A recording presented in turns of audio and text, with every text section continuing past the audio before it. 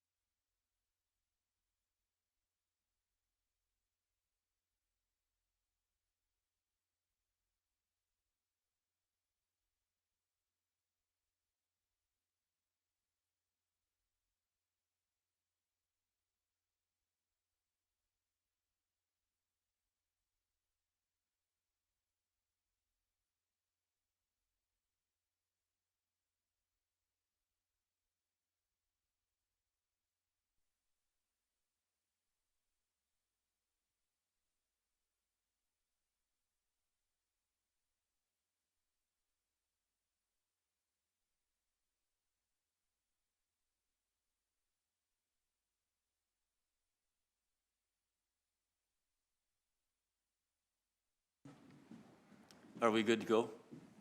Okay, CEO Cochran, you had an addition? Thank you. I have a one in-camera item under ATIA Section 20.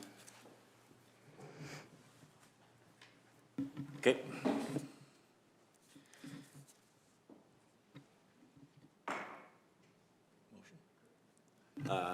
Councillor Cunningham? So if there's no more additions, I will move the agenda for Tuesday, January 13th, 2026 as amended.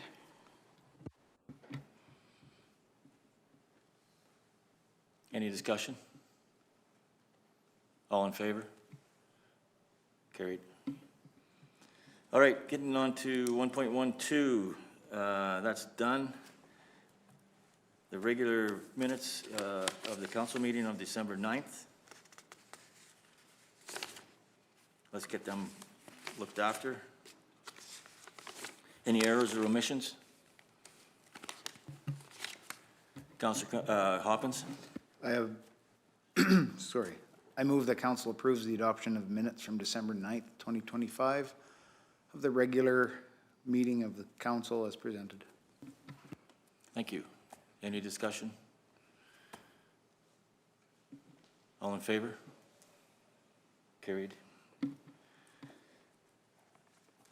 Okay, we have a delegation appointment. Mr. Bauer, please come on up.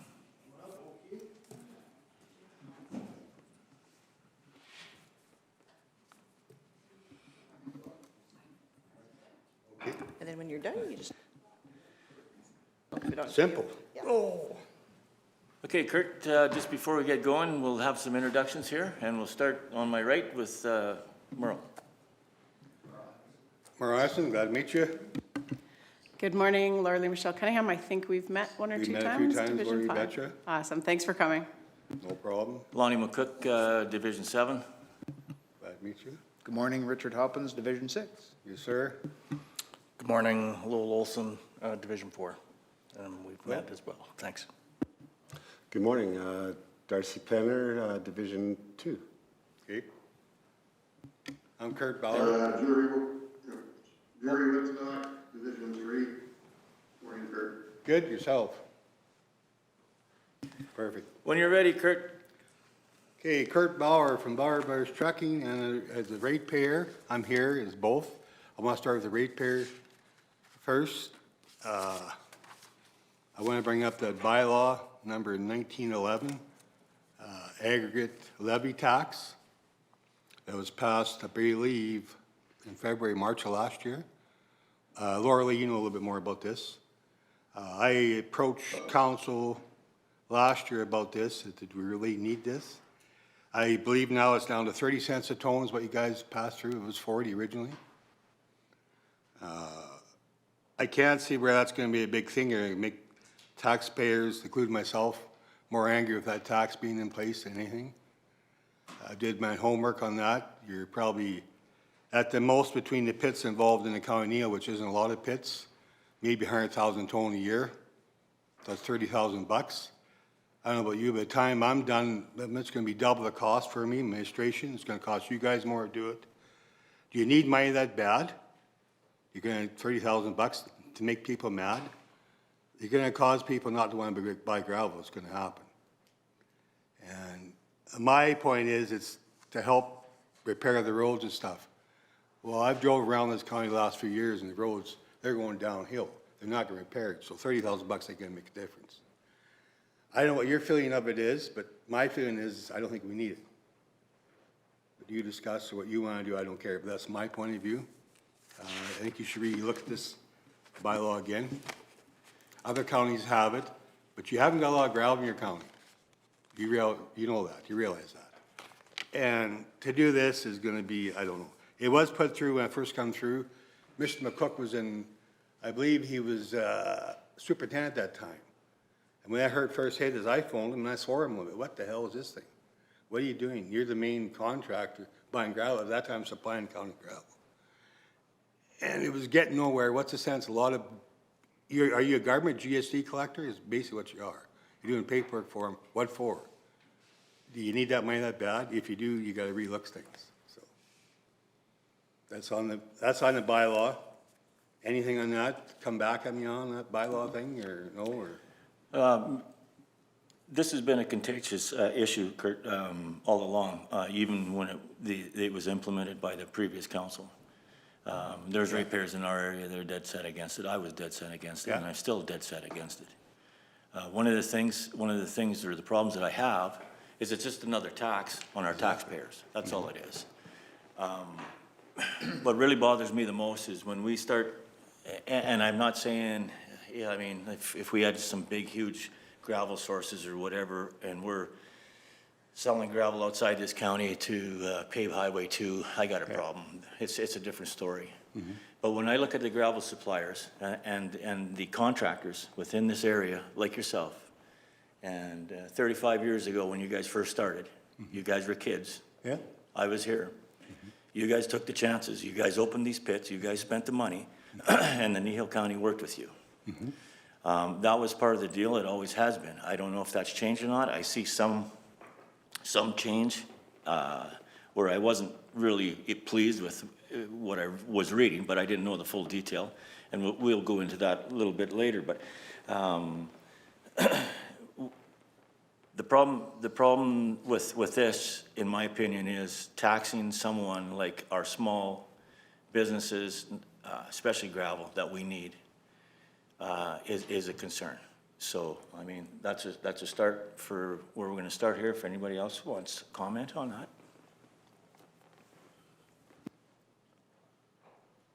Like if you go and read the invoice as direct tax, if I do my invoice to the farmer Joe here, it's gonna be on the invoice. Kneehill County tax, road tax, what it's gonna be. It won't be 30 cents, it'll probably be 50 or 60 cents, because I'm not doing it for nothing.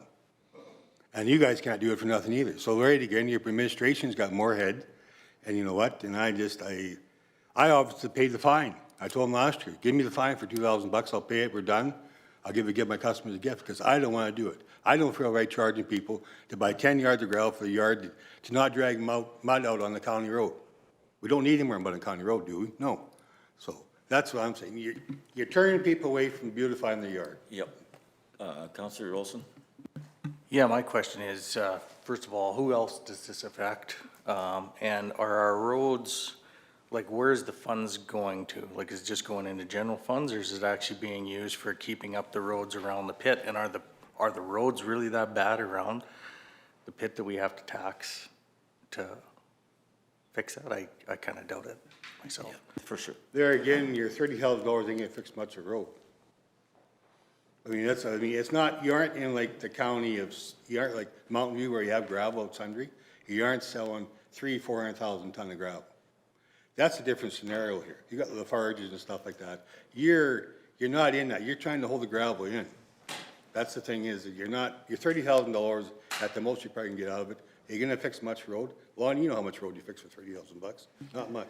Well, one of the things is I mean, it's great to look for new ventures and stuff and try to gain taxes. Exactly. We're here as agriculture and oil. The end. I mean, there's nothing more. Exactly. So let's start looking after our guys. It'll help us more. Exactly. Our roads will get done. Our contractors, if they're working with Kneehill County like they used to, and I'm hoping that still is happening, I think we'll be fine. And I mean, I've heard from about 5 taxpayers in our area, not just mine, that they're not gonna, they don't wanna pay this tax. And it's a ratepayer tax. It's got nothing more than that. Exactly right. So, I mean, that's something that we can look at, and we will have a discussion on that, and we'll make a motion here later on. Great, that's perfect. That's all I want to hear. you know. Is there any more discussion on that part? Because I know, just a minute, Councilor Cunningham?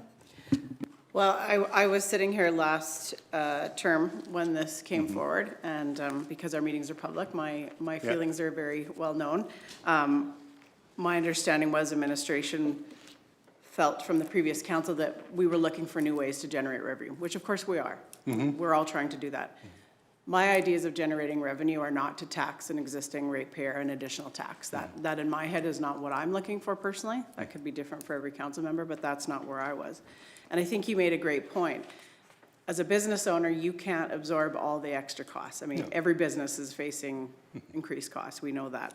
What are you gonna do? You have to pass that on to the consumer. And so I think at the end, what this tax is gonna do is hurt our ratepayers. It's gonna make, like you said, if somebody wants to beautify their yard, that cost is gonna go up because you can't absorb that. So I was always against this, and as Reeve McCook said, I mean, I think we need to look into this further, so, yeah. Good, I appreciate that. Thanks for coming. Kurt, I know that in talking to you prior and from concerns and from other councillors that you've talked with, you've got more to discuss. I do, yes, as a ratepayer. I run a small business, got a couple old graders worth a couple $100,000 here and there. We do all oil field work. We do a lot of work for the agriculture sector in this county as well.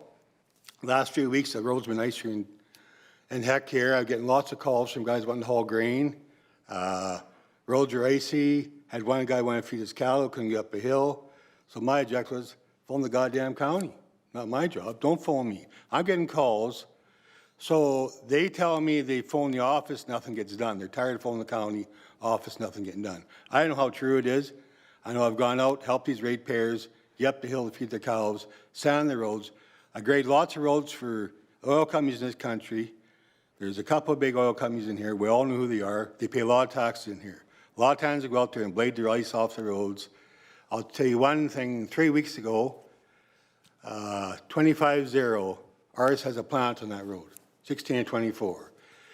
Your guys' grader went down 2 miles, and you graded to the corner, and you missed the road. You left it. Snow on it, about 6 inches deep.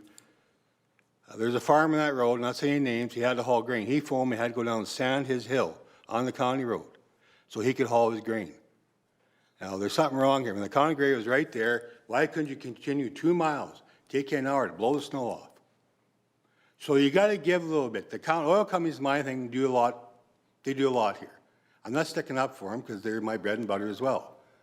But you got to give a little bit here. Like if the grader's there, you see it, throw the snow off at least. You know, you got to give a little bit. Mr. Bauer, in discussing this a little further, we will be. The greater services that we provide need some work. And it's proven. It's been proven. The other side of the coin, too, these are our roads. We shouldn't be having our ratepayers phone you as a contractor when we're supposed to be doing the roads. Exactly right. There's a problem. And that's easily addressed. And I think we can work on that real quick. I mean, our problem is we got to get to it, right? So we need to do, Lonnie, here, I guess we need more eyes on the road. So when we got all these pickups driving around, let's put the eyes on the road, guys. Got lots of pickups down there. I'm not stupid. I see what's going on. Got lots of vehicles. Why can't the water guy checking the water system phone into the superintendent? Do you have a road superintendent now? Like, do you have a... Yes, we do. Used to be Lonnie, at one time we'd phone you or whatever and do we have a guy now say, hey, report to the superintendent, and can't he report to the council? Like, I don't know the whole system anymore, right? It's all changed. One of the things that we're going to be discussing is the system. The system isn't working. And I mean, that's just my opinion, and I got lots of examples. We're getting there. The problem is we've been here for what, 2 months? Exactly, you got a mess. We have two council meetings in a month, right? Exactly. Mr. Olson? Yeah, I'm glad you phoned in, Kurt, phoned me, because sometimes we think that, you know, you phone down, or you phone county office or down to the shop that things are getting taken care of. And I guess finding out now that maybe that isn't quite the case. Exactly. So the other thing was that I was a little disappointed was after I talked to you and then, you know, was told that people were coming out, that nobody, I phoned you again and nobody had contacted you. So that's a loop that we're gonna have to change, and we can discuss this later. But if somebody phones in with a complaint, a resident, it should be recorded. In the oil field, we have a farmer, what we call it, a farmer complaint book, but we write in there, anybody that gives a complaint, and then it has to be addressed right away, and then that loop has to be closed. That person has to be contacted, the issue has to be resolved, and then it's closed. So I think we need something like that here, I believe, because, yeah, just because I'm told or, you know, somebody else in the county office is told that things are being done in there, we need to know that they're getting done rather than just, you know, somebody said this, so, yeah. But thanks, I appreciate you calling in, and then, yeah, then we, as a council, can know what's going on out there. Oh, I mean, I don't like calling in, I don't like being a rat, but you only take so much of this. Over the years, not gonna lie to you, I dealt with Lonnie McCook 3 years ago, when he was in power here. We had a good relationship. I have done no business of Kneehill County probably for, I think, probably 15 years. My main thing's been Red Deer County, believe it or not. They've supported me quite well. So I sign my tax check here with $13,000 a year here. I give it to you thinking, why don't I should move to Red Deer County. I get nothing. We used to have a relationship here at one time in Reno County. Years ago, you guys had 5 or 6 trucks, you had this and that. If you got behind, you'd phone the contractors. Not just saying me. There's a lot of contractors back then. They're gone now. They couldn't survive. And a tit for tat, you didn't have a lot of investment out. You could cap your investment. Right now, I look down in your yard, you got a lot of investment out there. One thing I bring up, you've got an equipment hauling trailer worth probably $250,000, not quite that bad. You're warned, there's 2 outfits in this county, Hasty and Triple B Trucking. I want to know how often you guys use that trailer to justify that trailer being in your yard. Do you really need a trailer like that? Like that's a big hit. A lot of equipment down there. You have more gravel trucks, B trains, like B trains hauling gravel for what? Haul 4 miles? I've seen it with my own eyes. Do a loop in 4 miles. I was told I'd say something that said, shut your mouth, none of your business. It is my business. I pay tax, I'm a contractor, and that's just how it is. There's a lot of stuff there, guys. In speaking to that, Mr. Bauer, you're absolutely correct on a lot of that stuff, and we will be looking into this. Okay, that's one all of the I things. One of the things that I'm not going to get into too big here, but we've already made some changes, and we're starting to make some more changes. Yeah. And we're going to get back into simplicity, right? Yeah. And that's our problem. We've been stumbling over each other with the amount of people that we have here and equipment. Yeah. I mean, it's totally out there. But we need to look at it. We need to get back into it. We will be looking at that and discussing that situation as a council. But do you guys see my point with this tax coming 30 cents a Always. ton? So do we need that $30,000 to help pay for the equipment we don't need? So you guys want to look for funds, sell some equipment you don't really need. Like really, like that trailer, was that really need? Because they might use it 5 times a year to haul a dead truck on the road? Phone tow truck is a lot cheaper. I do it myself. Investment, I mean.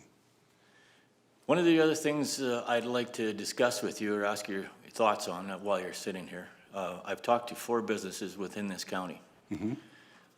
Every one of these businesses have said they've lost a lot of employees to the county. Yeah, we have. Yeah, have you lost a lot of employees? I've lost a few, yes. Yeah, do you know the reason why? Well, Can you because tell they me? have Can a you pretty tell us good, the reason why? they have a pretty good relationship. I can't compete and work the hours you guys work. I mean, you've got pretty good hours, 7 to 3, and you got state-of-the-art equipment. I mean, your wages are pretty competitive what I pay. But I mean, in my world, you work 7 days a week, you make hay when the sun shines, you don't go home. That's how it is. Unfortunately, County Kneehill, you work your 5 days a week and whatever. That's a good scenario, I'm not saying, but let's get back to where it comes into your equipment cost again. I want to know you guys, how can you run your equipment you have today for 5-6 hours a day and make it worthwhile? You can't do it. Even employees, they're treated very good, which I get that. They work hard in the time they work, but are they working long enough hours? I don't think so. For the equipment you guys got. Councillor Hoppins. Want to thank you for coming in. And appreciate your comments. Yeah. I can sympathize with everything you're saying, and Yeah. it makes sense. And it's up to us as a new council to figure out a direction. And we failed in some of that direction in the, in the past.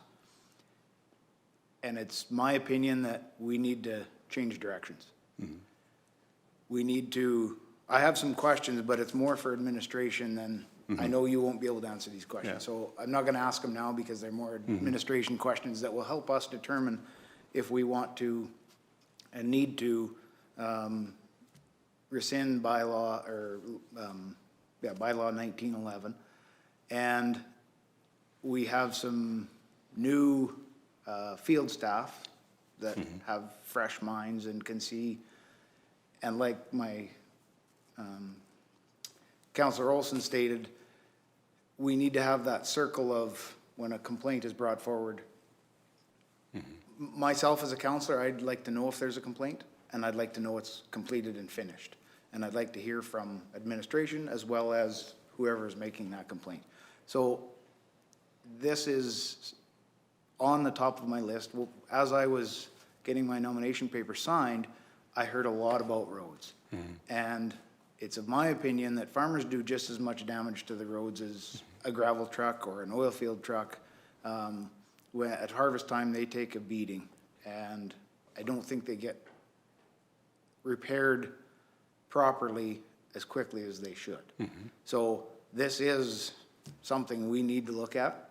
It was one of the concerns that I had on my running platform.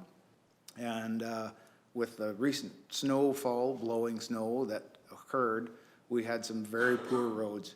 I was out on a bus, driving bus one day, it's my other part-time job, and the road was actually blocked. Little car got stuck, I couldn't get through, I had to divert around 5 miles. Now I've got parents phoning saying, why is my child 8, 10, 12 minutes late? So this is on the top of my list to bring up and discuss. Not only the bylaw, but the road bylaw, everything. Like it's, I'm with you. I'm not here to point fingers at you guys. I'm here, it's good to see change, I get that. Good to see that. I'm just here to, I've had a lot of stuff where they've seen what happened here. I've seen a lot of stuff that money got wasted. So I'm here just to open some eyes up here today. For instance, you got a big gravel source west here, Torrington Pit they call it. So when you guys mined, you hired the WSP Engineering, shouldn't say names, but I did, to mine that gravel, hire a company to mine that gravel out and stockpile it. Good idea, get it out of the water, put it up there, you got a chance. Got one kick at the cat. They piled and piled. So I seen what was going on. I got a pit next door, I did. They were hauling clay and rock up. So I phoned in a few times and said, why are we hauling clay and rock up?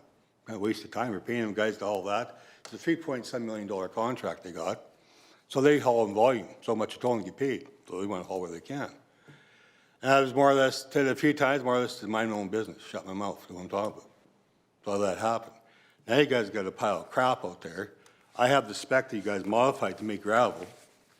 I'll just show that to you if I could put that to your, somewhere.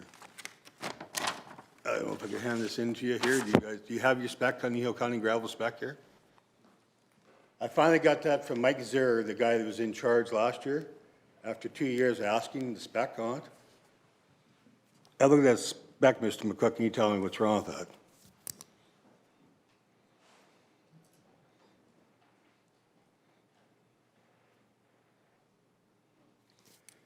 Well, I remember making gravel deals years ago. You used to tell me, I don't need any dirt on the roads, I need rock. Is that correct? That's correct, and that's where it should be. And I don't know if we had a motion, if there was a motion to have a manipulated spec. Like this isn't the 420 spec that we. I know it isn't. That's modified. This is a modified spec that there's a lot of dirt here. Exactly. And I mean, we don't pay for dirt. Well, you I paid got for enough lots. problems, I got enough problems with gravel that's been bought over the years that when they put it down the road and we get a sprinkle of rain, I can't get up the hill. Exactly right. And Lonnie. this is what's happening. That's what's going on, but when I was told to shut my mouth and pay attention, I shut my mouth and paid attention. All my gravel was spec to knowledge, so I did. That's the thing that's going on here. Another thing, the gravel is sitting out there at the hill or stockpile. What are you guys gonna do with that? You must have put in your dirt trails. on your dirt roads. No sense having it. You paid to haul it over there. I'm just saying this for stuff that, talking as a contractor now, okay? Get rid of that stuff. Put it on the dirt trails you can't get down.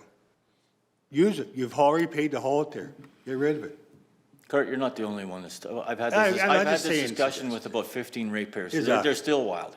Yeah, And, exactly. but I said, one of the things that we have to do, and all our council is probably in agreement here, is we got to dig into this and find out how Exactly. this Yeah, I'm happened. not- yep. It can't be going on anymore. Like, Yeah. I mean, Yeah. this doesn't, if we're going to spend $3.7 million and we don't have anything, Yeah. I got a problem. Exactly. No. You know, and Yes. we've done it. And we've got gravel sources in this area that don't meet spec that we can't use. If you don't have gravel, go Saturday buy gravel. Get your B trains to work. This time of year, send them out there on the highway. Get some gravel, haul it home, make it time. Just suggestions. I'm agreeing with you, I know. and stuff like that, and we're gonna look into this stuff, Kurt, and I appreciate everything you brought up So forward there's to one us. thing here, I'd like to start a relationship back with you guys again. I have a gravel pit called the Ferguson Pit, out east here. I've approached the solid gravel several times at County Kneehill, it never happened. Never happened. It's made 420 spec, no problem.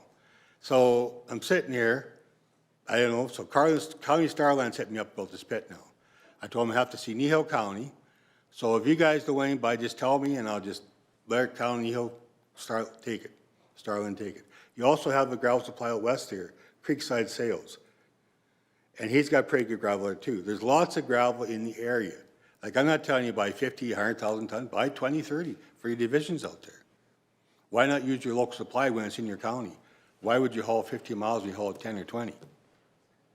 Councilor Cunningham? I know we're on a time crunch here, but I was in a meeting with Yeah. you. I can't remember what month it was last year and previous administration. There was definitely conversation that there was going to be some investigation into the county purchasing gravel from you. My understanding is that never happened, and I Yeah. apologize for that on behalf of Kneehill County, but like we've all said, we're going to look into some of this, and we'll make sure we make that right. Like my point, Dave, just come here to maybe open some eyes up. Maybe you guys well know of that. You got a pretty good helm here now, good bunch of people. So I get, you got a mess here. I get that. You got to straighten it out.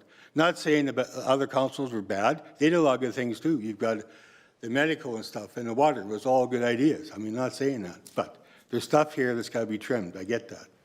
And you guys that's your job, I guess. That's what we got elected for, and that's why we got new Exactly right. faces around here. That's why you're elected. I didn't want to run. Thanks. That's your problem, not mine. But Nope, you're good. I think we can. Thanks, I Kurt. think that's it. Thanks, Kurt. Thank you. Okay, thank you.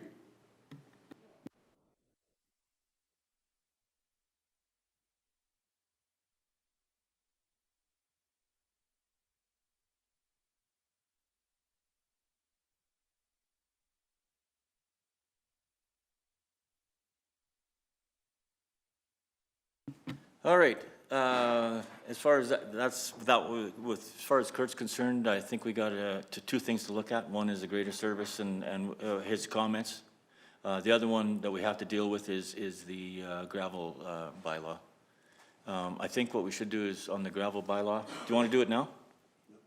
You want to discuss it later? Yeah, we'll. Yeah. Can we discuss it after everything at the end, towards the end? I didn't see it on the agenda, so. Yeah, Okay, yeah. let's put it there. Thank you. Stars, 3.2 appointment. Jackie Seeley.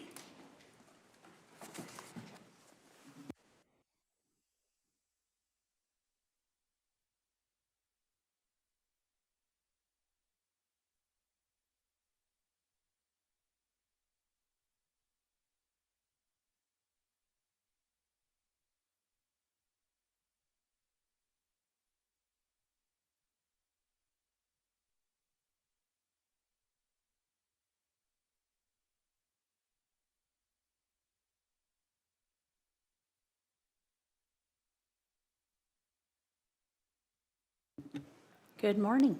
There we are. Good morning. We'll do a quick introduction here for you. We'll start on my right with Councilor Merle Anderson. Merle Anderson, Division 1. Nice to see you again, Laura Lee Michelle Cunningham, Division 5. Lonnie McCook, Division 7. Richard Hoppins, Division 6. Good morning. Lowell Olson, Division 4. Good morning, Darcy Penner, Division 2.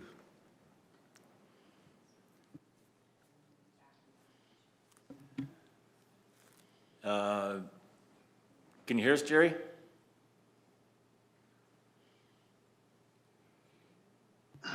Yes, I can, okay. You're- Yeah, Jerry Whitlock, Division 3. Sorry about that, Jackie. No problem. Good morning. And congratulations on being elected to council or re-elected. I'm Jackie Seeley, and for those who have not met me yet, I live in the small town of Bassano, and where I work remotely for STARS, pardon me, and travel across southern Alberta as part of the fundraising team. So it's really nice to be back to Kneehill County to bring you your annual update from STARS. I looked in our records, and Kneehill County has been a supporter of STARS since 1988, almost as far back as STARS began. So on December 1st of 1985 was our first mission. So we celebrated 40 years last month. So you've been with us along that journey the whole way. Next slide, please. It all began when a pregnant woman died from blood loss trying to get to tertiary care in Calgary, leaving a father alone with their newborn. For STARS founder Dr. Powell, something had to be done. He knew that an air ambulance was the answer. So along with his colleagues, they rolled up their sleeves and began the hard work to get STARS literally off the ground. Sadly, Dr. Powell passed away at the at the end of April 2025, but we're very dedicated at STARS to continuing his legacy to provide the highest level of critical care. STARS is a charitable organization that continues to operate at no cost to the patient since the very beginning. Okay, we do have a new CEO at STARS for about a year now. In January 2025, Dr. John Froh took the helm at STARS. So Dr. Froh was the Chief Medical Director at STARS since 2012. And so he brings a wide breadth of critical care expertise to STARS and a shared passion for innovation, much like Dr. Powell. As I mentioned, STARS' first mission was December 1st, 1985, and that was to Lethbridge, Alberta, for critically ill newborn Kelly Waldron. So here we have a photo of Kelly with her husband and her children. She owns a business in Lethbridge, and it really is something to reflect on the ripple effect of a life saved. On the bottom left, you can see the white helicopter. STARS was originally Lions Air Ambulance, because the Lions International, as well as a couple of groups in Calgary, helped get STARS off the ground with some seed funding initially. So as of today, still, we have the Lions logo on all of our helicopters in recognition of that, with many groups still supporting today. In the middle is our BK-117 helicopter. Served us well for 37 years. We started phasing in our H-145 fleet of 10 helicopters in 2021. And now all of our 6 bases across Western Canada are fully operational with the H-145 and identically equipped with medical equipment, making this a flying airborne intensive care unit. Next slide, please. Okay, thank you. So I just want to give a shout out to our partners in the chain of survival. First and foremost, the fire departments who help with the safe landing of our helicopter in foreseen calls throughout the rural areas. And also a special mention and our condolences from our team at STARS on the passing of longtime member and Fire Chief of Trochu, Lawrence Hogg. So our condolences to all who knew him and worked with him and his family and friends. We work with a number of other partners in the chain of survival, all in mind with providing the very best chance at survival for the patient. We do have night vision goggle capability, and with over 50% of our calls being at night, this is essential. Next slide, please.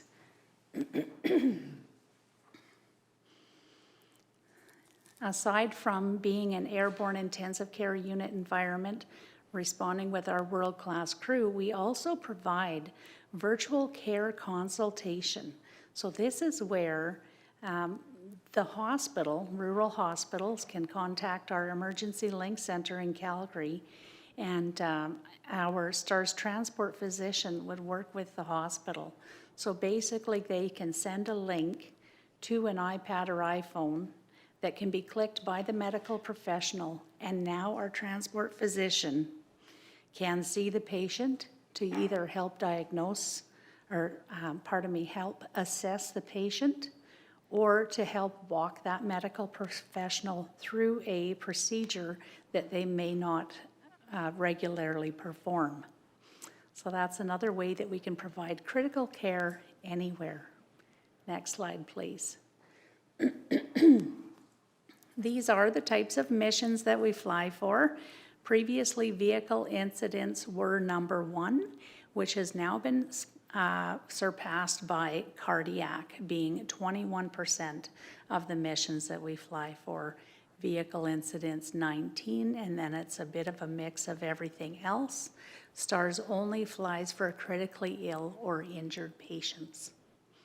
Next slide, please. All right, so where does the funding come from? $15 million per year in block funding is received from our largest donor, Alberta Health Services. So this is block funding, no matter the number of missions that we fly for. After that, we still must fundraise 59% of our direct operating costs.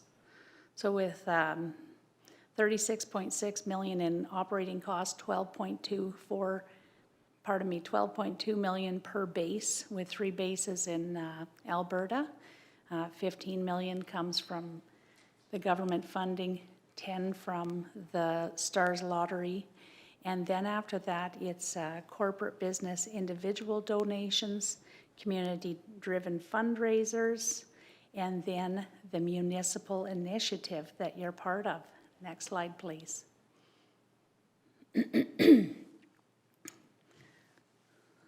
Can you click forward one more?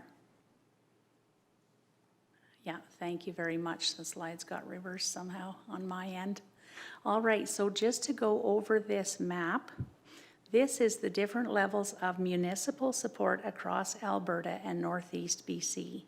So we're very thankful to have over 95% Alberta rural municipal support.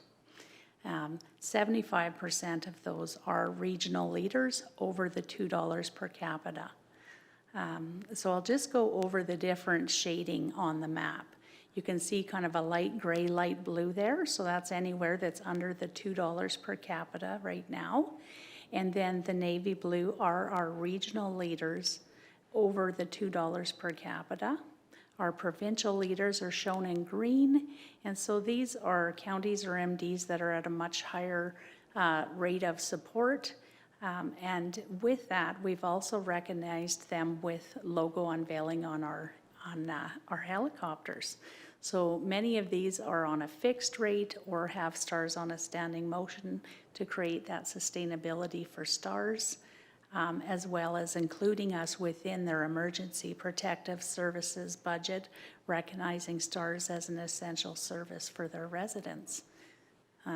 The areas outlined in red are our regional partnerships, and this is where the towns and villages in partnership with the county or MD are all in a united support for STARS, contributing individually, but as a whole, everybody within that county or MD is contributing. And so just an update for Kneehill County, since I was last here, we went from Kneehill County supporting to almost the entire county with the towns and villages supporting. So we've had Town of Trochu join the municipal initiative, Linden,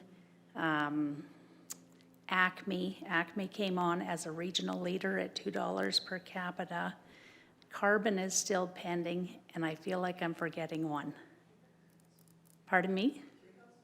Yeah, yes, and Town of Three Hills, of course, also came on board with the municipal initiative. So it really is a united effort of all to ensure this essential service. STARS has been built by the community for the community. We exist for the people that are critically ill or injured within rural. Next slide, please. Actually, if we can back up to. Thank you very much. All right, so in recognition of our 40th anniversary passing, we have provided you with a greater history of the volume of missions throughout Kneehill County. So since 2010, 212 missions have been flown. So on average, that's around 14 missions per year. As you can see, a number of those missions are listed from Three Hills Hospital as IFTs, so that's interfacility transfer. And so when a patient is critically ill or injured, the patient will be transported from Three Hills Hospital. And then anywhere that you see that the rest of these are all scene calls, where the fire department has helped with the safe landing of the helicopter, and we've responded either on the highway or in the field or wherever required. I've made a note at the bottom there because I see that in 2024 there were only 12 missions. Previous year there were 24. But to date, up to when I pulled these stats on December 13th of 2025, there were a total of 16 missions flown, and just 3 were from the hospital, and then 13 that were scene calls. So kind of interesting how that flipped to be more scene calls. So you're very much in the most rural part of Alberta, but the bonus here is that you are served from the Edmonton base and the Calgary base. So we're able to respond if one or the other is out. Okay, and move forward a little bit. Perfect, thank you. So just a little bit about our crew. We have a world-class crew, and this is testament to it. Each year, internally, our team at STARS, our air medical crew, competes to see who will be sent to the annual Air Medical Transport Conference, which is an international conference where helicopter EMS programs go to compete. And basically what happens is they hold a simulation competition. This year they replicated a farm accident where there were 5 critically ill and injured patients. So this is very high intensity, lots of pressure on, many factors changing throughout triaging and treating these patients. High fidelity simulation mannequins are used, and they breathe, blink, and respond just like a patient would who is ill or injured. And so our team, they're graded on their decision-making, their timing, and ultimately the outcome of the patients. And in the 23 years that STARS has been competing, we have been in first place 8 times. In the last 2 years, in the 23 years that we've been competing, we've been in the top 3 all 23 years. And 8 of those years, we have been in first place. 2 of those years being the last 2 years first place. So we're extremely proud of the crew and our ability to bring world-class critical care to the most rural parts of Alberta. Next slide, please. So I want to thank you very much, Kneehill County, for supporting all the way back since 1988. You make critical care possible, and giving patients the best chance at survival.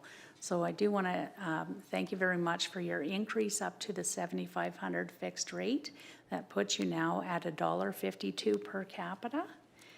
So we appreciate that. And just to highlight, you are served by 2 STARS bases, physically and virtually, 24/7 by a world-class crew. But this is only possible with partnerships, so a life is saved every day, and your partnership continues to make it possible. Thank you very much for your presentation, appreciate that. Any questions? Councillor Cunningham? He knows that I can't let you leave without having. I thought your comment, that STARS exists for the people, that's the same as us as a municipality. We're here for the people as well, so I thought that was interesting. I just want to pass on my condolences to the family of Dr. Greg Powell and to STARS as well. I was fortunate enough to meet Dr. Powell a couple of times, and what an amazing man. So he was at Rumsey a couple of years ago when STARS came out to the Rumsey ride, and had a good chat with him there. And just a shout out to one of our residents, Lynn Tanner. She's actually the top fundraiser from the Rumsey STARS ride. So yeah, I will tell this story till the day I die. We had 3 extra years with my father because of that beautiful red helicopter. He wouldn't have made it had he not got to Calgary in time. So I am forever grateful to STARS, and will continue to do that advocacy for them till I'm no longer here. So I also want to mention that STARS Lottery is open. You're welcome to buy tickets, but I'm going to win. But yeah, so yeah. So again, just thank you for everything. And I just want to point out too, with the stats, it's important to note that the amount of times that STARS comes within the Kneehill County borders, but that's not to say that someone from Kneehill County or our urban partners are not in Calgary or Red Deer or wherever it may be. STARS may assist them there. So the stats beyond just our local stats are important to note as well. So thank you again, Jackie. Thank you very much. And yes, it is definitely, we will provide updates in the future on that postal code project of where residents have been flown across Western Canada. And thank you for mentioning the Rumsey Ride. It is the longest standing, consecutively run community event in STARS history. That just gave me goosebumps. So kudos to those who organize it and continue to stay dedicated to running that event and to saving lives. Councillor Hopkins? Thanks for coming in today. Also want to say thanks for the condolences on Lawrence Hogg. I'm also on Trochu Fire, so I've worked with STARS quite a few times. In the last month and a half, 2 months, we've had STARS land with Trochu Fire. Well, actually it was IFTs, but 3 calls with Trochu Fire, and they were all Mr. McCook's, Councillor McCook's ratepayers and mine. So it hits home. We appreciate STARS. There's a lot of good stories that come out of STARS, so thank you very much. Thank you. Good, thank you very much. At this time, we'll take a short recess for 10 minutes. If I may, I have a special surprise for council. First of all, I will leave our calendars with you, one for the fire department and one for your office here, as well as our Horizons magazines to put in your lobby for your ratepayers. And then,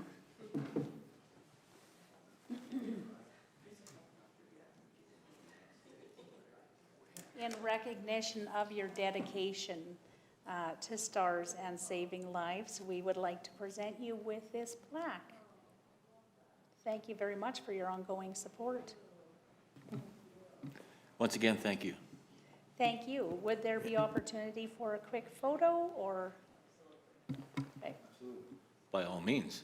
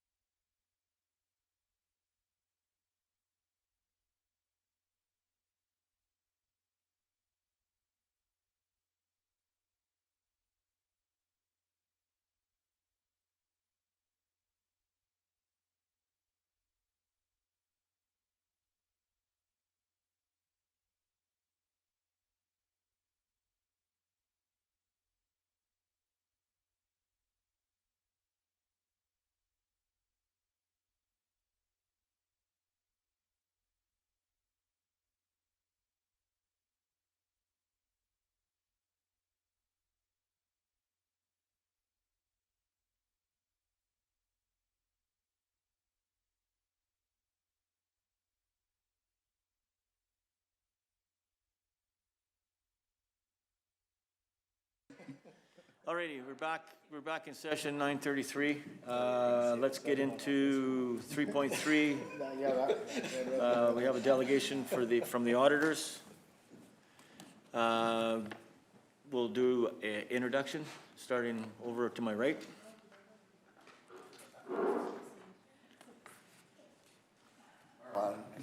Division 1. Laura Lee Michelle Cunningham, Division 5. Lonnie McCook, Division 7. Richard Hoppins, Division 6. Lola Olson, Division 4. Darcy Penner, Division 2. Gary Woodstock, Division 3. Morning.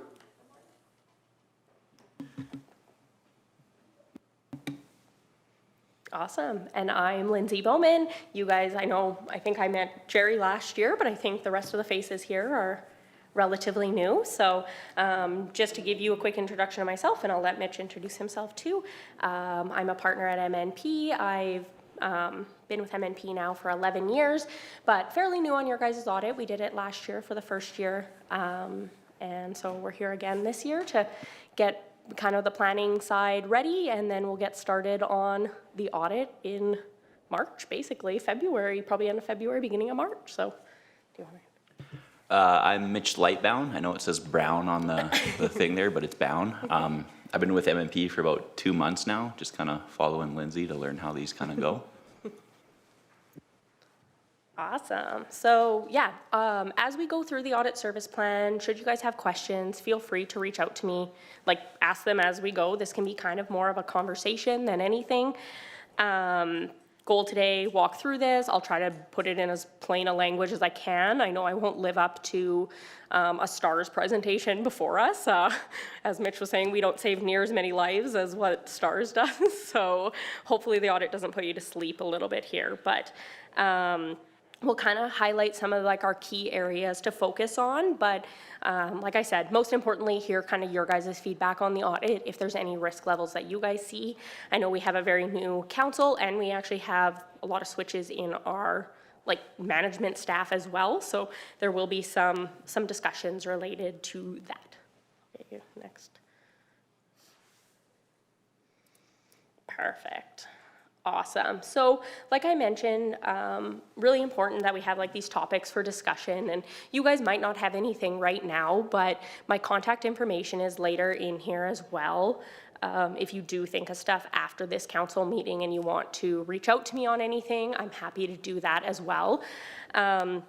But just to kind of go over, like, obviously our responsibilities as an auditor is to obtain reasonable assurance, and then focus on the areas that are susceptible to misstatements. So we do work over like the higher risk areas and then kind of do a general overview of the lower risk areas. So what's important is you guys as council to provide kind of that oversight of those areas and where you think your priorities are for the year and like your risk levels that you're seeing. So in that topics for discussion, if anybody has anything that they want to talk about, the topics for discussion kind of include like changes of the business operations that you guys see risk levels with or maybe concerns with, any concerns of fraud, any specific expectations that you would have or anything like that. I don't know if anybody has anything off the top of their heads that they would like to discuss related to those items. And like I said, if things come up as we go through, feel free to let me know, and my email's in there if stuff comes up after as well. So the next section on there is just our audit materiality. So our proposed audit materiality is 1.6 million, and this is based on the size of the organization and growth of the municipality, changes in the organization, management, those types of things. So we have set the materiality at 1.6 million, but we've also lowered our performance materiality. So our performance materiality is what we actually base our samples on, and we did lower it this year just due to the changes that there has been in the year related to the like executive kind of management areas and the finance staff this year, just to make sure that we do additional work around anything that could have changed in the year. This number, like the 1.6 million, I know it seems like a pretty large number, but you guys do have a large number of revenue as well, and this is very consistent to municipal audits as well. In terms of the internal control approach, so we plan to place low reliance on the municipalities' accounting systems and controls. This doesn't mean that we don't get an understanding of the internal controls. So we do spend some time getting this understanding to make sure that they are in place and everything like that, but we won't rely necessarily on the controls, and this is very common for, and I don't want to say like smaller organizations, but you're not a public company, so we're not relying on the internal controls to reduce testing, and that's consistent with a lot of organizations of your size. In terms of key changes and developments, so entity specific, I've kind of touched on it a couple times here, but there was a transition of council in the year, you guys, and then there was also a transition in the finance staff that occurred at the end of November as well. And I've heard that just recently there is a new finance staff that has taken place. So I'm going to meet her after this meeting as well. So with the entity specific risks, like I mentioned, we do lower our materiality to make sure that we can double check these areas that would have control from the finance side, just to make sure that we catch any of those errors. So, and then in regards to your council transition, not a ton that we need to worry about because you guys are that financial oversight, but just making sure that we communicate with you guys, the audit itself, and get your guys' risks is really the big important thing. The new reporting developments and new assurance developments are on here, but a lot of them are up and coming. So there will be some changes to the financial statement presentation that's coming up the pipeline. So it's not going to make a huge change to your guys' overall financial statements, but there will be a little bit more work to them on our end and on the finance staff's end. And then the rest of the changes, the tangible capital assets, intangible assets, employee benefits, are pretty insignificant, and the two bottom ones are just proposed at this time, so they're not actually in place, but we do bring them forward just in case. Just so you know that they're a work in progress, it could change going forward. And then new assurance developments that CPA has put out are included on there as well, but more so for the finance team to be aware of as well. The next page talks about the risk assessment that we've set, and these risks are tailored to municipal organizations. So, and basically audit engagements as a whole. So the significant risk areas that we've put on there, on this first page, it talks about management override of internal controls. This is for all organizations. So every organization has a risk of management override of internal controls, which is essentially a fraud risk. So we do work over this, and we have a like an AI program that basically we can put all the journal entries that were ever recorded during the year in there, and it has a way of like knowing what biases and stuff management could have to look at those specific entries and spend time there as well. And we also look at estimates, items that might have bias and related party considerations as well for part of that. The next one on there is expenses. So we do have a specific procedure that we do around a potential fraud risk related to purchases. So this includes looking at the credit card approvals and making sure that the correct individuals are reviewing the credit cards. The next page talks about deferred revenue related to grants. So this is on there because it's a very like complex area. So deferred revenue and grants related to revenue is typically a big item for municipalities. So it is a higher risk area. So we do review the grants at a pretty high level of testing just to make sure that they're coded correctly. For some reason, our contact information isn't in there too, but if you do need it, Teresa does have all of our contact information. So Mitch isn't on there because Mitch, like he said, he had just started with us. He is going to be part of the team as well. So myself, Madison, and Yash will still be continuing team members from last year on this, and then Mitch is joining us as well. And then we're happy to answer questions that you guys would have during the year as well. So it doesn't just have to be at audit time if there's any concerns. Technically, council is our client as well, so you guys can feel free to reach out to us. The next page talks about the timing of the audit. This was pretty generic at the time that we set it, just because we knew there was some transitions happening with the finance staff and just making sure that we could be. But ultimately, at the end of the day, the financial statements have to be done by the end of April, so they will be done at the end of April as long as no big random things come up, but I don't suspect that that'll be the case. We've already actually done interim work to this point, and everything went very smoothly, so it'll be doing the year end mid-March, mid to end of March. The fee assumptions are in there as well. This was quoted on 2 years ago, so we're in the second year of the audit, and this is based on the proposal that we did send. Should we need to assist in preparing financial statements due to the change in the finance staff this year, we have went back to our original quote, and we're honoring that quote, that fee, if we do need to assist in that as well. Yep. Councillor Olson? Good timing, yeah. I apologize. That's okay. So, yeah, if I can get back to, so the changing of our controller, does that change the timing of our audit? Or can it, or sometimes does that push an extra audit? It shouldn't, assuming that the staff comes in and she's been hired too, so that's good. I have seen it in other organizations where it does impact the timing of it, just if somebody doesn't come in and get it set up the same way that it previously had been done, because obviously for her it's going to be learning, but it sounds like to me she has previous experience, so that's going to be super, super helpful, and I think she's going to be able to hit the ground running and meet them. I'm actually going to meet her after, talk about the timelines that we've set and make sure that they're still reasonable to expect. So I don't suspect in your guys' case that it should cause any concerns.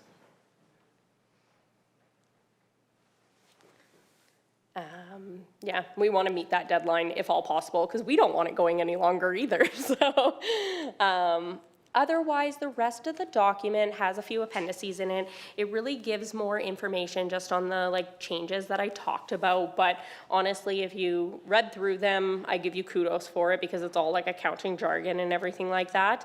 And it does just talk about those developments that I mentioned are coming up the pipeline. But I'm happy to talk about them, but I feel like they won't make significant changes to your guys' financial statements.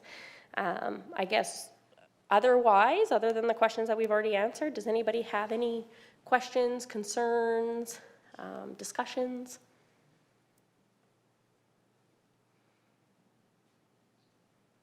Yep. I know that we talked about a few things, like checking for fraud, et cetera, Yep. like that.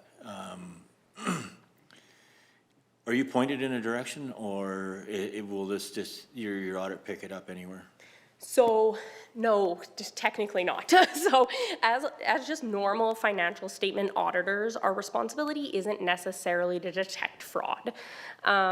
It could point us in the direction of something, but if somebody say, I'm just gonna say siphoning cash or something, our audit procedures won't tell us if cash went missing. We're testing for the accuracy basically and the occurrence of things that have occurred.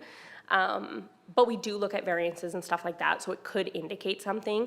In that case, if fraud, we were ever concerned with it, we would bring it forward to you guys, and then there would be additional work that would be need to perform. So there's forensic accountants and everything like that that can dig deeper, but really there's no overall, us as auditors of financial statements, we have to assume that there's a potential risk of fraud around revenue. So revenue recognition and those things, because that's where management bias could come in to fiddle with the revenue number to make it look. The only thing that related to a council and a municipality is your guys' bias necessarily isn't to overstate revenue, because overstating revenue doesn't help the situation. Members are not usually, and taxpayers usually aren't happy to see a big bottom line. So the bias typically goes the other way of not recording the revenue. So it's looking at things like that. So essentially, we kind of look at an overall, but our idea isn't to find. So there'll be an extra cost if you're focused, if we tell you a certain area to look into?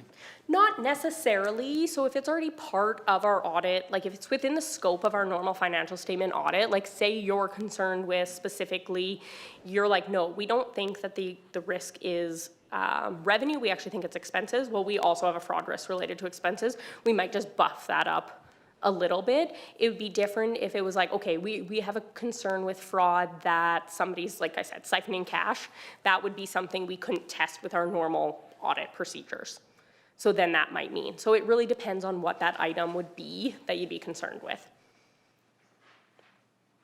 And there is the opportunity to, I know if you guys do want to go in camera, it's always an option too if you do want to have those discussions around that fraud concern. Yeah, I think we're okay. We can discuss that later, Yep. but yeah, we're good. Yep. Perfect. Awesome. So that's everything from my point, but my contact information is there too. So if you guys do have concerns or things that you wanted to look into, we could talk about like what that would look like in the scope of the audit and if it would be already included. Okay. Any questions? Any other questions? I think we're good. I think we're good. Thank you very Awesome. much. Thank you so Appreciate much. that. Thank you. Yeah, and you guys have a great rest of your day. You guys got a long meeting after this? Yep, too- budget meeting, yeah, No, no, we're good. nothing like that, so that's good. Awesome, thanks so much, you guys.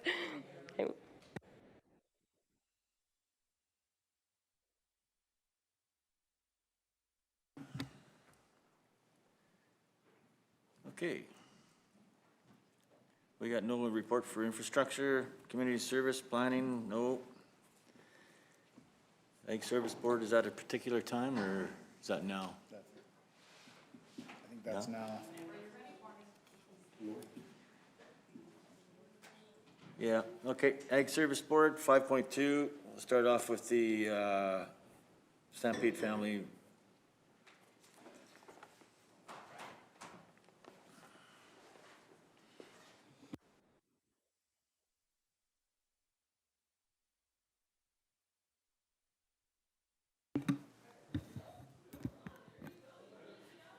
Good morning, Council. So I am bringing before you this morning the 2026 BMO Stampede Farm Family. This is an award given out each year to recognize the families that ensure the agriculture industry and their respective rural communities continue to thrive.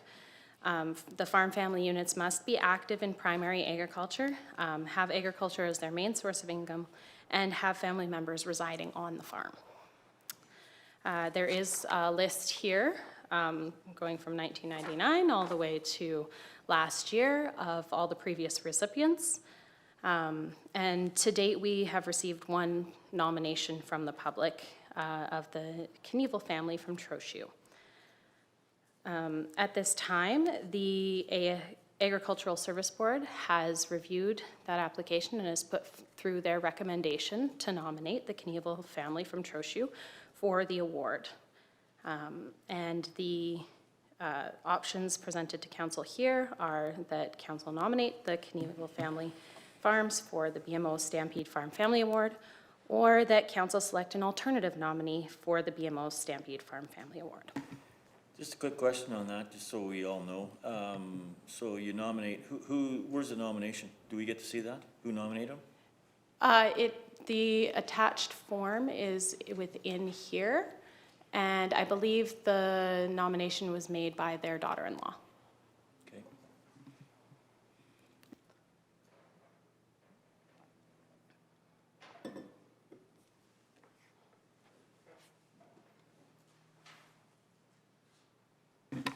There was no other nominations? No. Like, we didn't nominate, like, Merle Anderson Farm? No? Okay.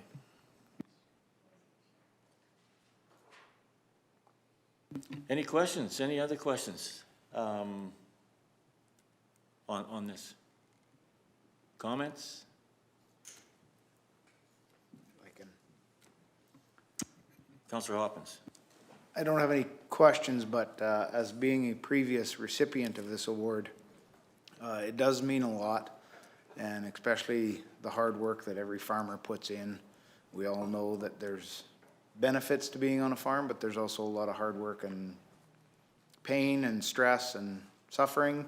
However, an award like this kind of helps reassure yourself and your family that you're doing the right thing. So I guess with that, I would like to nominate Kneehill Farms for the BMO Stampede Farm Family Award for 2026.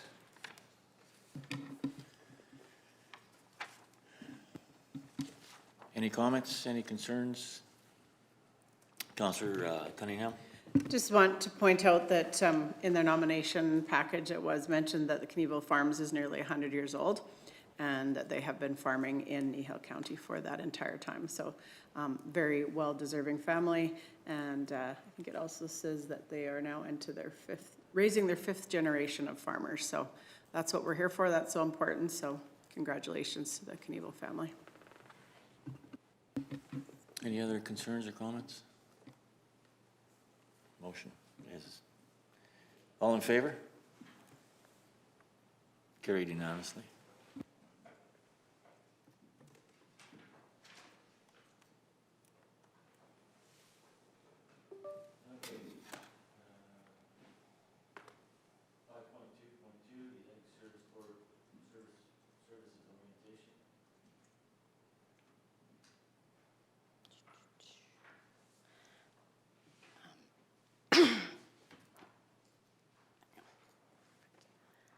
Okay, so, hello again.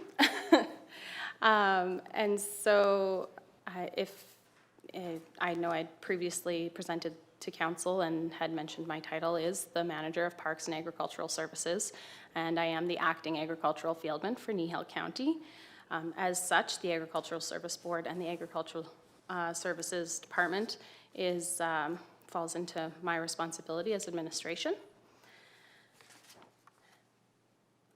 So please, this is for your information. If there's clarification or questions throughout, please let me know. I am here to answer your questions and provide information to you. Through this presentation, we will review the Agricultural Service Board composition, the roles and responsibilities of the ASB, the provincial legislation and county bylaws and policies, the agricultural services programs and the service levels that we currently are working under, our funding mechanisms, some future considerations, and then again, some opportunities for questions and clarification at the end. So looking at the Kneehill County Agricultural Service Board, we have been formed since July 9th, 1945. The current composition of the Kneehill County ASB is 3 council members and 4 members at large. These members at large are active agricultural producers in Kneehill County, serving 4-year terms rotationally, with a new member chose every year. Provincially, there are 69 agricultural service boards divided into 5 regions. Kneehill is a part of the Central Region. That's the green area on this map. So within the Agricultural Service Board, we have a responsibility to create an agricultural service strategic business plan. And under that strategic business plan, which has been approved by the ASB and the previous council, the one that we're currently operating under is up to 2025, and so that will be coming for review here following council's own strategic plan. But within that, we have the vision, missions, values, and priorities, which we have been operating under. So the vision for the Kneehill County Agricultural Service Board is a supportive leader and dependable resource in the local agricultural community, promoting its value and encouraging its advancement and diversification. The mission is to grow, diversify, and protect Kneehill County's strong agricultural roots and value environmental assets through innovation, promotion, and education.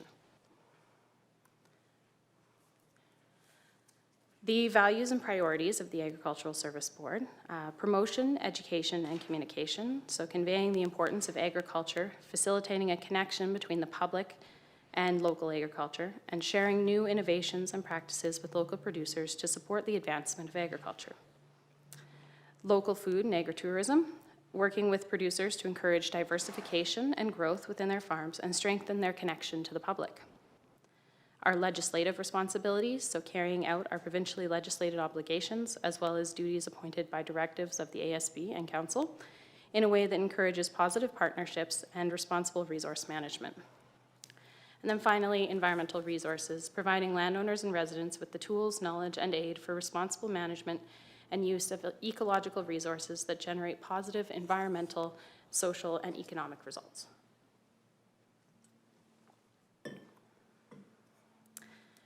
Moving into the roles and responsibilities of the Agricultural Service Board.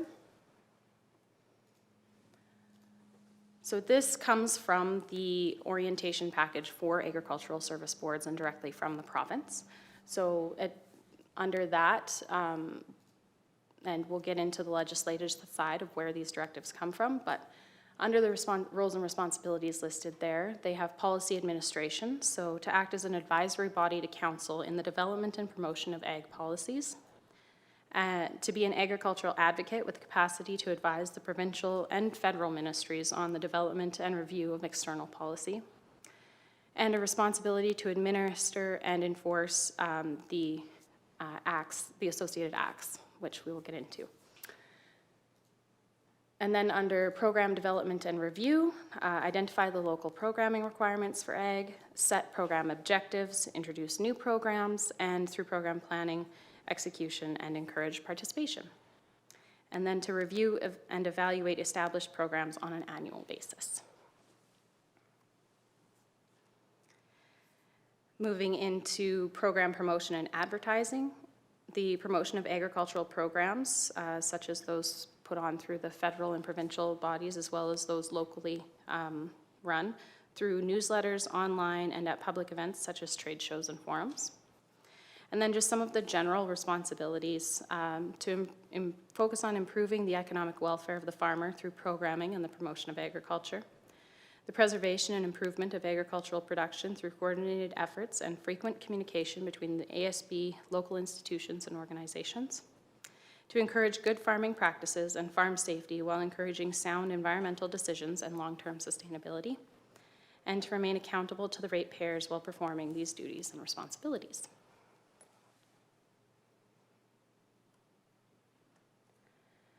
Now moving into the legislation, the bylaws, the policies, I'll go through each individual act and kind of what our responsibilities as a municipality are in regards to that act.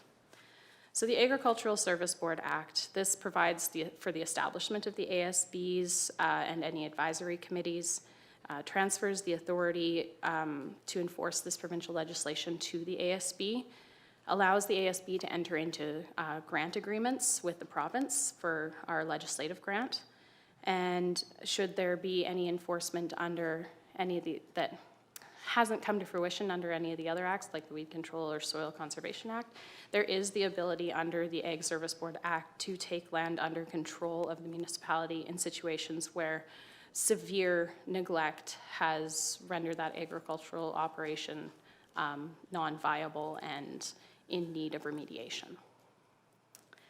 Within our specific responsibilities as Kneehill County, we have the responsibility to establish a board consisting of members familiar with agricultural concerns and qualified to develop policies, to provide activity reports to council, and to hire qualified agricultural fieldmen and appointing them as a municipal inspector under each of the acts.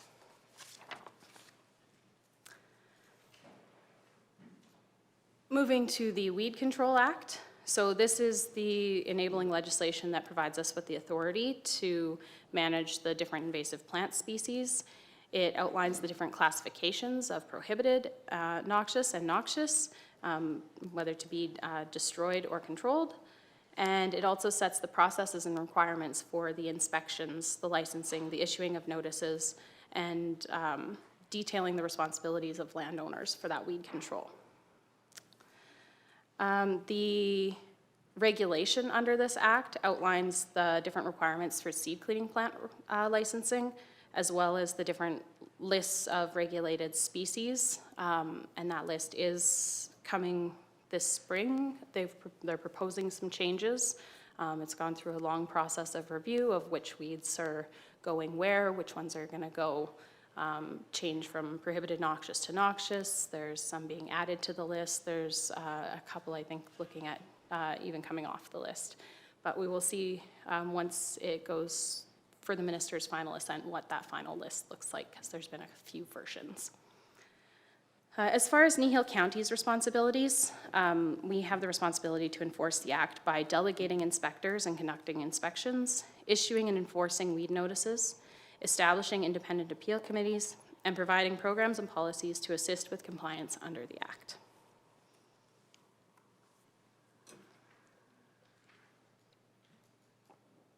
Looking at the Agricultural Pests Act, so this is enabling legislation similar to the Weed Control Act that provides us with the legal authority to manage pests and nuisance species. Under the act, it defines what those pests and nuisance species are, the duties of the individuals within the province, and the local authorities' duties, the process and requirements for inspections, notices, and appeals, and the appointment of inspectors. The regulations list the species that can be controlled or eradicated, the transportation restrictions involving any of those species, control options, and permitting requirements, and anything related to quarantine declaration. So it covers everything from diseases to mammals to insects. It's quite broad in what it does cover. Some of the changes that have just occurred in the last couple of months have been the change in the status of wild boar. They are now a regulated species, and they are adjusting how any new operations move forward. They're looking to try to phase out the farming of wild boar in Alberta. Any of the existing operators have been offered a one-time buyout, and anyone who wants to continue will have to operate under very specific licensing. So within this legislation, we have, again, the authority to delegate inspectors and conduct inspections, issue and enforce notices, establish those independent appeal committees, and provide programs and policies to assist with compliance under the Act. So all very much the same thing as the Weed Control Act.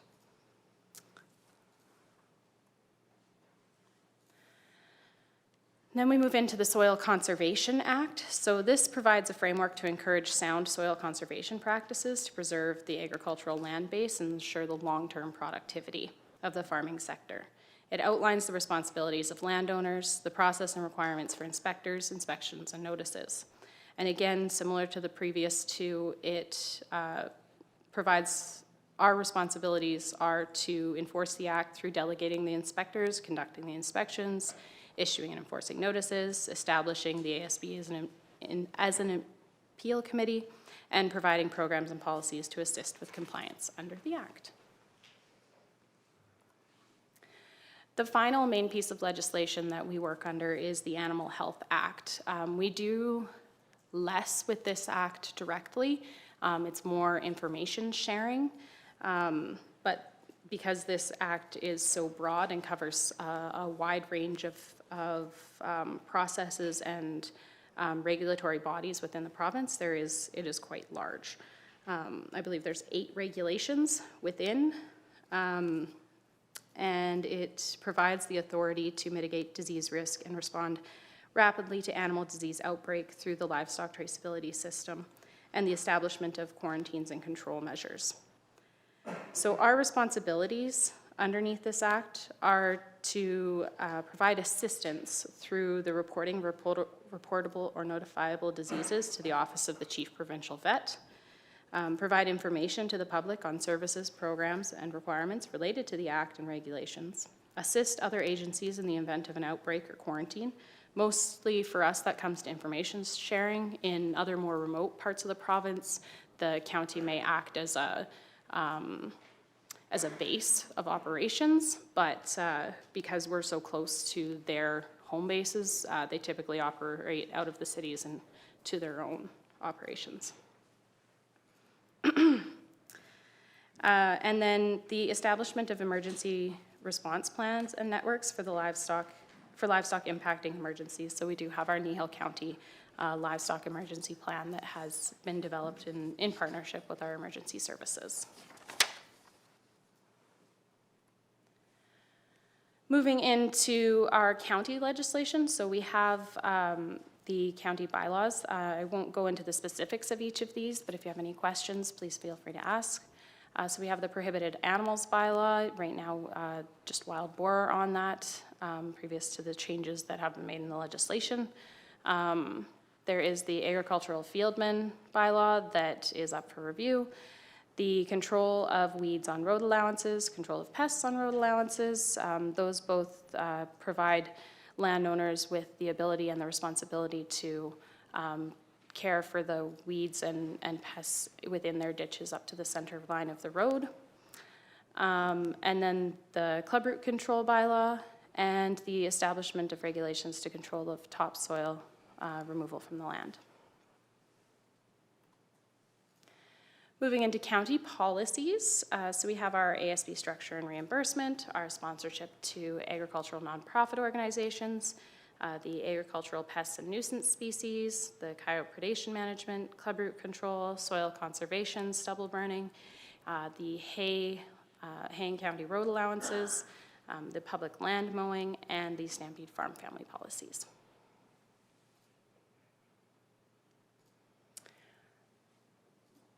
Are there any questions on any of the kind of overarching?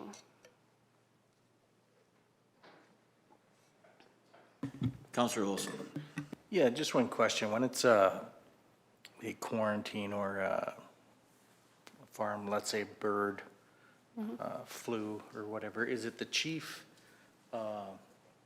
provincial veterinarian, or I was under assumption it was CFIA that was the one that shut it down? It is. We are a supporting body should they need us. Other than that, we just have the responsibility to report if we find something that they have not already had reported. Okay. Councillor Penner. So in that respect, do you advocate countywide to the CFIA about county concerns?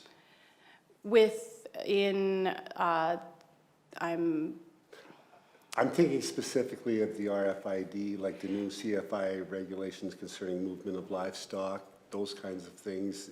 It's not something that we independently as administration would do, but it is something that the ASB has the ability to write a letter or a resolution to provide feedback to that organization. And that's through the ASB process of providing that, that information back to those governing bodies. More so at a provincial level then? Yeah, so individually as a county, we can write a letter from the Kneehill County ASB saying, we see these changes, we see, we support these, we don't support these, and we can provide that letter to the ministry, giving them our recommendations. Okay. Thank you.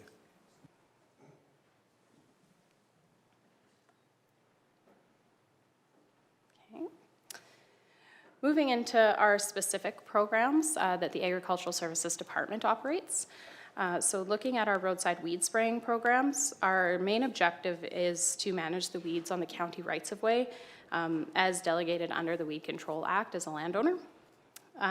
The different programs that we have, we broadcast spray a third of the county each year with a residual broadleaf herbicide. We try to rotate our herbicides regularly, selecting for the best control of the most species in a given area. And then it typically takes us about 4 to 5 weeks to complete, depending on the weather and operators. Then our spot spraying program is done to target specific problem weeds in areas outside of that broadcast weed program. The herbicides are specifically picked for those target weeds. The time spent on this program can vary depending on the target weeds we're finding, the operators, the equipments, the scheduling, and the weather and time of year.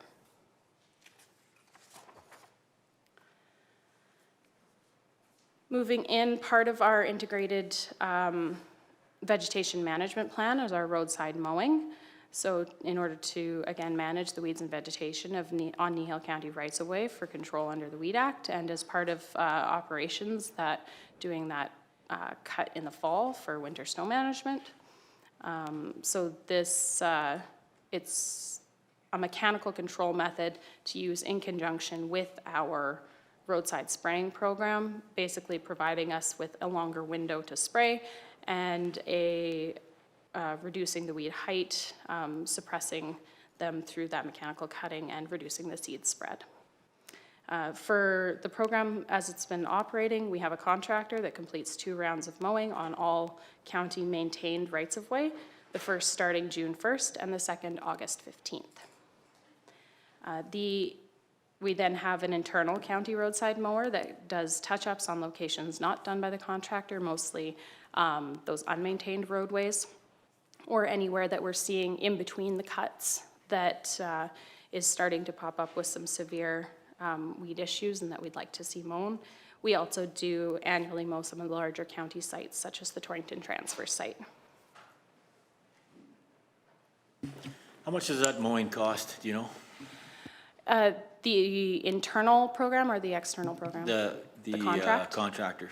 Our current budget for this year is set at $359,000. That's one cut or all of it? That's all of it. And that's 4,000 plus kilometers each rotation. So you're talking 2026 budget is set at that? Yes, that's what we'll be coming to propose to council. Okay. Okay, moving into our internal support spraying.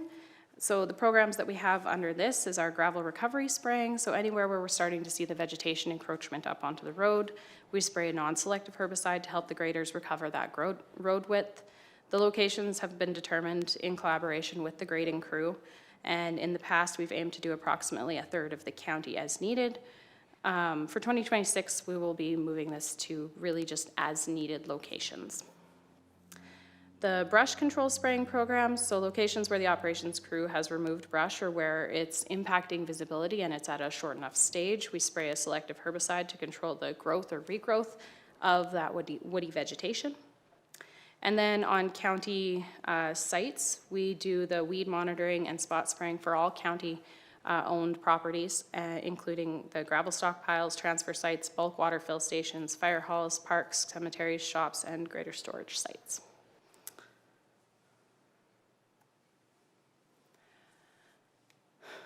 So our compliance assistance with weed control, our objective is to provide support with other agencies and private landowners for control of regulated weed species in accordance with the Weed Control Act.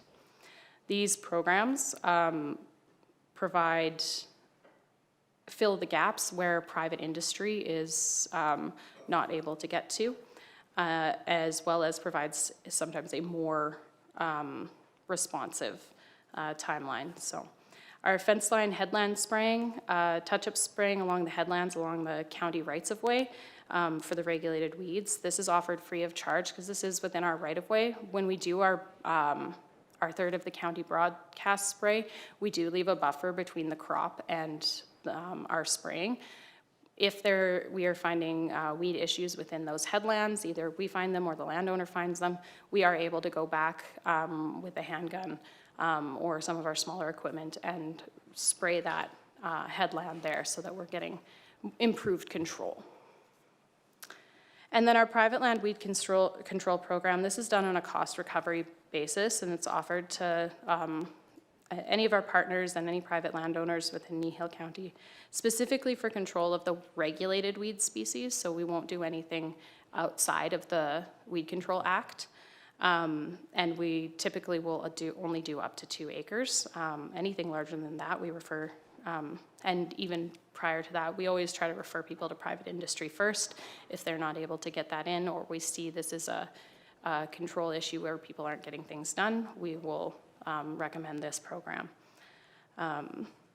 It does get used by a couple of our partners. Specifically, we've been working with Alberta Transportation and Alberta Forestry and Parks on some of the vacant Crown land, just to try and get these spaces under control.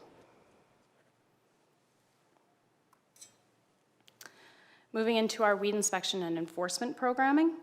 So this is to meet the requirements of the Weed Control Act by hiring sufficient inspectors, completing inspections, and ensuring the control of regulated weeds within Kneehill County. Overall, we take an educational approach. The inspectors would locate the regulated weeds through their different patrols or through public complaints. They would then contact the landowner and provide education and develop the appropriate management plans. If those landowners are unresponsive to our initial education efforts, a weed notice would be issued, mandating the control measures required within a specific timeline. If the notice is not followed within that delegated timeline, the inspectors would implement enforcement measures and send the landowner a debt recovery notice. How many inspectors do you have? 3. Yeah. We And do. Three inspectors for Kneehill County? We have 3 weed management technicians, or 2 weed management technicians and our ag operator, and they do most of our inspections. Our sprayers are also designated as inspectors, so as they're spraying, they're looking. And we're not trying to see the entire county in 1 year.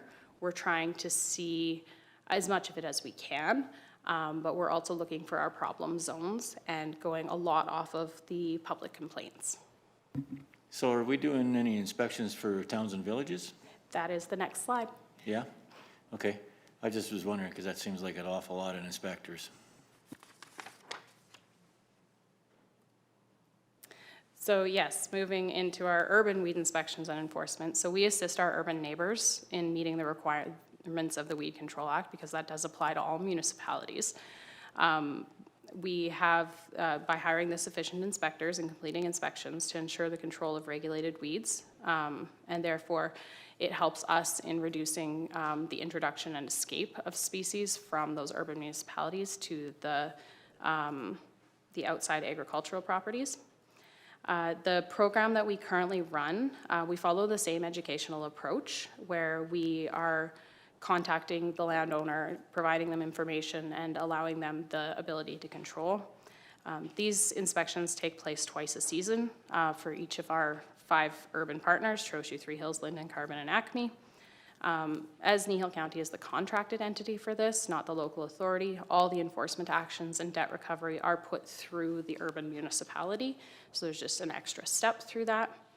And then the municipalities pay based on the staff time and the vehicle mileage for that service. Are there any questions regarding that service? Councillor Olson? Yeah, so how much, do you have any idea, like I know we don't have maybe information in front of you, but do you have any idea how much time we are charging to the municipalities? How much time, or I mean, how much staff time and vehicle mileage, I guess that may accumulate to? It depends on the season and what we're finding. It typically in previous years had been 3 to 5 days. This year, trying to implement a new work order system on our end. We are trying to navigate that system, so it did add some extra time. But that's something that we are ironing out for next season and hopefully condensing that timeline. But yeah, it's typically about 3 to 5 days per municipality. So is it cost recovery? And are we getting back to zero, or are we going in the hole on this? At this point, it's close to cost recovery. Again, it depends on the time spent and if we have to look at weed notice enforcements as well. That's where I have a problem with some of this stuff. We have these make work projects where we go in and we do all this work for the towns and villages and stuff like that, and it seems like we end up subsidizing everybody. Yeah, I mean, I got no problem if we got people working that it's a cost recovery and we're making a buck, or we're coming to even zero. But I mean, I hope we're not hiring staff just so we can go out and hopefully get some work at these towns and villages.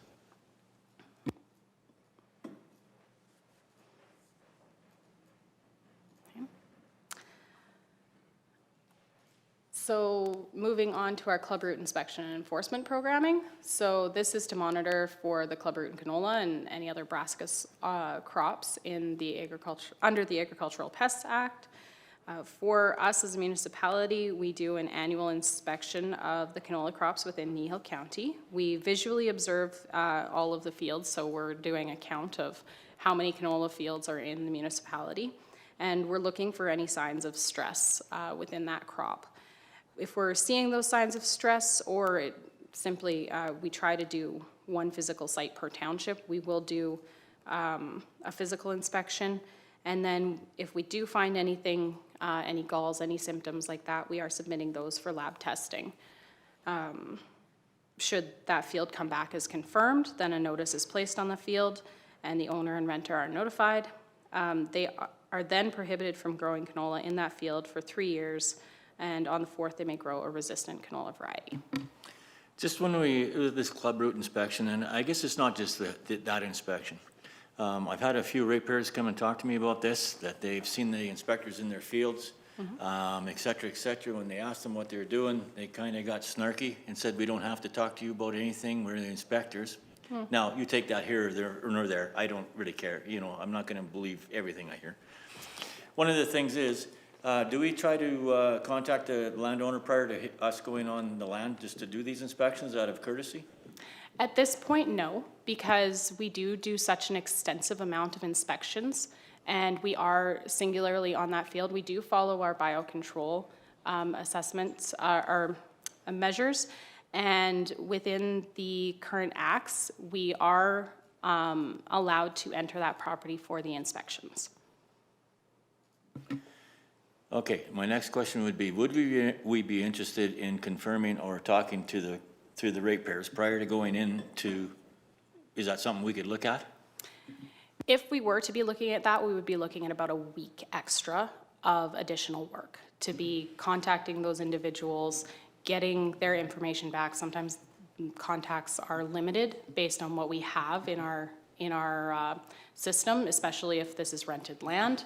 And we would be, then it's at this point not something that would be time sensitive to our staff time. I think we have to, the service board should look into stuff like this and see what's going on, because I mean, we seem to have an awful lot of inspectors, and we could maybe see what you guys' thoughts are on that too. Thanks. Councillor Olson? Just for information again, how many pest notices have we placed on fields in Kneehill County in the past couple of years? In the past 2 years, we have not found any club root cases, thankfully. But through the past 10 years, we've done 5. So, yeah. Councillor Cunningham? Just further to the Reeves comments and Councillor Olson's, I know different program, but like a couple of years ago when the assessors were going out, I had some ratepayers that were a little alarmed with someone coming on their property without notification. So we had a discussion about that, and we said if it's possible, it is nice to give people a heads up. Unfortunately, we're living in a world where people are very wary of other people being on their property, and I know these folks are probably, I mean, I'm sure they're driving county trucks and everything, but again, I know it's an extra time thing, but I mean, like you say, it probably wouldn't be a bad thing for the Ag Services Board just to look at, because I know I like to know, like when I hear my camera go off, I'm out looking at my cameras going, who's coming in my yard? So just a courtesy thing, but anyway, something to look at, I guess. If we are entering farmyards, absolutely, we're notifying people for weed inspections and contacting people through farmyard entry. But when we're doing cropland entry, especially this particular inspection, because we look at approximately 1,400 fields a year. And if we're looking to do, and say our physical inspections end up with probably about 30 to 40. And if we're looking to try and contact those landowners, of course, if that's the direction council would like to take, we would be absolutely able to put that forward. I just would like to let council know that that will add additional time and staff resources to this program. Councillor Anderson? I think it shows a complete lack of respect for the landowners by not notifying them, and I would feel insulted. You know, it doesn't take that much to make one phone call. You should be able to at least, I mean, we can have our revenue service come in and seize our books. We can have our government come in and seize our properties, and nobody's talking to us. And we're more criminals than the people that are doing stuff. I think you have to respect the property owners for all purposes. Yeah, Councillor Olson?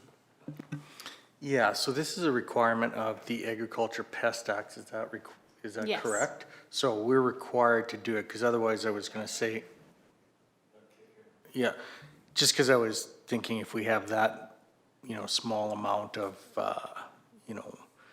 notices, that maybe we could go on a complaint basis versus just, blanketing, random tests or whatever, so, but yeah, if it's a requirement of Agriculture Pest Act, I guess, yeah. Well, it's a requirement, but it's not every friggin' field.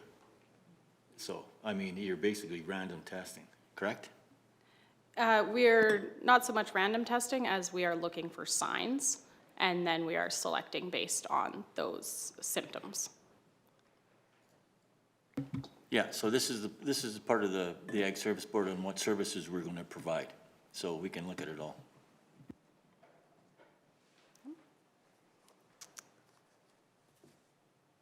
If there's no further questions on that inspection, I can move on to, One more. Do you have to, are you guys getting clothing, proper clothing Yes. and washing trucks and et cetera, et cetera? yes, we do not enter any field with a truck. And all of our instruments are sterilized, and we do use disposable boot covers as well as boot tips.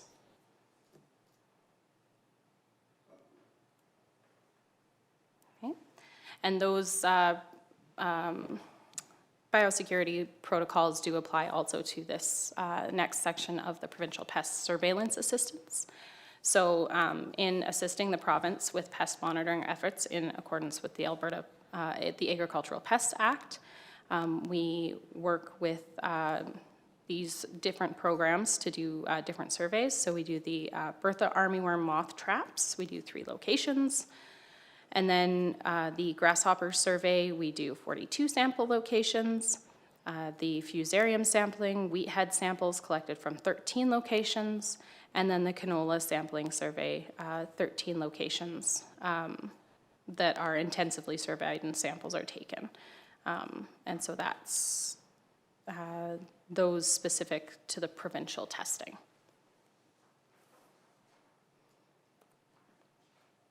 Moving into seed cleaning plant certification. So again, in accordance with the Weed Control Act, we inspect the local seed cleaning plants and issue licenses. Annually, we complete those inspections of any stationary or portable seed cleaning plants operating within Kneehill County. Typically, we have about 3 facilities on our reoccurring inspections.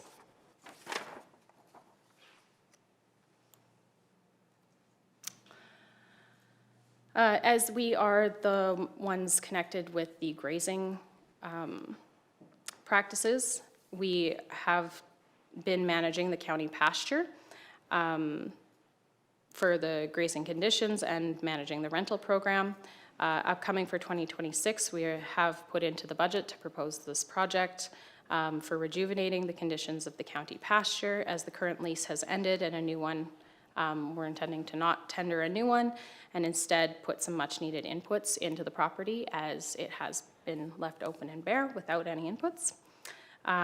We have applied for a grant, the Rangeland Sustainability Grant, that is looking to fund these inputs. And that's from the provincial government. And then we're also looking at partnership with Olds College, Foothills Forage and Grazing Association, and Cows and Fish to basically be using the site as a showcase of taking it from a poor production site into improving the production and trying to showcase the steps along the way that we are taking. Was this a motion of council to not put any pasture, or not run the pasture this year? It was through the budgeting process. Yes, so through the approval of that project.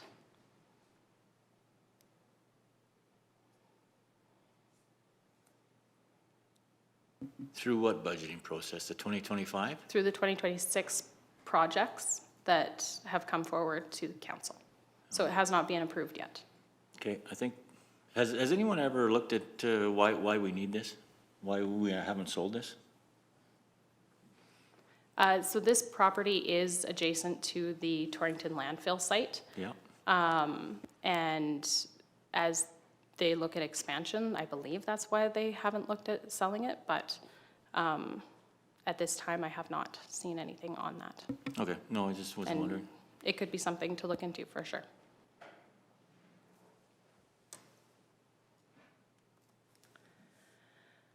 So into our pest investigation and management systems. So under that Pest Control Act, the monitoring, investigation, and educational advertising for wild boar and rats as part of the Prohibited Species Bylaw and the Agricultural Pest Act.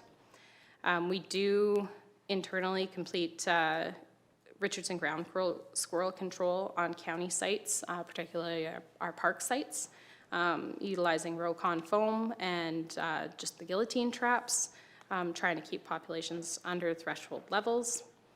And then the coyote predation management assistance for livestock owners, the 1080 program they're currently in a development process to shift it over to a licensing through Lakeland College.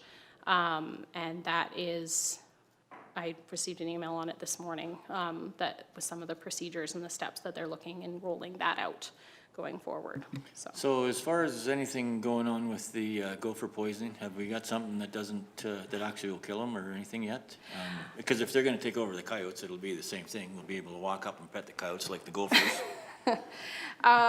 So the gopher strychnine situation has been a ongoing resolution and discussion through ASBs that we have been advocating for continually since it was removed. There is currently a consideration for an emergent use that we are waiting for ministerial approval and what that looks like as far as supply, because at this point we don't have any in-country suppliers. So This is a real big deal.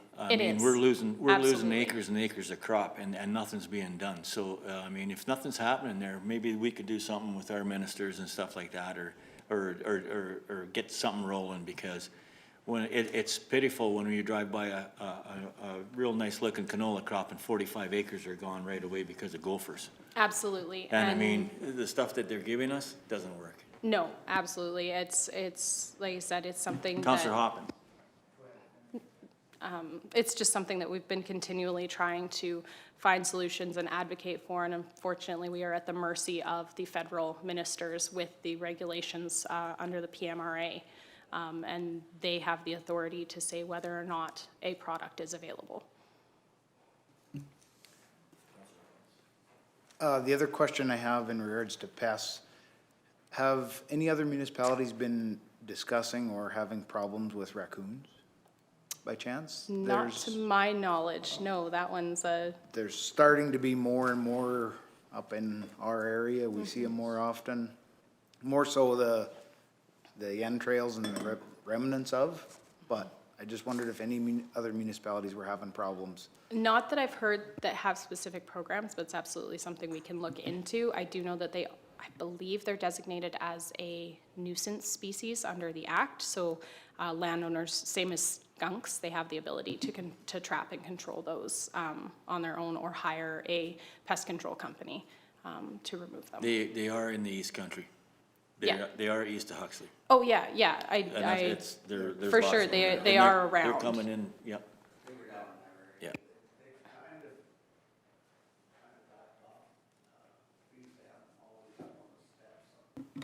Well, I think those east guys, east of Huxley, they got good control.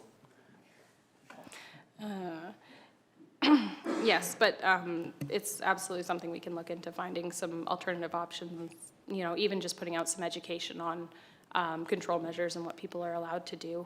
Right, yeah, that would be good. Because Yeah. people may not be aware that they do fall under that same ability to control.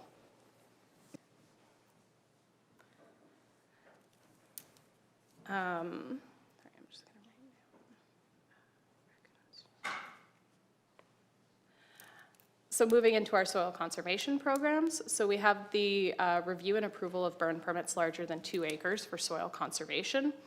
This is just ensuring that any of those larger acreage burns are not being left to basically blow in the wind for a long period of time, and that the soil health is being considered when looking at burning as an alternative to any other trash removal processes, such as baling and such. And then investigating any complaints of soil erosion and degradation and assisting in improved management practices. Moving into our land care programs, so these are specifically related to the requirements set out in the resource management stream of the ASB grant. These focus on enhancing the environmental stewardship and the sustainability of the municipality and the local agricultural industry. The programs that we operate under, specifically under land care, are the environmental farm plan assistance with our on-trained technician, and then the promotion and assistance to producers with the On-Farm Climate Action Fund and the Sustainable Canadian Agricultural Partnership programs. Other programs that we have operated under this in the past are the Riparian Restoration Program, providing funding to producers for projects related to improving riparian health. And then the Abandoned Water Well Decommissioning Program, providing funding to any ratepayer for the appropriate decommissioning of abandoned wells. Both of those last 2 programs are ones that were previously operated under the Resource Management Grant, but with the changes that came in 2025, they have since removed the ability for municipalities to directly fund best management practice adoption programs through that Resource Management Grant. Therefore, those programs would have to be fully funded by the municipality. And with the proposed 2026 budget coming forward, we have recommended that those programs be removed to assist in meeting council's objectives with the budget. So there is no actually funding from the Alberta government on this anymore? There was at one time. On those 2 programs, they still fund the land care, the environmental farm plan, any of the promotion and advertising events, that type of thing, but they won't fund us funding you to directly do something. They used to fund us directly on a water well. They don't do that anymore. They won't, no. Okay. Which is too bad. Yeah, and it's something that if council felt that those programs were beneficial to the municipality, because they do have a collective benefit, then we could fund them from the municipality's resources, but we can't fund them through that. We can't put them through that grant. That's a good thing, because one of the things we've got to look at is we're not here for funding. We're here for looking the other way. We're going to be in trouble here on a few things, so we need to start cutting some costs. So. Yeah, absolutely. But it's too bad that the Alberta government, once again, isn't doing their job. Yeah, they have preferred to put that funding into things like the On-Farm Climate Action Fund and the Sustainable Canadian Agricultural Partnership programming, so taking that out of us and putting it into those larger programs. So a large portion of what we do is our extension programming, so lots of through that land care programming, the outreach and programs that we do under that. So we typically have the activities that fall under 3 different categories. So the agricultural liaison to the public, ag initiatives to producers and landowners, those covered under the ASB legislative grant. So those would be economic, anything that falls under our legislation requirements for weeds, pests, soil, and ASB and animal health. And then the land care initiatives to landowners, so those would be those covered under the ASB resource management grant. The different types of activities include our in-person and online workshops and seminars, the articles and advertisements in the newspaper, our Ag Connection monthly email newsletter, and then the information that we post on the county website and on social media.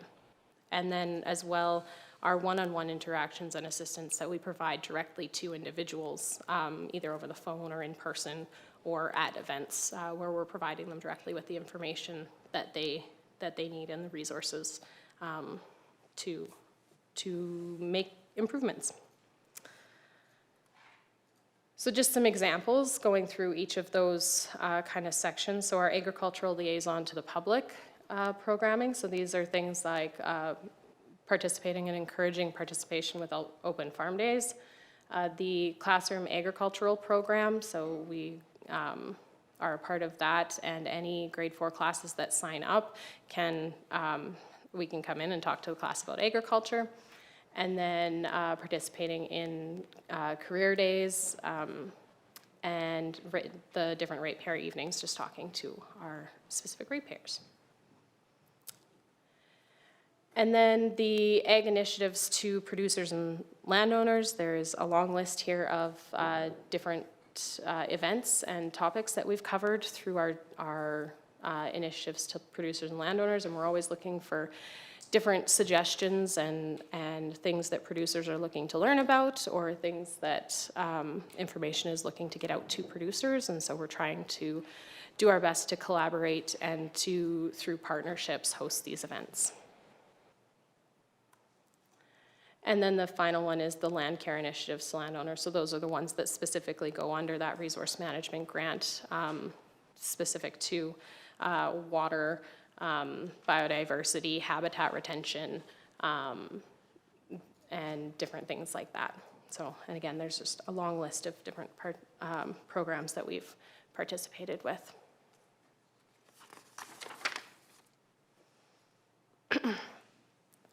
Getting into the funding mechanisms of the ASB. So we have two funding sources for our programs and services. There is the provincial ASB grant, which is also split into two. It has the legislative stream, so those are items that are legislative required and economic support. And then there's the resource management stream, which is any of our land care programming support. And then the other funding source is, of course, our county municipal funding through taxation and reserves. So with the grant application, we put everything into them, and they give us back a 5-to-1 ratio. This is the result of that.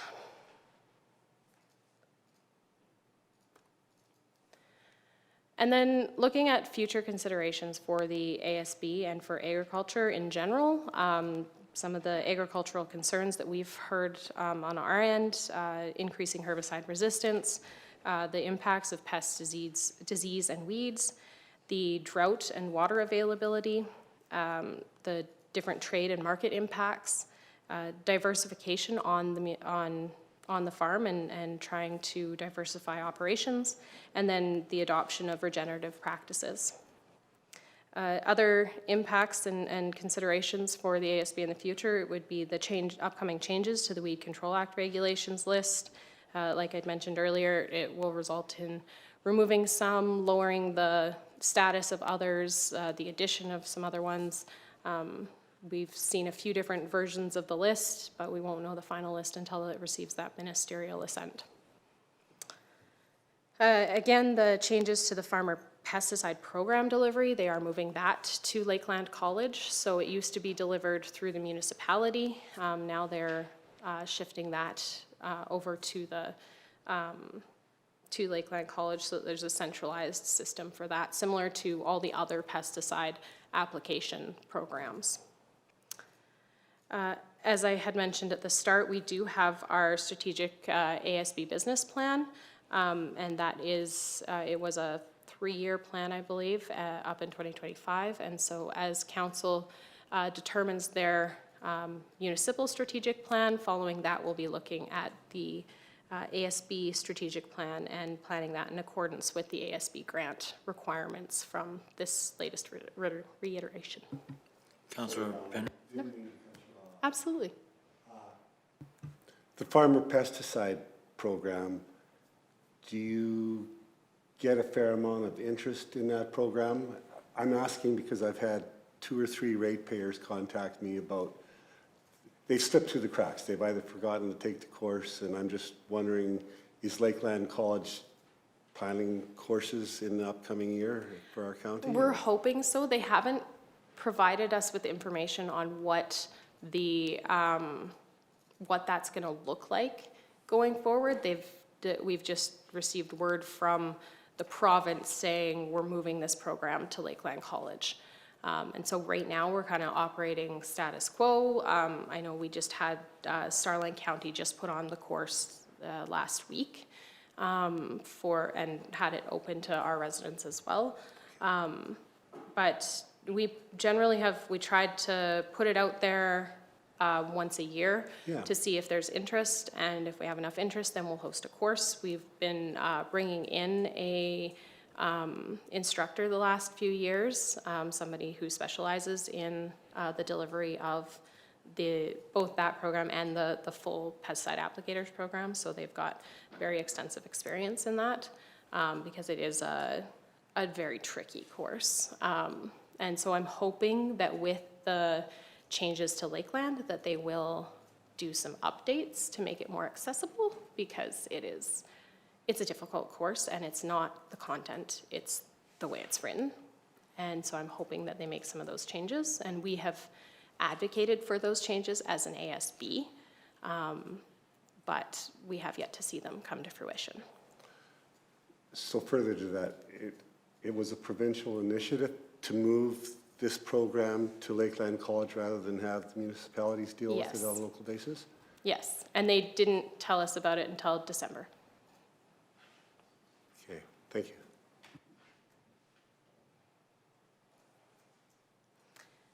Okay. And so, yeah, the final thing would just be the various opportunities for additional programming and funding as they come up. There's always new things in agriculture, and there's always new things that we can assist with, and so we're always looking for those innovative things to be putting out to our producers. With that, are there any questions on the Agricultural Service Board or the Agricultural Services programs?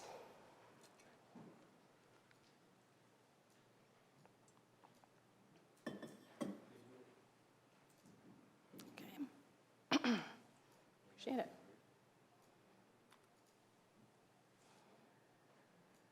Let's take a 10-minute break. Yeah, 10:40.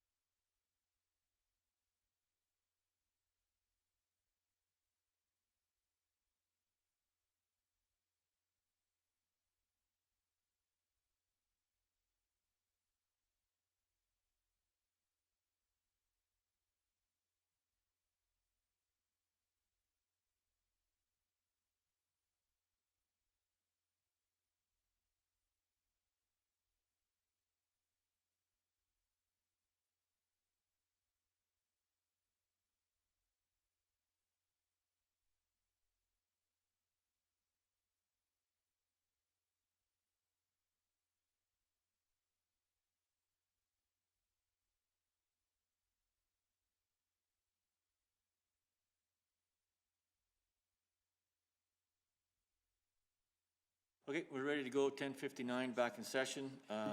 Before we get going, Councillor Cunningham has another question on parks, or no, Ag Service Board. Sorry, I should have done this earlier. One question I get asked a lot about is the shelter belt program that Kneehill County used to have and why we don't continue with that. So I was just kind of curious about that. I know for me personally, when we were on the farm, newly married, we got these little sticks or whatever, and now even though we're not there anymore, when we do a drive-by, it's so neat to see the trees. They're huge now. So yeah, just wondering about that. I know we do have, within our county, we have people that, that do sell trees, and I know for myself, at the age I'm at, I get now ones that are 8 or 10 feet, because I ain't gonna be around to see the little ones, but the next generation will, so just curious on that. Absolutely. So the ones that we used to distribute were a part of the Prairie Shelter Belt program, which was a federally run program. And those trees did come from their own nursery. And about 10 or so, might have even been longer now, they closed that program. And so, yeah, it's at this point just now a lack of an existing program. I know some municipalities have adopted their own program and they've put funding into that. There have been certain grants that you could apply for. There's to operate those programs, and that's something if council wanted us to look into, we absolutely could. But there would likely be an internal cost, so.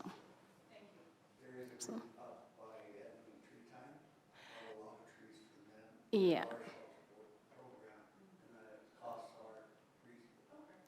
Yeah, there are a number of operations like Tree Time.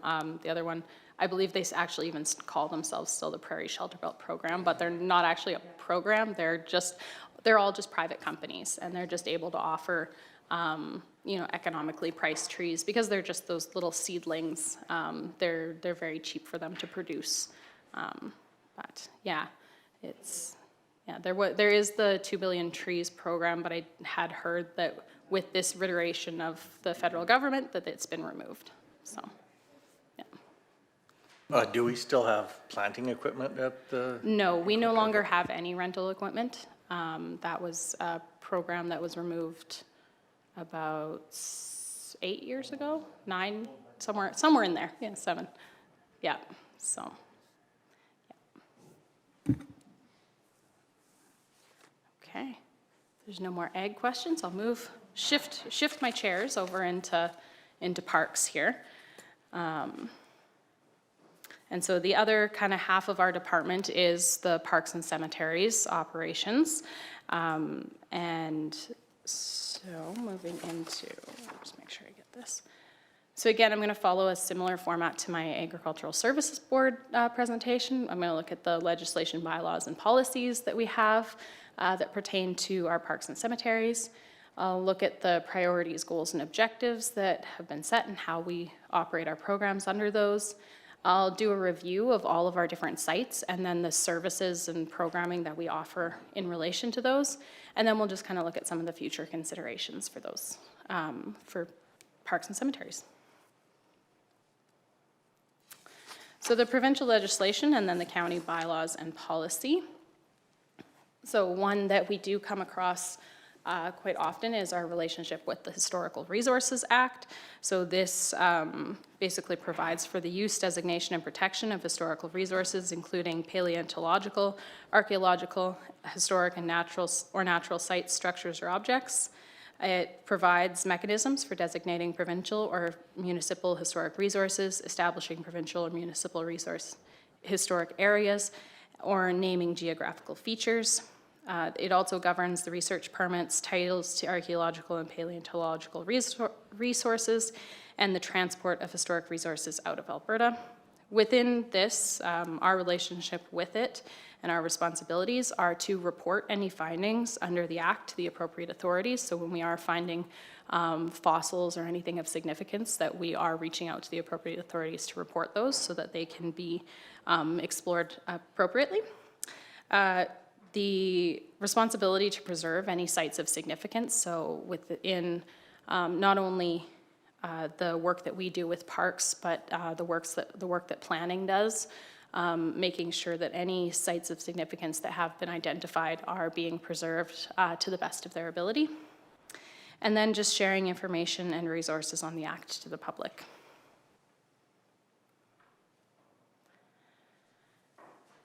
So the Cemeteries Act and the General Regulation.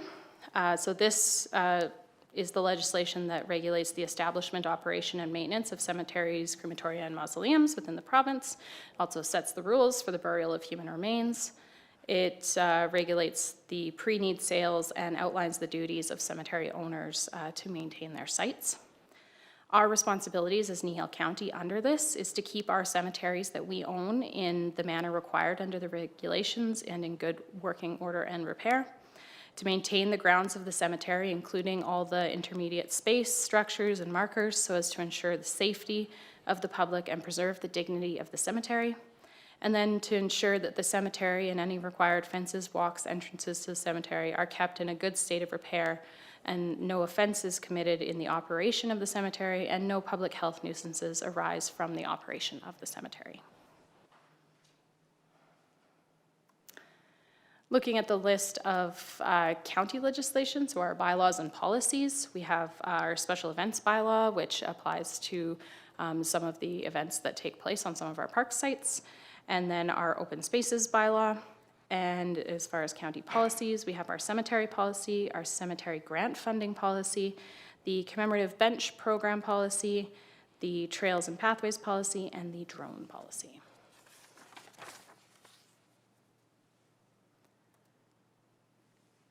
So looking at the priorities, goals, and objectives, so these would be the priorities and goals set by the previous council in the 2022 to 2025 strategic plan, along with the objectives for parks and cemeteries to assist in achieving those goals and priorities. So the priority of high quality infrastructure under the strategic plan goal of the sustainably maintaining the existing infrastructure and investing in good quality improvements where necessary. The parks and cemeteries objectives were to maintain, inspect, and repair existing infrastructure for safe use and enjoyment. And then when replacement or additional infrastructure is necessary, invest in long-lasting quality elements that contribute to sustainable communities. Under the priority of economic resilience and the strategic plan goals of to grow economic activity in Kneehill County, as well as to prioritize hamlets and encourage targeted growth. The parks and cemetery objectives were to support the local tourism operators by providing quality, well-maintained public spaces, to support local economic initiatives such as markets and events, and to maintain and provide safe, accessible public spaces in hamlets, working to enhance the aesthetic of the communities. So just humor me here. When you guys, when we have the strategic plan done, and we have strategic plan goals, you look at those goals, and then you as administration or staff decide what the objectives are? We would look at what council's goals and priorities are, and then yes, we would review what we currently do and how that fits within those goals. So when I look at that, and it says grow economic activity in Kneehill County, prioritize hamlets and encourage targeted growth, you look at that and you come up with these three deals: support local initiatives in such as markets and events? Through the conversations that we have with council and through their adoption of the different programming. Okay. Thanks. Yeah, all of these objectives are directed through council's initiatives. And so this is just a summary of how we've fit within those. But absolutely, if there's specific objectives that council wants to drill down to, we can get into that following the strategic plan as well. Well, I think that's why we have to do the strategic plan, because I mean, there's too many assumptions here. I mean, what we say is a strategic goal, it looks like it's taken and there's been some assumptions made that don't reflect on basically what's actually even needed. Counselor. I've got a promotion again. Thank you through the reef to all of council. So these objectives and targets were based on the strategic plan of the last council. So as council does their strategic plan, we'll be adapting and adopting a new strategic plan and goals and objectives in order to support your new goals. So this is just based on what was happened in the past, not what will happen in the future. Correct. That's what my topic is. Absolutely. Okay. So moving on to the quality of life. So the strategic plan goals were to promote and sustain Kneehill County's unique rural lifestyle, to continue to be responsive to the needs of youth within Kneehill County, and to attract new citizens and retain existing residents. Parks and Cemeteries objectives to maintain and support the public spaces and cemeteries that promote Kneehill County's unique rural lifestyle, and to maintain and improve public spaces that support youth and entice residents to call Kneehill County home. And then the final one of effective leadership under the strategic plan goals to ensure Kneehill County remains fiscally sustainable and resilient to external events, authentically engage with and communicate with the county's residents, and to continue respectful and collaborative relations with regional partner municipalities and other orders of government. The Parks and Cemeteries objectives have been to utilize collaboration, external grants, and effective project planning to implement sustainable projects that benefit the community and the environment, to locally source sustainable supplies and services where fiscally responsible, to engage with residents thoroughly and provide consistent, transparent information on services, projects, and programs, and to collaborate with partner municipalities and other orders of government on recreation and tourism initiatives for the betterment of all partners.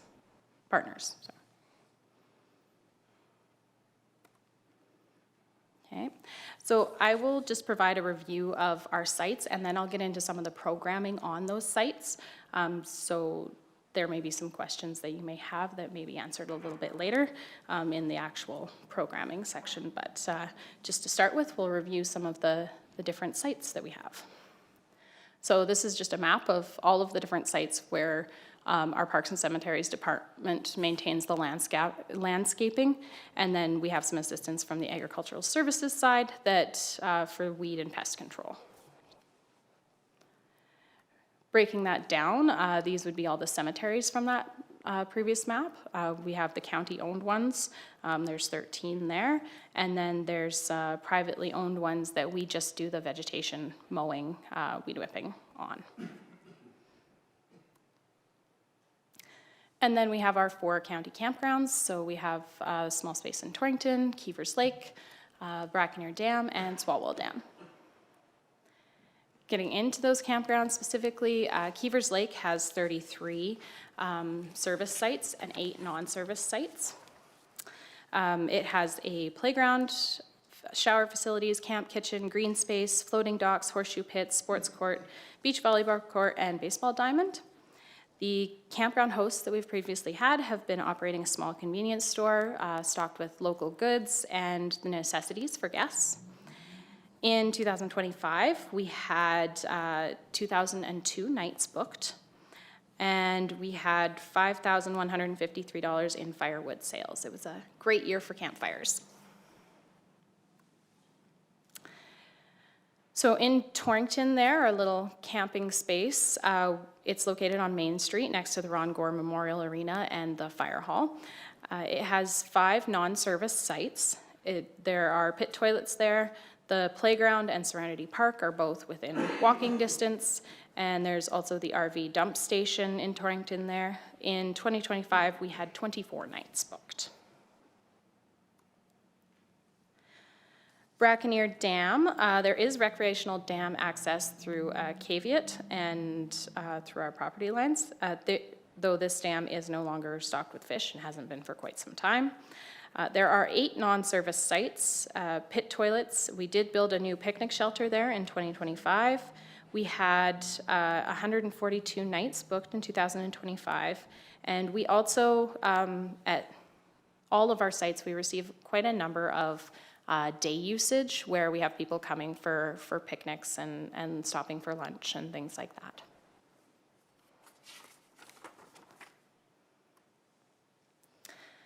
And then Swalwell Dam, or also known as the Fighton Reservoir, it's recreational dam access, although again, it's no longer stocked with fish. There are 6 non-service sites, pit toilets, and we had 126 nights booked in 2025. So what reason for not stocking with fish? So we were not the ones stocking with fish. That was done through the Alberta Conservation Association. When they do that, they make sure that the water is viable to sustaining those fish, and when they stopped stocking that, they determined that it was no longer viable to support the fish So they used to own that dam? Or it was privately owned? privately, I And when- believe. When did we take it? Do you remember? I believe, I'd have to look into the history and get back to you on that. Okay, well, no big deal. I just can't remember it ever. Yeah, I believe it 40? came directly No. from the private landowner to the county. Right, But again, I'd have to look to ensure the specifics. You're talking about the Swallow Dam. yeah. Yeah. The fish dam, yeah. Yeah. And that, so the same thing at Brockaneer, right? Yeah, Frogs Gap, same, yeah. yeah.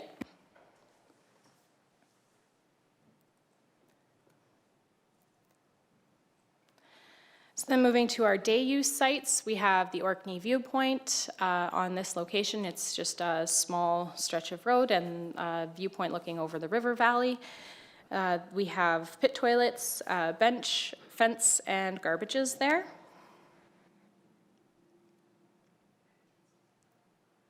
Oh, come on, move. Oh, there we go. And then Horseshoe Canyon is, of course, our largest day-use site. It's 233 plus acres. There are pit toilets, picnic shelter, 3 lookout platforms, a staircase to the bottom, the park attendant shelter, electrical service pedestals for event hosting and site rentals. And there are 1.5 kilometers of maintained trails along the top, 0.75 kilometers of maintained trails in that bottom loop, and then approximately 14 kilometers of informal trails through the bottom, just goat paths that people have created over the years for general exploration. We have 3 shade structures, 8 permanent picnic tables, cemented in ones, 3 benches, and various portable picnic tables that we place throughout the site.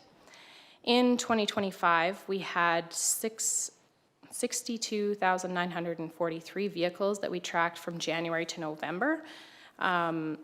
With our paid parking program, we had 10,085 vehicles that came through and paid for parking.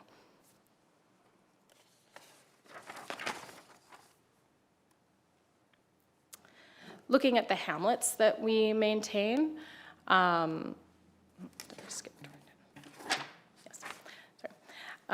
so within Torrington, of course, there is the campground there. There's also the Ron Gore Memorial Arena, the RV dump station, Serenity Park, the playground, the fire hall, the water reservoir, the ball diamond, and the former school grounds over by the Torrington Hall, and the campground that we do all the vegetation maintenance on and any of the infrastructure there. Looking in the hamlet of Wimborne, there's the playground with the large field area around it, the water station, and there is the former site on that water station where there used to be a grader shed, and we just maintain the empty lot now. And then, of course, the cemetery. Within Huxley, there's the playground, the water reservoir farther up the hill, the cemetery, the ball diamond, the community hall, and the curling rink that we do all the vegetation maintenance on.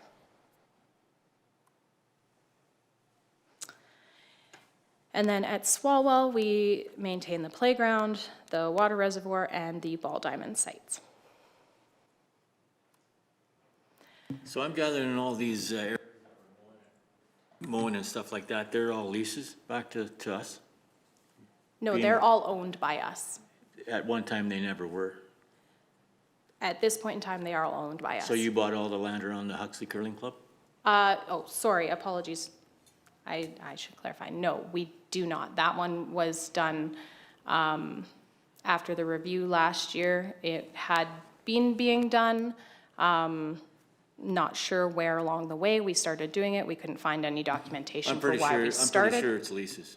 I'm pretty sure they signed There like a lease or is, something for you. the only lease that exists that we have on our records is for the lease of the county land for the the ball diamond and the new structure that got put there back to the Huxley Curling Association. There is no lease or agreement that exists in the records for how we came to maintain the vegetation around the curling rink in the hall.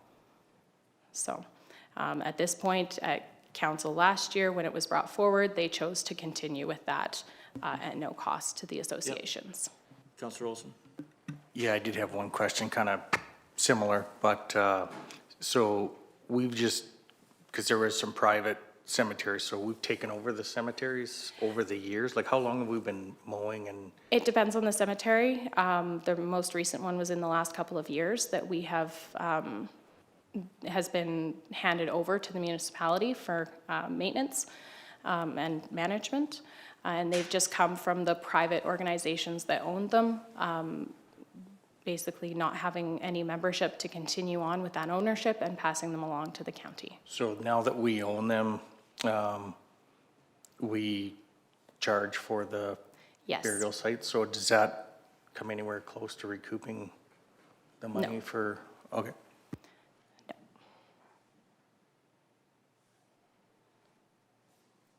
Okay. And again, this is the list of all the other facilities that I haven't specifically talked about, that we do all the landscaping maintenance within the Parks Department.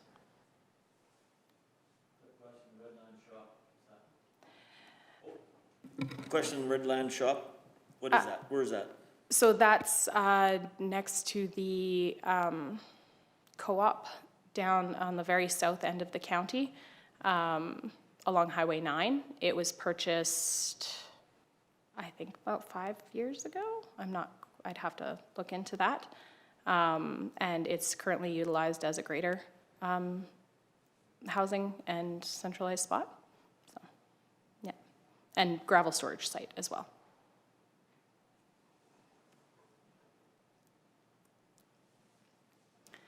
So getting into the specifics of the programming that we run, we've kind of looked through all the different sites that we touch and assist with in parks.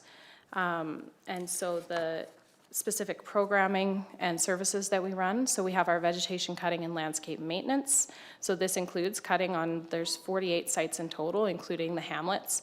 It takes us approximately 4 to 4.5 weeks, depending on the weather, the growing conditions. If it's been a rainy year, it takes us longer. If we're experiencing drought, it takes us less. And this is done by our seasonal mowing technicians.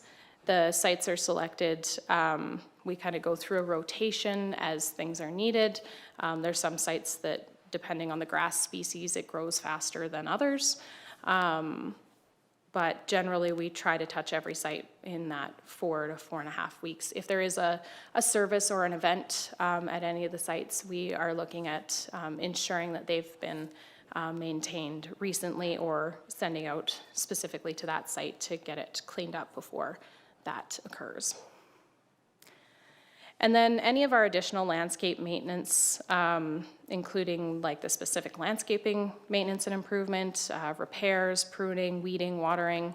This is all done by our seasonal parks technicians. These are arranged according to the severity of need, the weather, and the staff availability. So this can be, it's really any type of maintenance project, from painting fences, pruning trees, anything like that.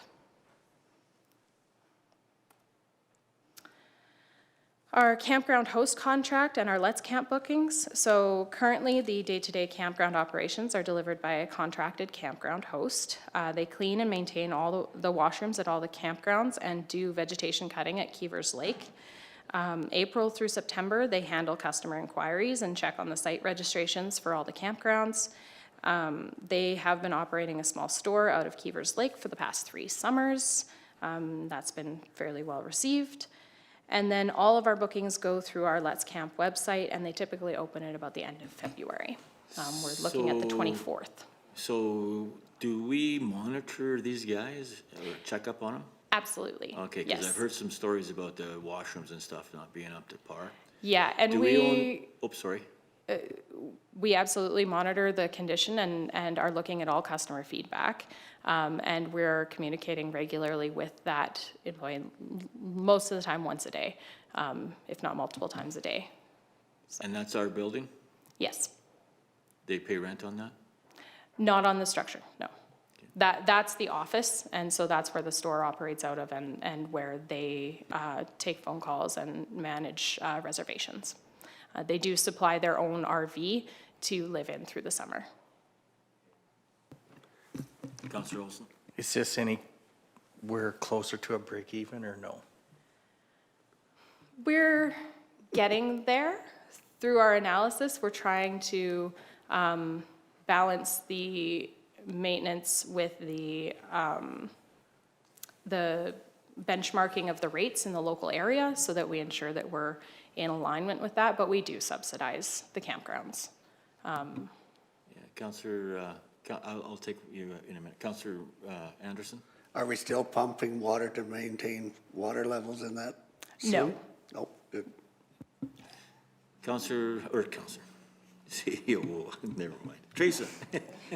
Thank you, through the reef to all of council. Yes, campgrounds right now is definitely a service we provide to our residents, and we're looking at our expenses and our revenues to try to get closer to a cost recovery break even. And you'll see when we bring the budget forward that we have increased our campground rates within the budget for next year to get closer to the benchmark and best practice that's out there. But, you know, as Fallon indicated, it is a service we provide to our residents at this time. Just as a point of interest, I had one or two ratepayers in the last month wonder when the county was going to dredge Keever's Lake so that it had a better body of water for. So there is interest. What I'm getting at is that there is interest in that facility, whether it's viable or it makes sense, but there's people excited about it. It's been here forever, right? You know, it's been there forever, and believe it or not, at one time we did pump water into it. When we were getting gravel out of the Torrington pit, that's where it went. And then we did a study why it wasn't going up, because we spent an $80,000 study to discover why the water wasn't going up, and the recommendation, we need a bigger pump.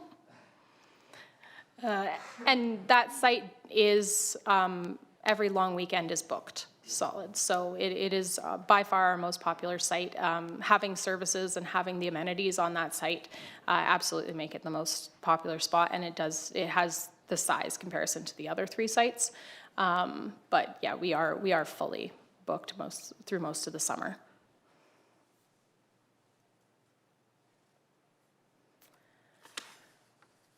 Our day use site maintenance, so this would be our Horseshoe Canyon and Orkney Viewpoint, along with Brackeneer Dam, Swalwell Dam, Torrington campgrounds. This is May through September. We have staff going 3 days a week to complete regular cleaning and restocking of the washroom facilities and garbage removal.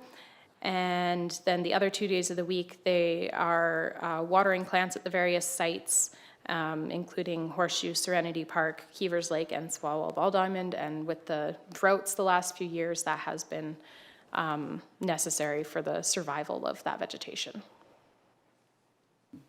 I don't know what Serenity Park is, or where is that? Oh, that's in Torrington. It's just Okay. a small, it's about the right in the size front. of the council. Right where we used to park behind the bar? Yep.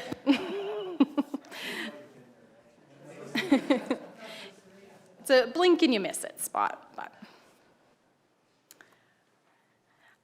So then our Horseshoe Canyon Park Ambassador Program. So this has been providing information services, collecting the paid parking fees, doing trail inspections, and general site maintenance, particularly through the weekends when it's the most busy.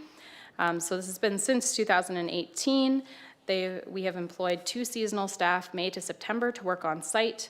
And like I said, they've been collecting that $2, operating 9 a.m. to 3 p.m. Thursday through Monday. They do the trail safety inspections and complete any minor repairs as is necessary for our liability.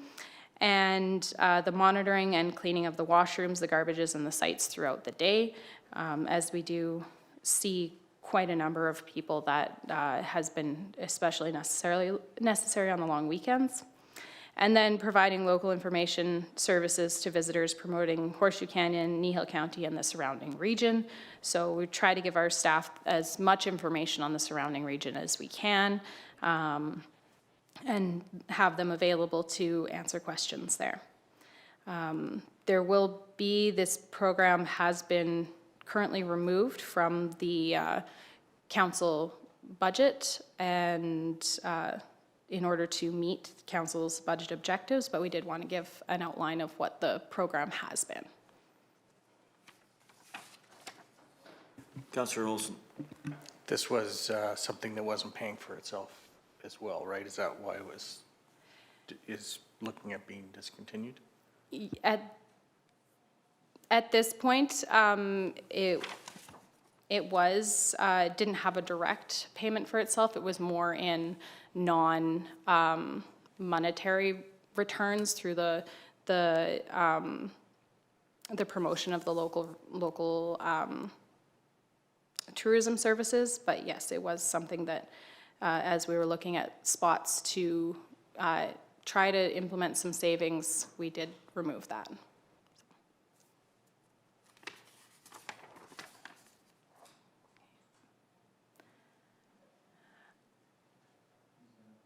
Councillor Olson.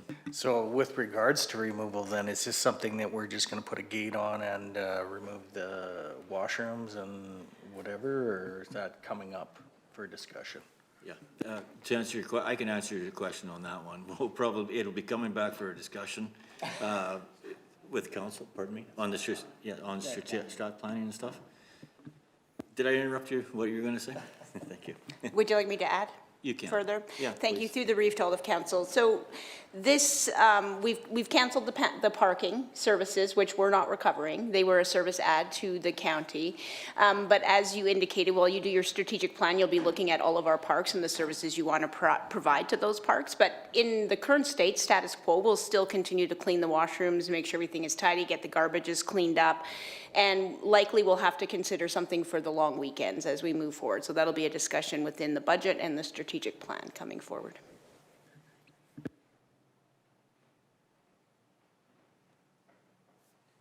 Okay. Moving into our cemetery operations. So we have staff year-round that facilitate plot sales, burial requests, mark the plots, and maintain site access. So this is spread through our parks supervisor, as well as customer service assists with some of those. We ensure that accurate records are kept and maintained, as is our responsibility under the Act. And then we complete repairs and maintenance implemented on the sites by both our full-time supervisor and our seasonal staff, as well as we do employ some contract work for the more detailed headstone repairs. Burials are then arranged through funeral homes, which are responsible for securing the operators and equipment to complete those burials.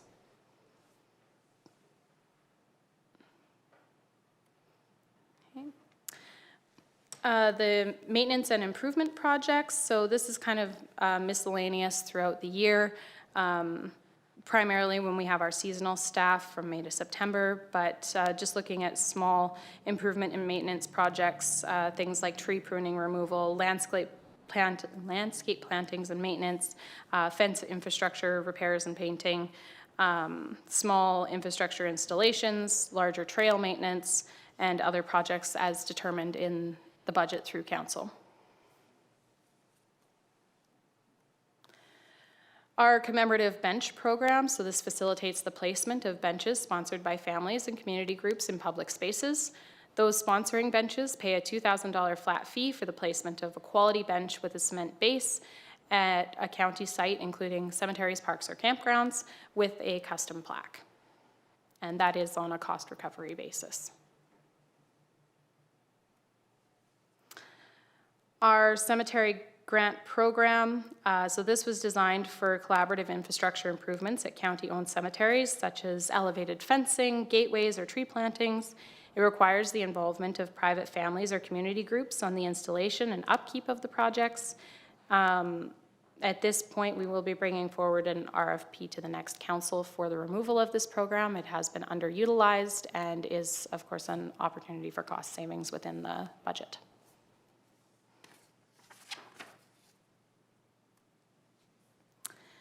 And then finally, we have the Parks and Recreation Needs Assessment Project. So this is a 2025 project that is carrying forward into 2026. It is a one-time project utilizing expert consultants to better understand how residents, community organizations, and visitors use our local parks, trails, campgrounds, facilities, and open spaces. The project will help identify future needs, priorities, and opportunities to enhance recreation and quality of life across the county. The county has engaged Ballard Group Consulting, a consulting firm specializing in community planning and recreation, to lead the project. The assessment involves several key activities, including community engagement, so doing surveys, interviews, and discussions with residents, community groups, and local partners to gather input and ideas. Facility and service review, so assessing the condition, use, and role of parks, trails, and recreation facilities across the region. Research and benchmarking, so reviewing demographic and participation data, recreation trends, and comparable municipal practices. And then strategic analysis, combining the engagement findings, facility data, and research to identify priorities and guide the future planning and investment. The final deliverable of this project will be a comprehensive Parks and Recreation Needs Assessment report that summarizes the community's input, the data findings, and the priorities that should help in guiding the future of parks and recreation in Kneehill County. It will identify current strengths, challenges, and service gaps across the county's parks and recreation system, provide evidence-based recommendations for facility improvements, new development, and programming, offer strategic direction to help the county plan budgets, partnerships, and future investments, and serve as a long-term guiding document that informs decision-making, capital planning, and community collaboration for years to come. The next steps of this project, we currently have a youth survey going out to some of the schools, as well as we will be coming to council with an interim report of some of the findings so far, and for discussion in the committee of the whole of what council would like to see from their direction.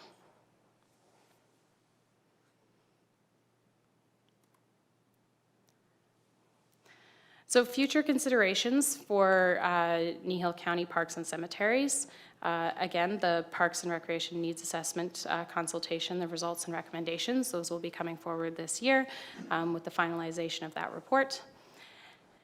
We are also looking at the Meehan Cemetery fence replacement. I have included some pictures here. The plastic of that fence has not held up to the commercial use of it, and we are looking to implement a replacement in partnership with the Catholic-owned sign. So they would be covering the costs of their side, and we would be covering the costs of our side of that fence.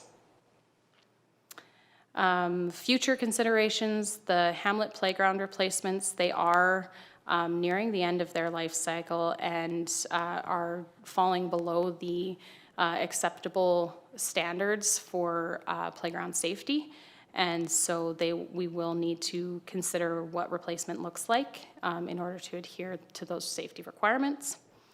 And then as well as looking at tree inventory and assessment, as we had mentioned in the Ag Services questions there, the trees in the area, lots of them came from those shelter belt programs, and as they are aging out, we're looking at increasingly hazardous safety concerns. And there are a number of trees, particularly in our hamlets, that we are unsure of whether they sit on our boundaries or on private land. And those within our boundaries are our responsibility, even if they are next to an individual's property. And so we have a legal responsibility to maintain those. And so looking at how we develop that system and how we implement maintenance and care, and even just know what trees are as an asset to the municipality and the environment is something to consider moving forward. With that, are there any further questions? Councillor Cunningham. Can you just remind me, I know it was approved last term, but the Parks and Recreation Needs Assessment Project, can you remind me what the cost in Kneehill County was from the Ballard Group on that? So the proposal that they had put forward, I believe, was $79,000, which is well below the budgeted. I believe we had budgeted for $110,000.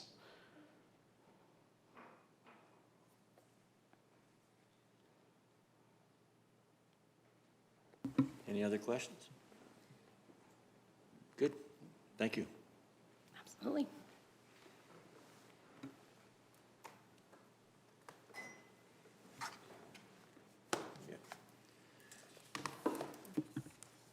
Hello. Hello. Just going back to Fallon's presentations, even though there's no motion required, can we just get an acknowledgement from council that you've received the report for information? We need a motion? No, No, Just an acknowledgement. acknowledge that.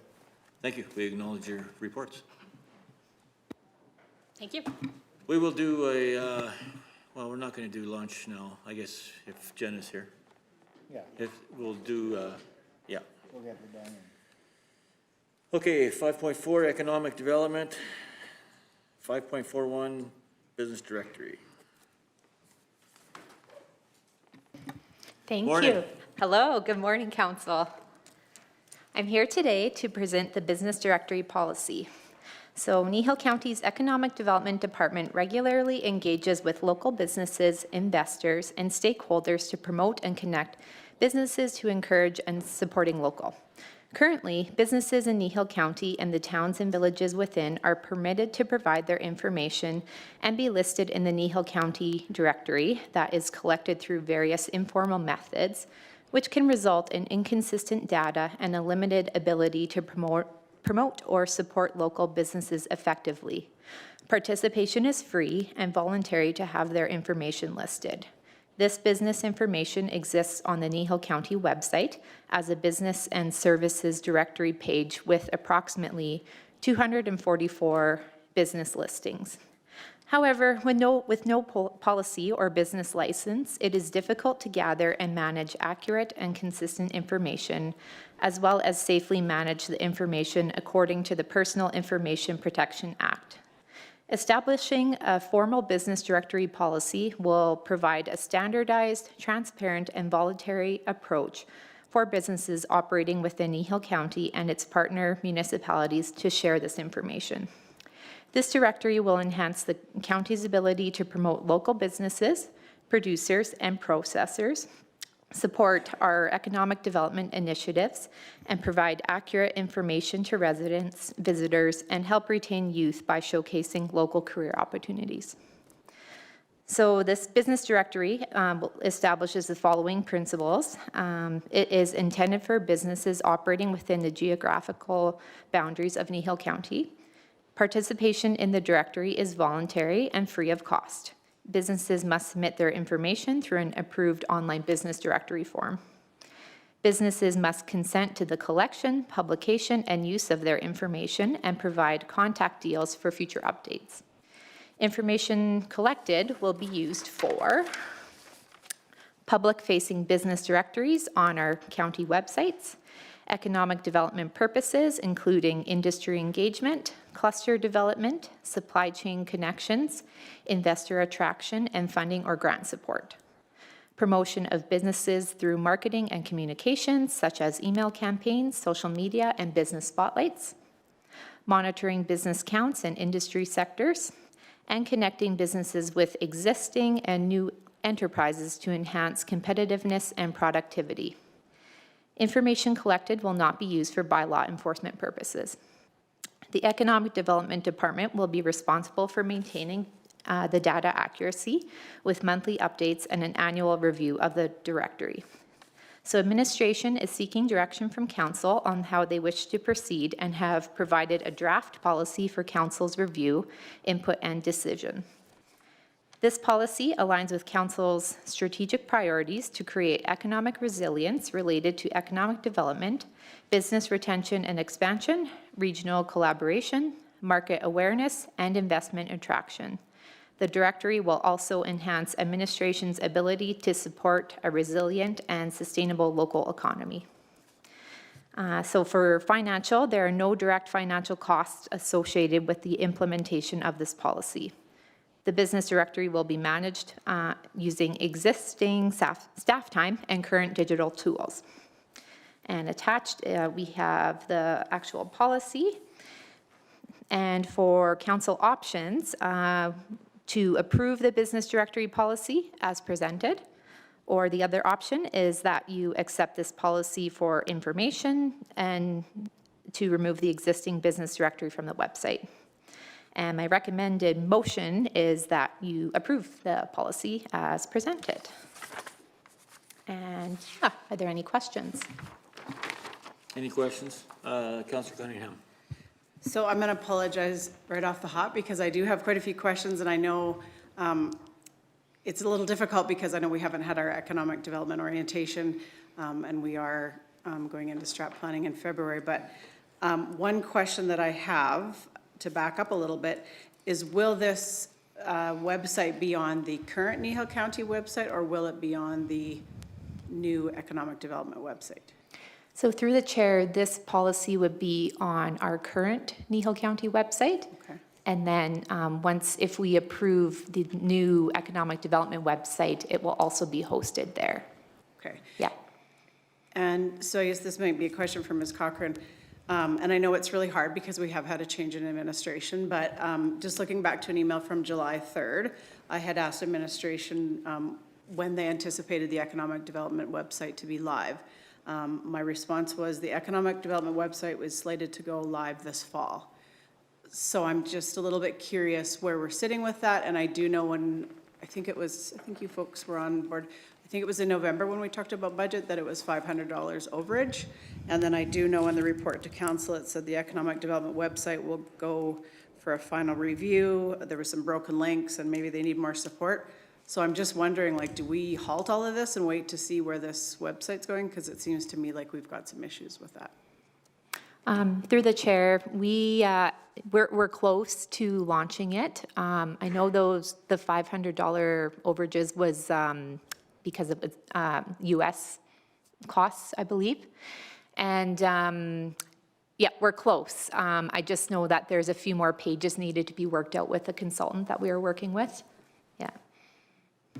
Yeah, carry on. So, and again, Ms. Cochran, maybe with a contract that we had with this, when I hear the words US, I guess I would encourage to use more Canadian or local or Albertan even, but in their contract, were they, like I said, the previous CEO had said that this would be live in the fall. We're pretty late on this. Were they expected to have this live in the fall? And is there do we have anything we can go back on them with this? Thank you for that question. Through the Reeve to all of council, the website is not ready because of the links were broken and we needed time to be able to test them. So yes, it was supposed to be launching in the fall and there was a number of problems in the back end. In terms of the contract, I'd need to go back and look at the contract and see what it actually said in there in terms of delivery and penalties and such. But I suspect that once it's done, we won't likely have much to do with that consultant anymore. It likely will be launched and we'll be managing in-house. But I definitely need to go back and look at the contract to determine the why behind being 3 months, 4 months late on the delivery. So thank you for those questions.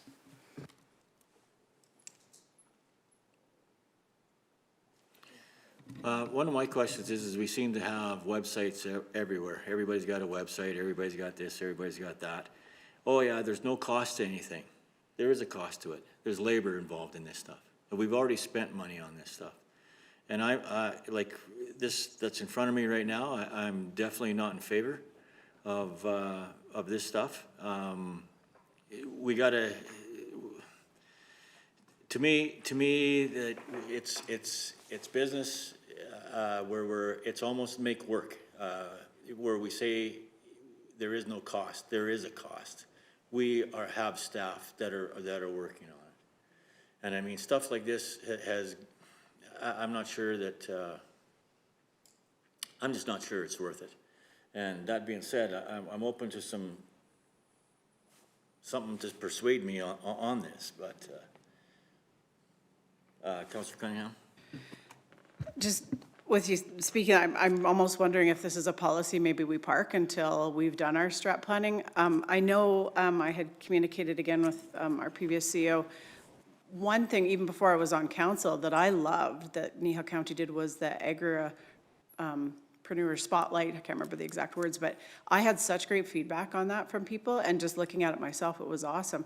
That has since been removed from the current website, and I did ask previous administration why. And I think I was told that it would be moved over to the new site. That's just what, even from the people that were spotlighted, they felt the feedback was really great from that. So I'm just not sure where that's kind of stands. And then to dial it back a bit further, prior to you folks coming on, we did have a very robust economic development plan, about a 60-page plan. I don't know, when you can't sleep at night, if you want to have a peek at it. But I'm just wondering, does that 60-page document not speak to this policy? I guess I'm a little confused about why we have that robust. And then I know what Reeve McCook is saying, like, I truly believe in collaboration, but like, I know it says participation is free. So I'm really protective of our Kneehill County businesses. I own a business in an urban, so I appreciate the fact I would have the ability to be on this website, but is that where our focus should be? And it's great to be good partners and good neighbors, but should we be having our staff time, which in essence is our ratepayers' money, spent to promote our urban businesses? Or is that something that's a responsibility of those urbans? I don't know. I think it's a conversation we need to have in strat planning. Councillor Olson? Yeah, I agree with Councillor Cunningham. I do realize, though, that we need a website. We need, we need to move on in the future here. I mean, millennials and Gen Zs don't use paper. But I think we need to look into it and go through this with a scalpel and get maybe something that is, first of all, that we can afford and that is kind of in between. I'm with you guys on that, but I mean, we don't need we have a website. We don't need a website for every manager position that's here. That's what I'm saying. So, I mean, I really don't think that I can approve or get into this without our stat plan being done. I really don't. And that's just where we are. I agree with you on that. And that's the comment that we can go on to. That being said, Councillor Penner? I guess the only comment that I would make, if I'm understanding the situation right now, that money has been spent. We're this close to the finish line to have the plan be accepted for the time being, for the coming year. As we develop our own strategic plan, it may be the best use of the resources that have already been utilized. Councillor Cunningham. And I understand where you're coming from. The economic development website is coming, right? Like you say, we have spent the money, but I could be wrong on this, but I think maybe administration is just wanting us, and again, I'm a little bit confused on this one because to me, there's that line between administration and governance. So part of this to me falls in administration, but please enlighten me on that. But what I'm saying is, yes, we have that website coming. Do we just wait until that's here? And do we have a conversation? Like right now, currently, if I'm understanding it correctly, we are including all the urbans within this business directory. Is that something we want to do? Or do we want to just keep it to Kneehill County? And is that a conversation we want to have in strat planning? And that's the question that I have, and that's where strat planning comes in. Where I'm coming from, I don't think that we need to be paying for the towns and villages. CEO Cochran, you want to be a counselor? You want to be a counselor? No, I don't want to be a counselor, thank you. That's your job. So through the Reeve to all of council, this is a great discussion, and this is exactly what we'll bring to the table on the February 2nd strat planning day. Now, of course, the website is nearly done, and it is a sunk cost, but that is up to this council to determine whether they want to move forward with that separate website or not.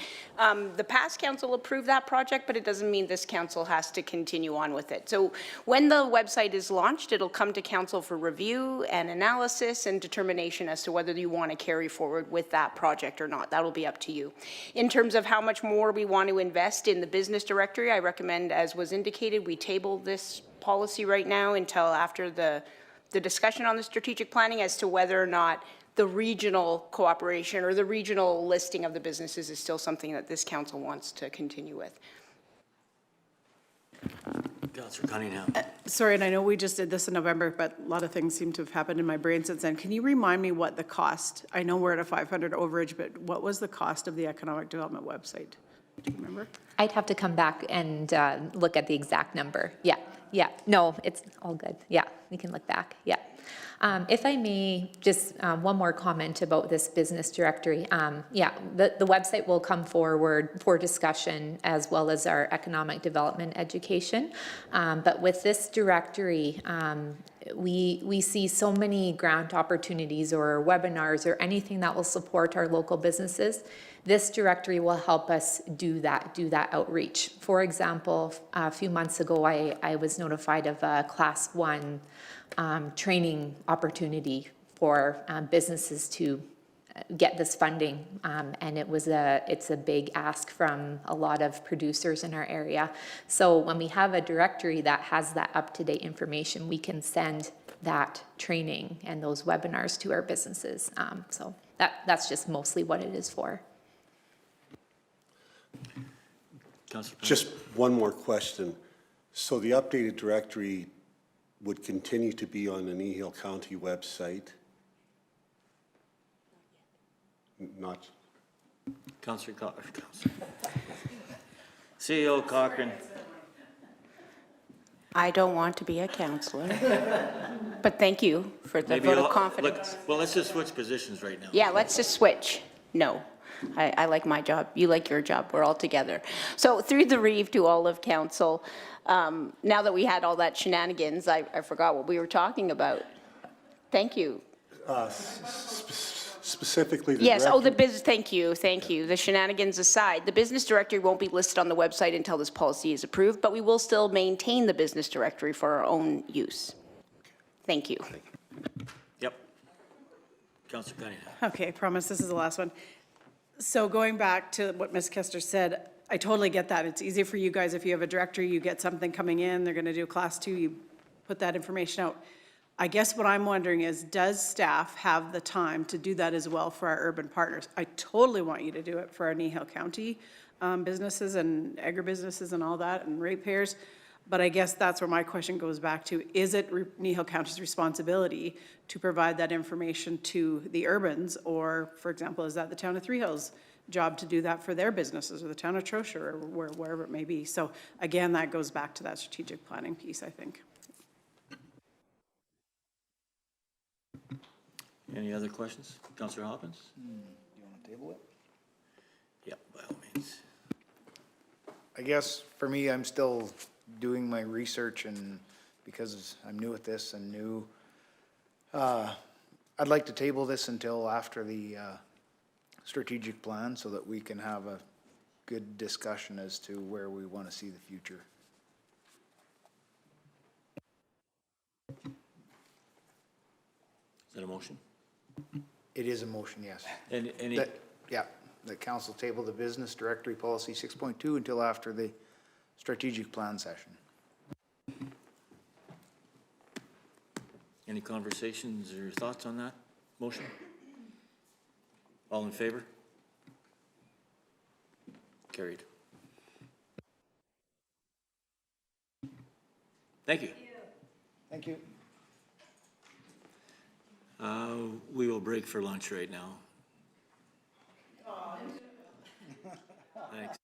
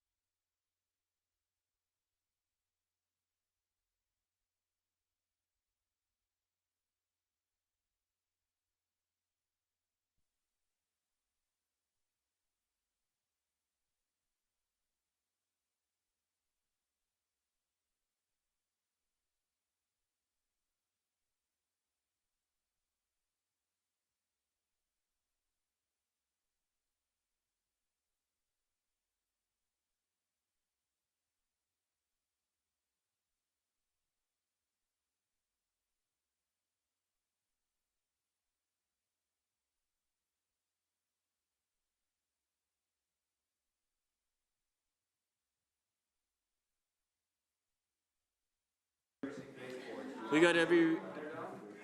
live. We got everybody back at 12:47. Everybody's online. Good, good. Okay. Corporate Services, 6.1, Communication Methods. I believe I was the one that asked that to be brought into council. Looking at costs. Go ahead. Okay, so council has instructed administration to provide a breakdown of our communications costs to ensure that ratepayers receive the value. So first off, we are tied by a little bit of relevant legislation for certain things. I put that in the top there. So basically in section 606 of the Municipal Government Act, a council may bylaw provide one or more methods which may include electronic means for advertising proposed bylaws, resolutions, meetings, public hearings, and other things referred to in section 606. Now for the county, we have a bylaw 1772, the advertising bylaw, which we state that we will be posting notice in local Three Hills newspaper and electronically on our website. So that's the legislation we deal with for some of the stuff. So then the rest of it, we basically use a multi-channel approach. We do it in print, which is the newspaper and our newsletters. We do digital, which is our website, our Kneehill Connect, which is our citizen self-serve portal, and social media. Then we also do our public engagement events like ratepayer nights. Excuse me. And then we also have interactive media such as our podcast and live streaming our meetings such as council and the cow meeting. This approach ensures transparency, accessibility, and active participation from ratepayers. And then the discussion is our costs. So the costs, we have a full page ad in the Three Hills Capital every week. That's $619. So by the time that's done, at the end of the year, it's about $31,000. The capital is distributed to every mailbox within the Kneehill County borders. We also pay for advertising in the capital special editions during Fire Prevention Week, Ag Safety, Christmas, the Kneehill graduates, etc. Those ads vary from $200 to $300 each time. Then we also have Facebook, Twitter or X, and Instagram. These platforms are free, except for the labor that's involved in putting stuff on them. We put everything on there, including our council motions, any events in the community that affect Kneehill County ratepayers, like basically we try to do as much as we can. So we do every council motion, goes on all our social media as they're coming in. So basically, as you make motions, they're going on social media in real time. We also put on the RCMP's police beat. We put on any of the fire news and alerts and any of our current going.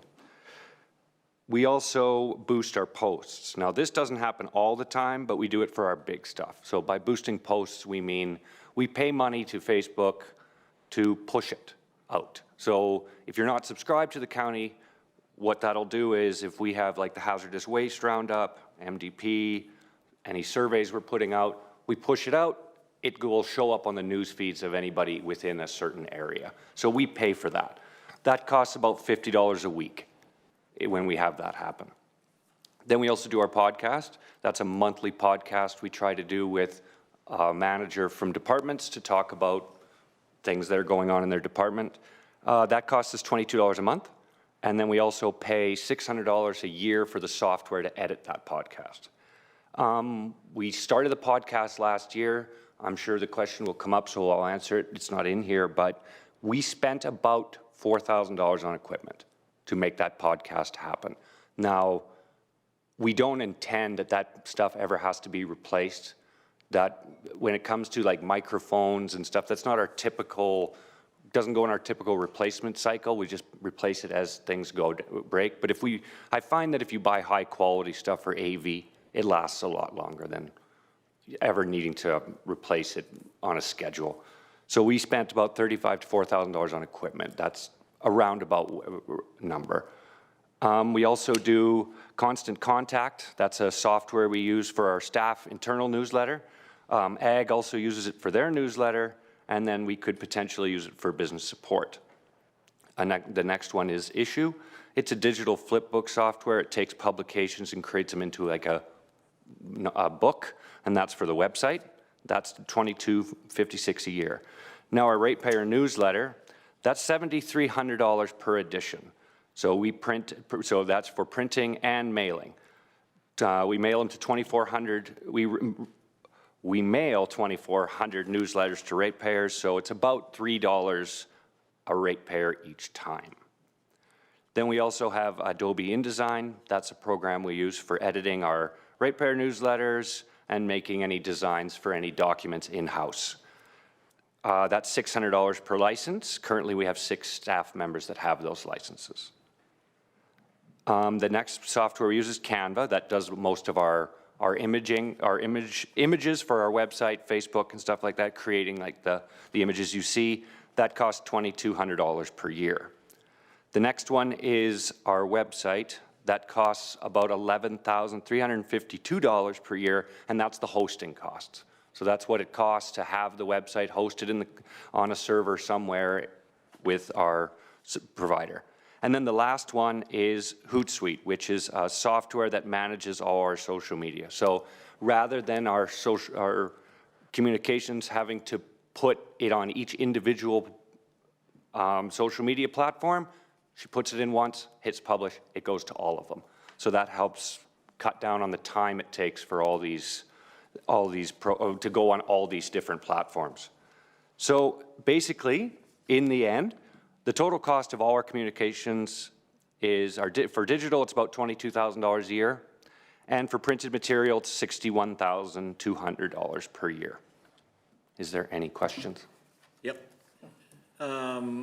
Does that include the labor to populate these newsletters and stuff? No, that would, through the chair, no, that would just be the cost of what the actual programs cost. So correct me if I'm wrong, but when I look at the bylaw states that we're either posting our stuff through the Three Hills Capital or through our webpage, not through different stuff like the newsletters and stuff. How did the newsletter get involved into this? And how did the podcast get involved? How did that equipment get bought? Was there a motion from council? Could be. Yeah, thank you. Through the brief of council, the podcast was brought in through a corporate initiative. So the previous CAO approved the podcast based on direction from council, but no formal motion. So there's a corporate initiatives account or fund that would fund special projects throughout the year, and that would have been one that was approved through there.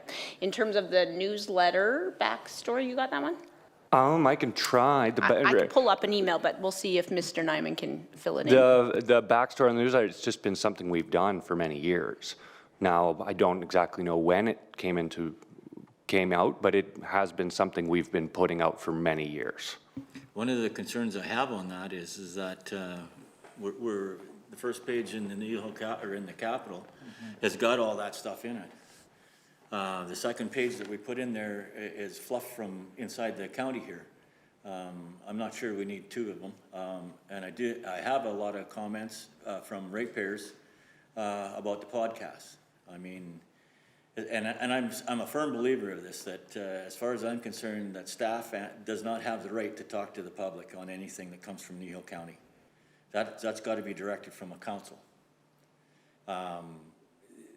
That's the part that I was bringing up was basically that newsletter and the podcast.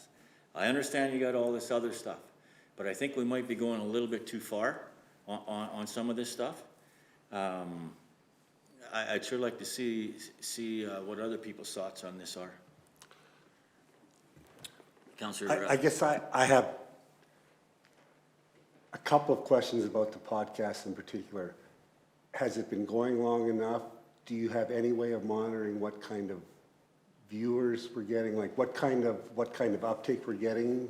Is there any way to judge that at all, or? Sure, I have some analytics. I don't know if I have the podcast analytics. I know last time we checked, we get about 60-ish people per time. Yeah. But I do have some, and I can go through them all. Do you want me to go through them all? I can go through them all quickly. On Facebook, this is just from this year, as of December 19th, when we put these numbers together.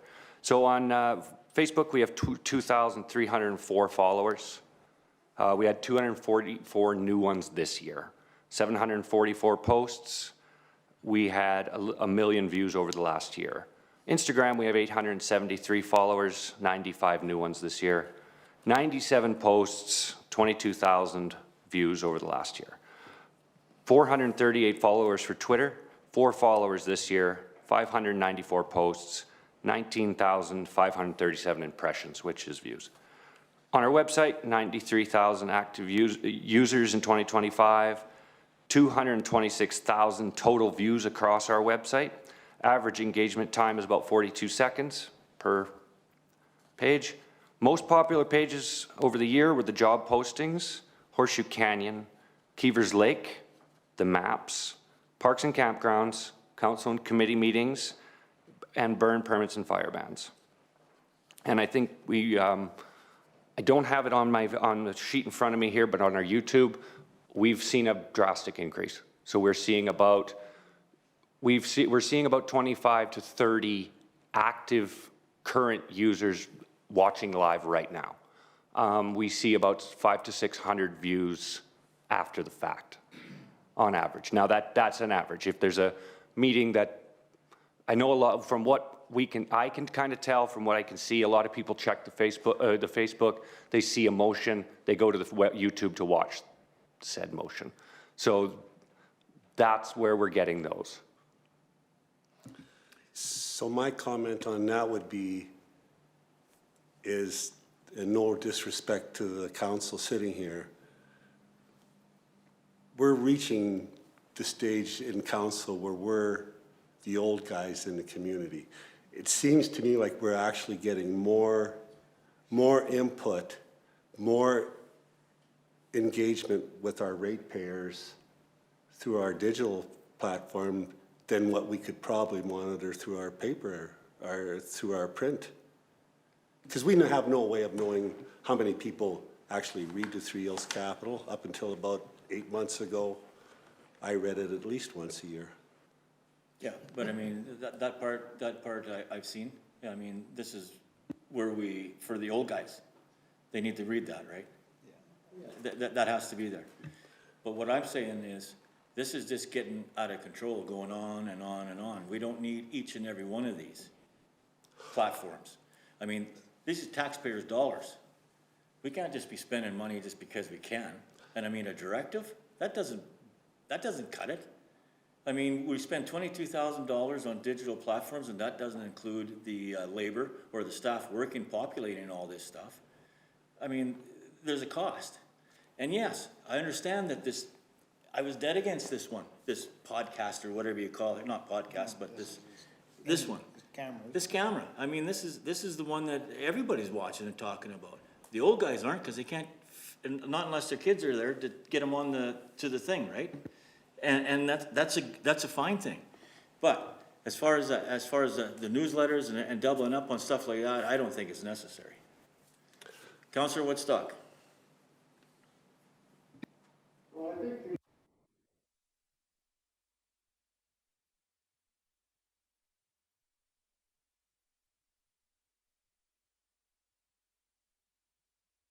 yeah, you're right. People don't read the newspaper, but they do go on Facebook. They do go on X. They do go on Instagram.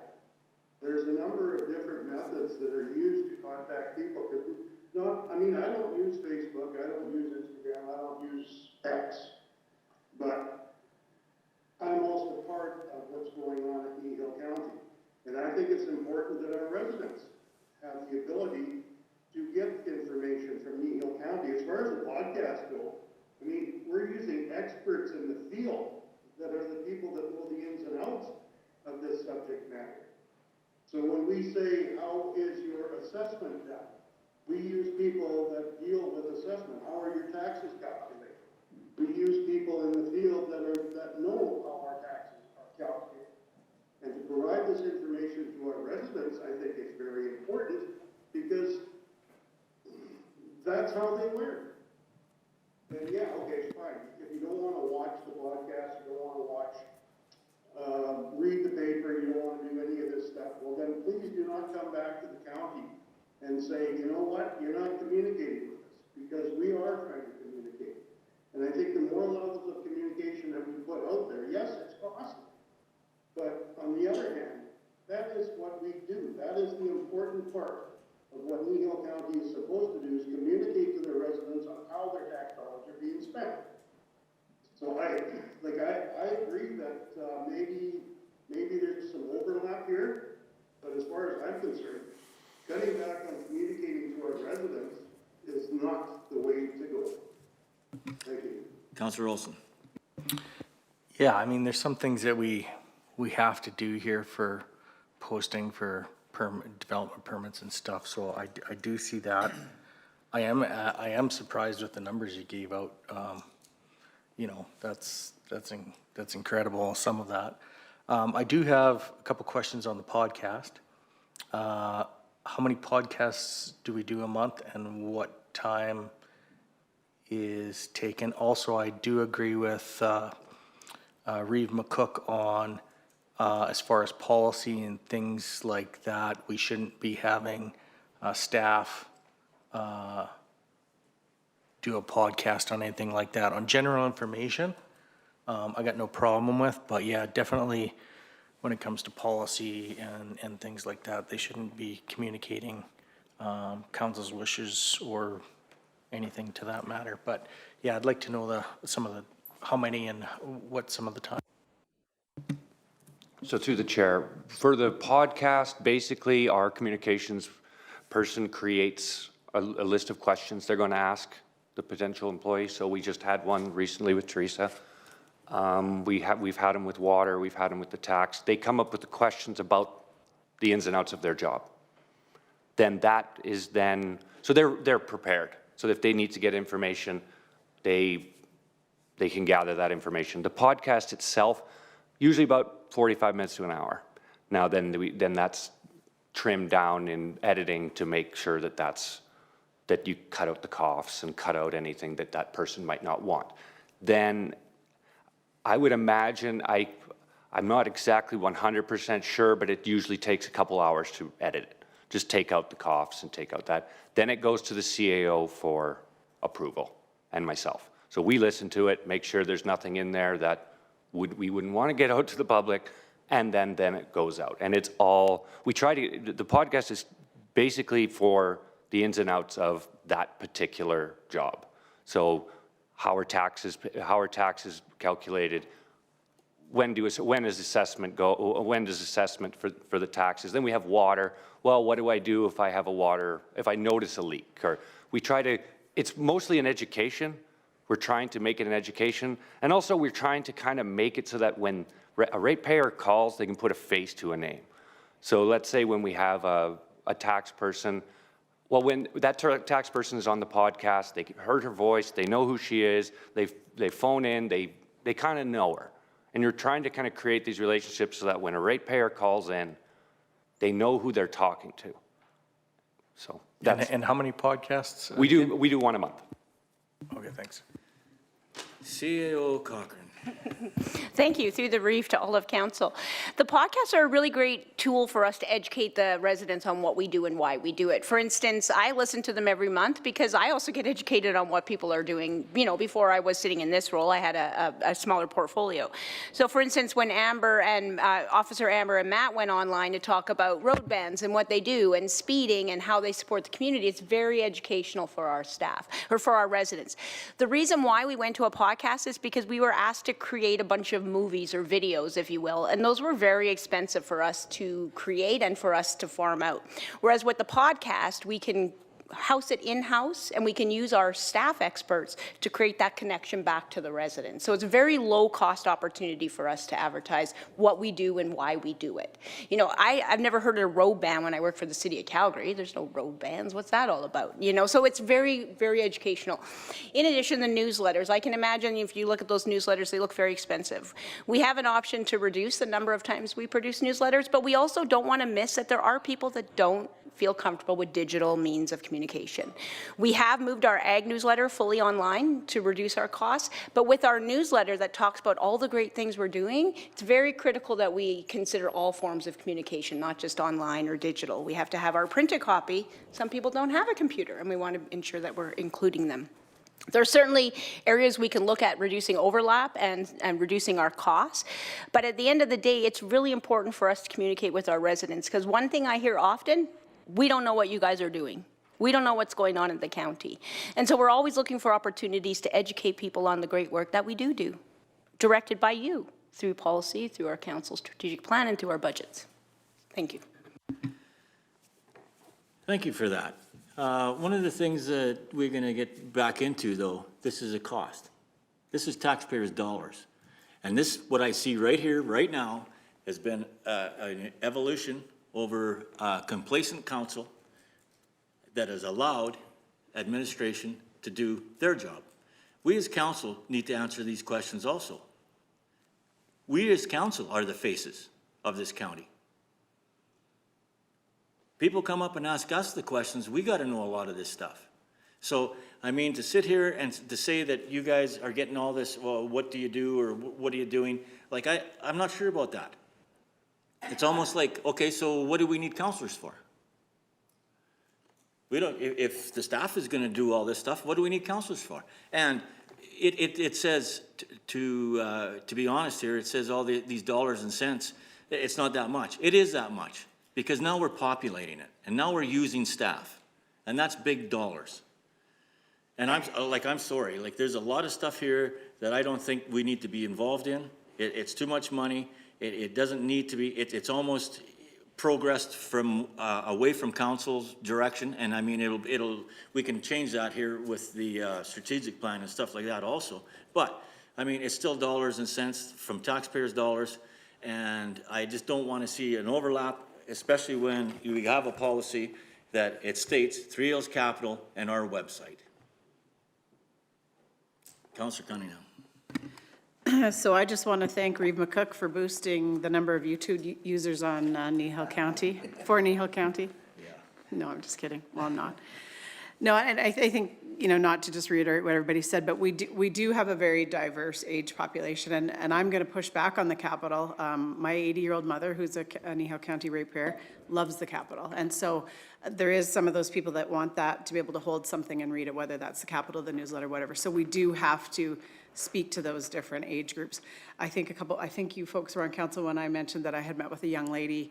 I'm going to be bringing that forward about some more youth engagement. I mean, she told me Facebook and Twitter was kind of not even part of the youth movement anymore, which was new to me.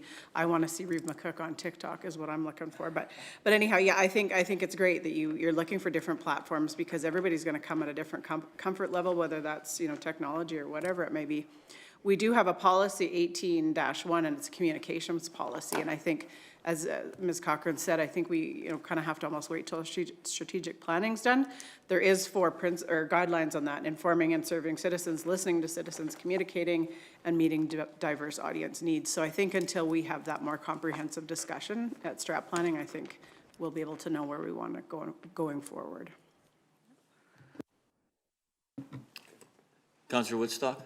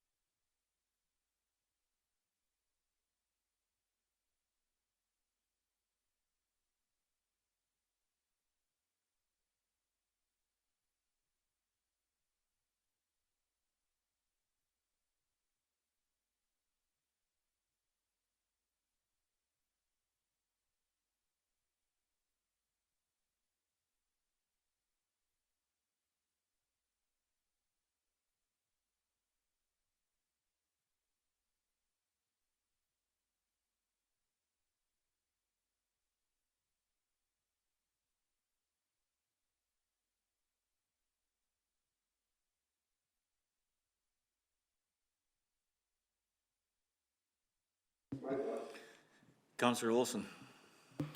Yeah, just going back to the podcast thing. So we have this equipment, it's paid for.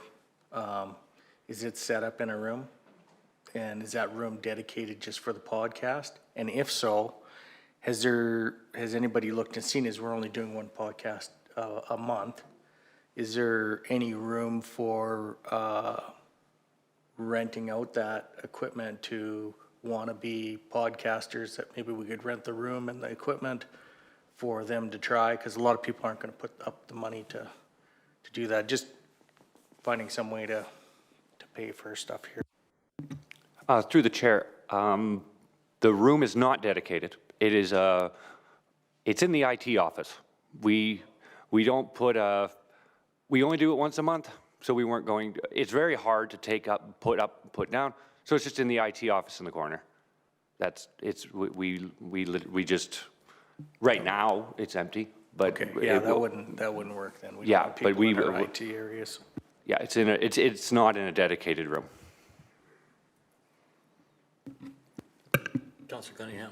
So then is the podcast equipment no longer in the room okay, because just for history, there is a room when you come into the administration office that was kind of dedicated for, like, we have a coffee with council opportunity for our ratepayers. And I think there was some conversation that then with the podcast equipment in there, maybe that, wasn't maybe working well. But anyhow, so that's awesome to hear that there's kind of a different location. Just further to Councillor Woodstock's comment about, we do have a duty to our ratepayers to let them know, keep them informed. There is a duty for those ratepayers to also seek out that information. When we were doing the municipal development plan, I think it was one of the best communicated things that we've done in the 5 years almost now that I've been here. I had a large farmer from Trochu say to me, well, I never knew anything about those meetings. I honestly don't know. I think I even texted that ratepayer. I do not know another way we could have communicated that. So yes, I think we want certain platforms, but we also, there is a responsibility of the ratepayers to be able to, to say, I want that information to look for. Because like Mr. Nyman's clearly indicated, we have many avenues for that information. So people have to be able, want to use it as well, so. Councillor Hoppins. Thank you. I've heard from not quite a few, but a few ratepayers that wonder about the cost of the newsletter. And seeing here $3 per ratepayer each time, $3 doesn't seem like a lot, but it still starts to add up. Some of the information in that newsletter is in the capital at all times. And Councillor Woodstock, you're right. We need to keep our ratepayers informed as to what's going on. And I've also heard ratepayers say, well, I didn't see anything at any point. So you can't please everybody. Going back to the ratepayer meetings, I would like to see more of those to get our faces out there more often. And I know that's not part of well, it's sort of part of communications, but those used to happen very frequently in the early 2000s, and then they sort of disappeared, and our ratepayers want to see us back out there. So at some point, I'd like to bring that. We can discuss that in strat planning as well. All the platforms, my daughter says the same thing. We use Snapchat and TikTok. We don't use Instagram and Facebook anymore. So it's forever changing. How we reach our community is becoming more and more difficult. But at the same time, we need to watch our costs. I know I've had some people say the podcast can disappear. Again, there's good points and bad points to it. I'm not on either side, but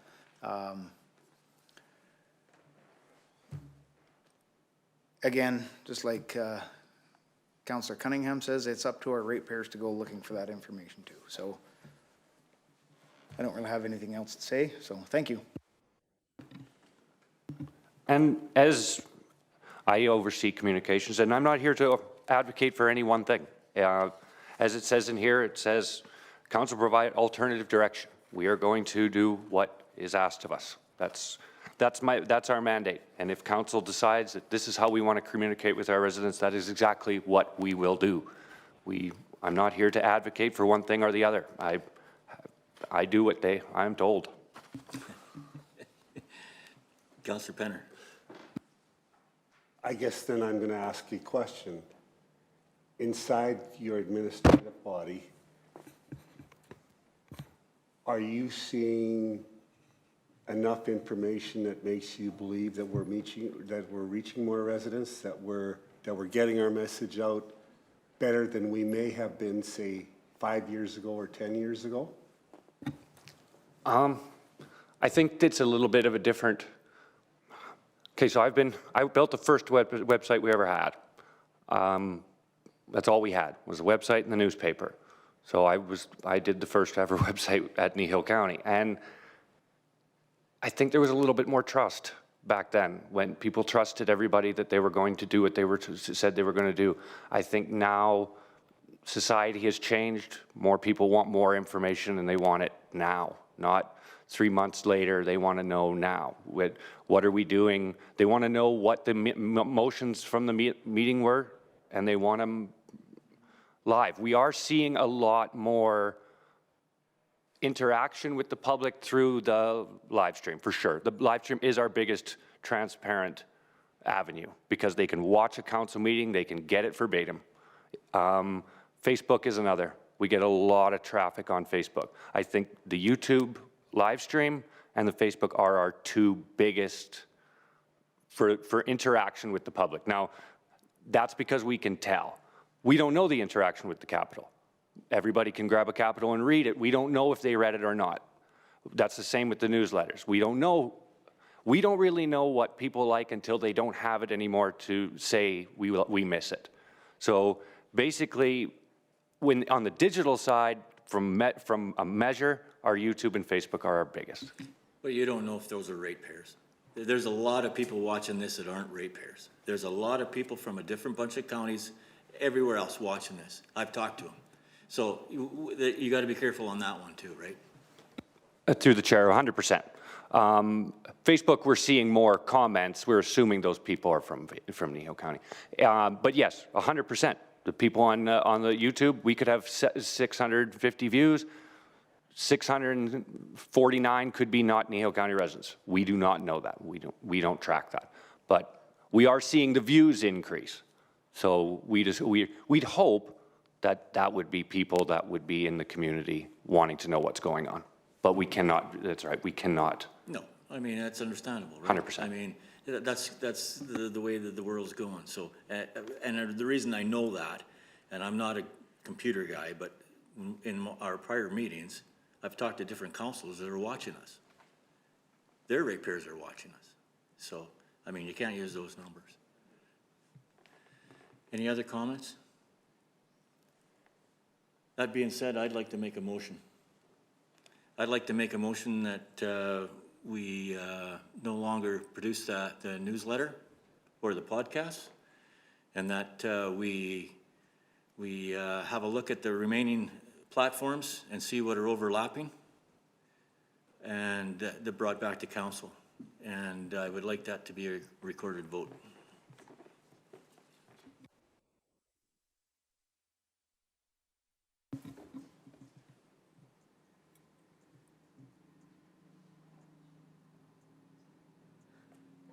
Any questions or concerns? Use of podcast and newsletter? I want the newsletter and the newsletter completely and the podcast.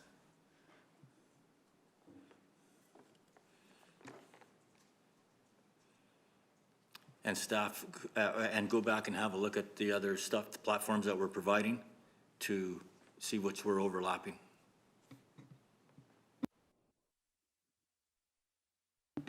Now, through the chair, when you say overlapping, some of it is going to be overlapping. We put the same exact post to Twitter, to Facebook. You're correct. Okay. And what I'm talking, I think you know where I'm coming from. What stuff that we don't need. Oh, yes, okay. Yeah. So look for, you're correct. Yes. Yep, I totally understand.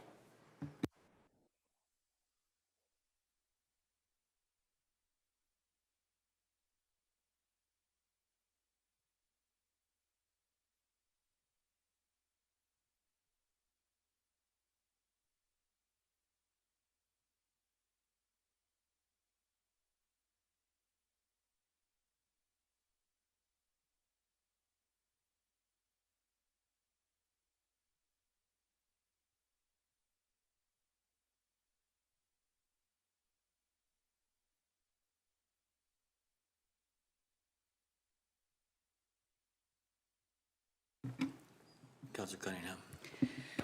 You know, an unfortunate thing for me is, I don't know what year it was before my time, but I know there was a citizen, I think, satisfaction survey done. And you get to know me well that I'm not really a big fan of surveys, studies, reports. They sit on the shelf and they gather dust. And so I guess that's one thing that was frustrating for me last term is I don't know if we took the information. We asked the ratepayers' opinions on certain things, and I don't know if we took their opinions and really moved forward with it. I don't want to see us come out and do another survey. I mean, to me, this is something maybe at a ratepayer meeting or something we could kind of informally ask the residents, like, what is the most effective form of communication for you? But like I said, I'm not into doing another survey. My only question for you, Reeve McCook, is would you consider holding off on this motion until after strat planning? Because I know where you're going, but I'm just wondering if we're going to gain a lot more information after that strat planning session.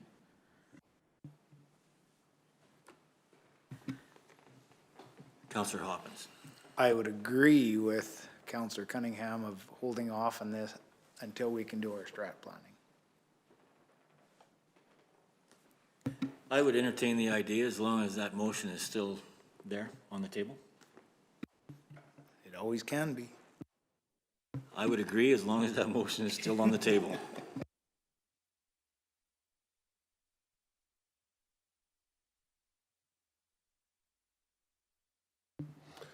Sure. Mr. Olson, or Councillor Olson? Yeah, I'm kind of leaning the same way, just because, yeah, I'm all about getting a little bit more information. I'm not opposed to this motion either, but I am kind of leaning towards Councillor Cunningham and Councillor Hopkins. So I don't know if we need to amend this or just table it for now. It's.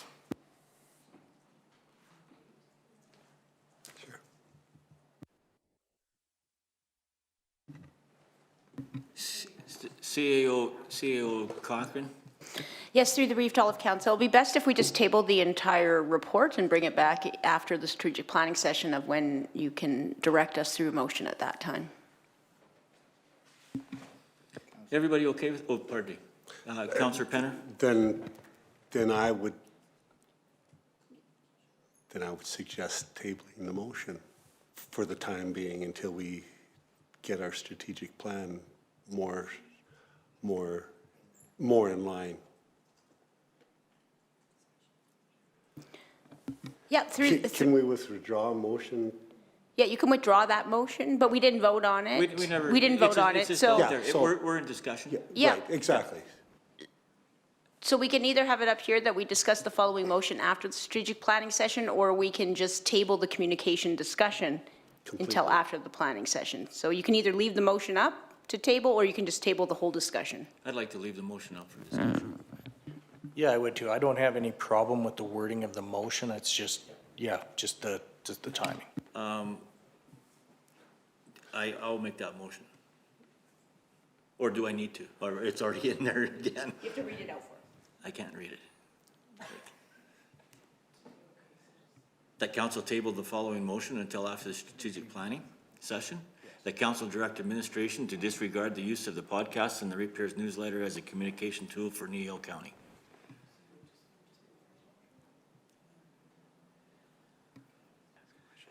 Councillor Cunningham. Sorry, I'm confusing you, talking under my breath here.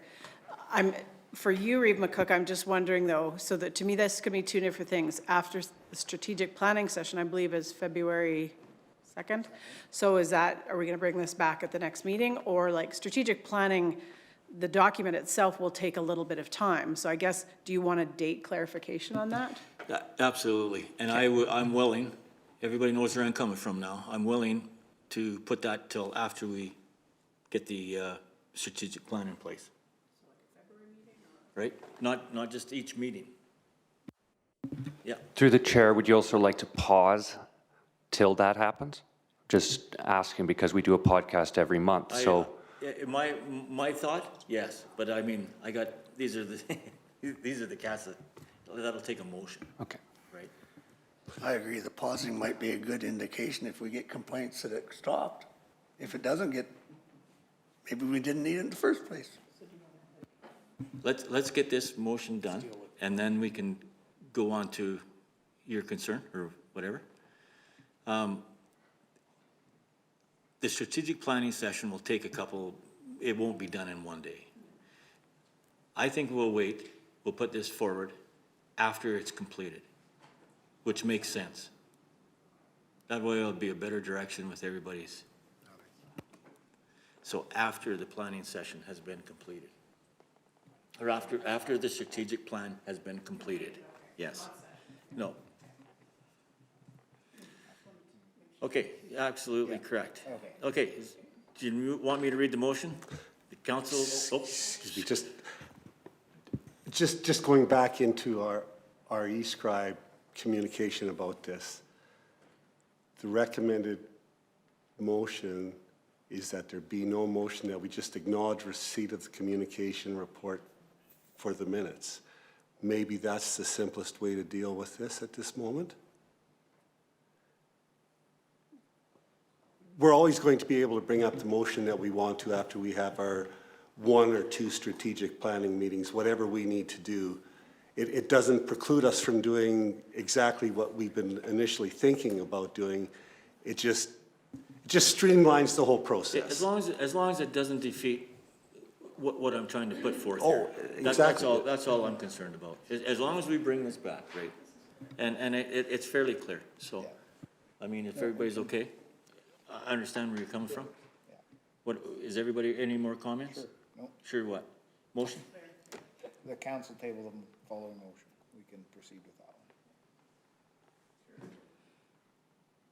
Councillor Woodstock?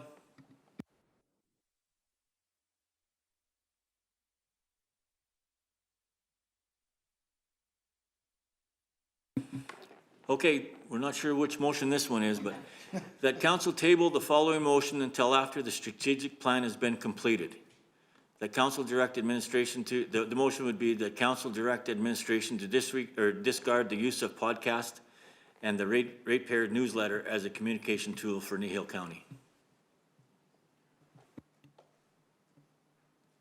But as we, Okay, my question then would be, if we come back at the next council meeting after the strat plan is determined, or should we just make it, bring back the communication method RFP after strat plan is completed?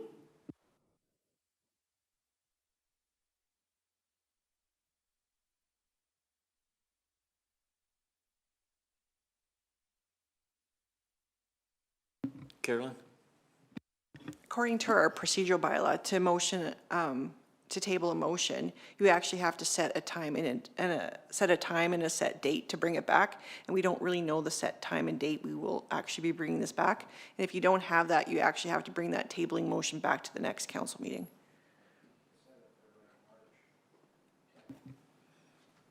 Yeah, do we have an estimate when we can get that plan done?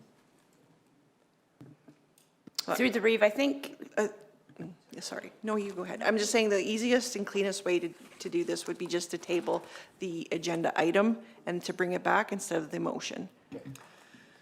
All right, let's go for, yeah, okay. I'm okay with that.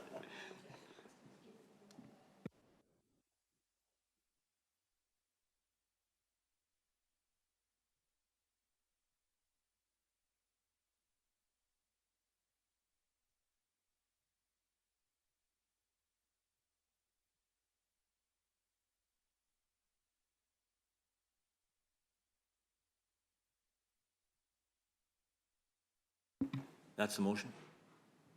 Would you like me to read the motion out, Reeve? I'll read it for Okay. Jerry. You can hear me, Jerry? That council table communication methods agenda item until after the strategic plan has been completed. That council table the communications method, yeah. Does that make sense? yeah. Is everybody okay with that one? Yeah, there,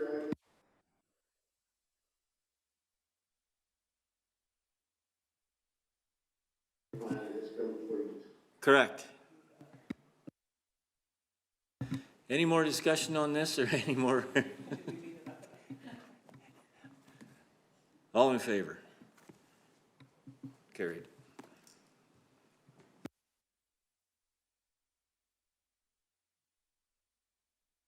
Thank you.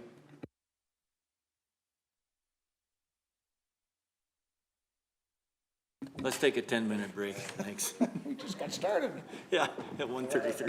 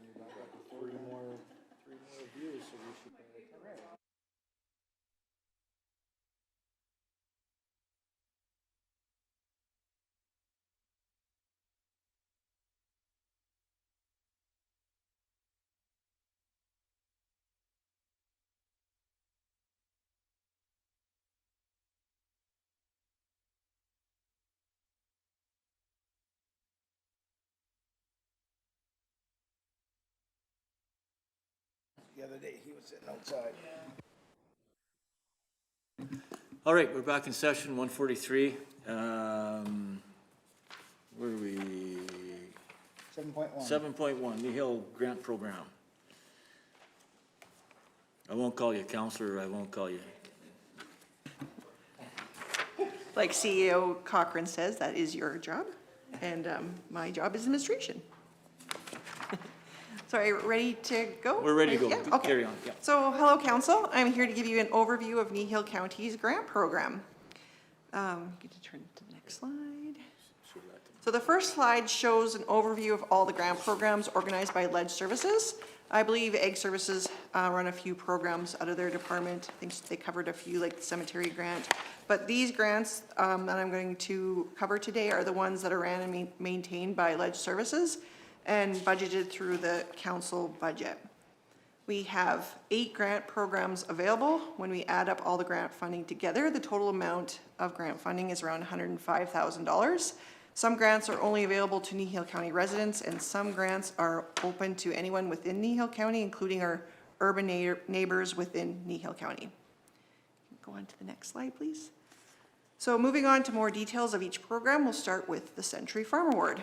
The purpose of the Century Farm Award is to recognize the achievement of Century family farms and ranches within Kneehill County boundaries who have continuously owned and actively operated the same land for 100 years or more.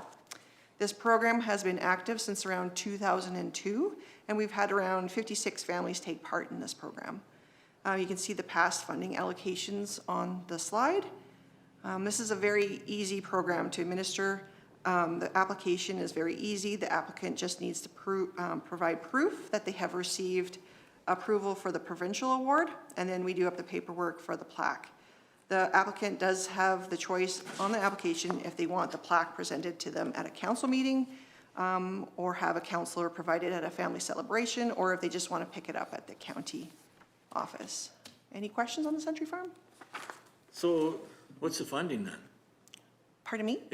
What's the past funding? Like, we're just $2,600 or we're on the Oh, wrong that's page? the budget. That's the budget money that a we plaque? allocate for the Century Farm For the Award. plaque? Yeah, it's a plaque. So, no, a plaque doesn't cost $2,600. It's about, I think it works out to be about $1,000 for a plaque.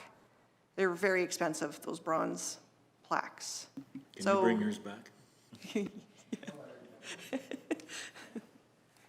Any other questions on the Century Farm Award? In 2025, we didn't have any applicants, but in 2024, we had 3. When it first started, we had quite a few applicants per year, and it's slowly dwindled down. Councillor Olson. So if the plaque cost $1,000, what's the other $1,600 then? Oh, we didn't, like, that was our budget money Oh, for, that was a budget, for but you didn't use it. 2025. Oh, Yeah, okay, the okay. allocated amount is what we would, sorry. That white on the blue is hard to see. Sorry, I On the slide. apologize. Yep, Yeah. thanks, I see that. Going on to the next slide, thanks. So the next program on the list is the Community Grants for Nonprofit Organizations. The purpose of this policy is intended to address grant requests from nonprofit organizations. This program is administered twice per year. The deadline for round 1 is the first Wednesday of March, and the deadline for round 2 is the first Wednesday of October. In 2025, we contributed $7,825 in community grant funding in round 1. And in round 2, we contributed around $28,215.01. When the grant program was last reviewed in 2023, Council introduced the Rural Community Hall Capital Grant. Previously, the community grant program was budgeted at $50,000. However, when we reviewed the grants and we introduced the Rural Community Hall Capital Grant, we moved $20,000 from the community grant to this Rural Hall Community Grant. So the community grant is now budgeted at $30,000. That's why you'll see from 2023 to 2024, the budget went down. When creating the Rural Hall Capital Grant, Council was concerned that the Rural Hall Capital Grant might not use all of its allocated funds within the year.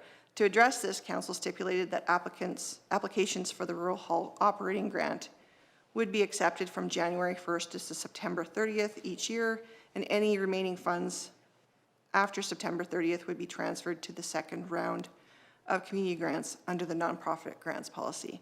That is why you see under past funding, under the 2025 column, that it looks like we were over budget, but in actual $12,631 was transferred from the Rural Hall Capital Program. That makes sense? I said that very quickly. Any questions on community grants to nonprofits? We have the listing of who we provided funding to last year on the slide. So the next program we have, as I mentioned before, the Rural Capital Hall Capital Grant.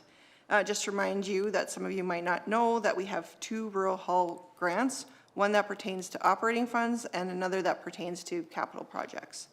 Policy 15-4 is in relation to capital projects. This is a new grant that was put in place in 2024. That's why you don't see a lot of history on it. The purpose of the program is that Kneehill County is committed to fostering the growth, vitality, and unity of rural communities by providing financial assistance for the development and enhancement of their community halls, which include Huxley, Sunny Slope, Wimborne, Torrington Community Center, Swalwell, Three Hills Rural Community Association, Orkney Athletics Association, Mount Vernon, and Hesketh. Under the community grant policy, applicants are required to contribute 50% of project costs. However, under this grant program, rural halls are only required to contribute 25% of their own money for their projects. This provides a significant advantage for those utilizing the program. Additionally, if a rural hall received more than $1,000 in funding in the previous year, it is not eligible for funding in the current year. This requirement ensures that funding is distributed fairly and not repeatedly awarded to the same rural halls each year. If you notice, Wimborne Hall, they were not eligible for the Rural Hall Capital Grant in 2025 as they received over $1,000 in 2024, but they did go ahead and apply and were successful for a community grant in 2025. If you go back to the past slide, you'll see that under round 2, they did get funding through that program, and they did have to put their 50% down for this grant. So the next grant program is the Kneehill County Scholarship Program. The purpose of this grant program is that Kneehill County recognizes the importance of an educated population to the future well-being of rural communities and will commit $4,000 per year for a scholarship program in support of rural students attending a university, college, or trade school. This will be in the form of 2 scholarships of $2,000 each. Criteria selection is 50% of the weight goes to the written essay, 25% goes to letters of reference, and 25% goes to contributions to school and community leadership activities and personal achievements. Each year, the CAO changes the essay question. In 2025, the essay question was, what initiatives do you think a rural municipality like Kneehill County could take to foster youth, entrepreneurship, and career opportunities within the region? And when reviewing the essay submissions in 2025, it was evident that many of the essays were very similar in content and style. I did put the essays through an AI detection software, and most of the essays were created by using AI.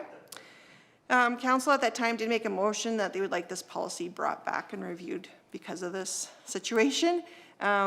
So it will be brought back to you guys for review. This program is regularly updated to ensure fairness.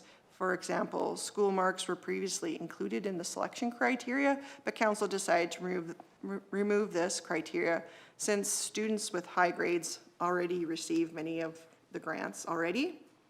Additionally, the program now allows homeschooled students to participate, whereas they were previously excluded.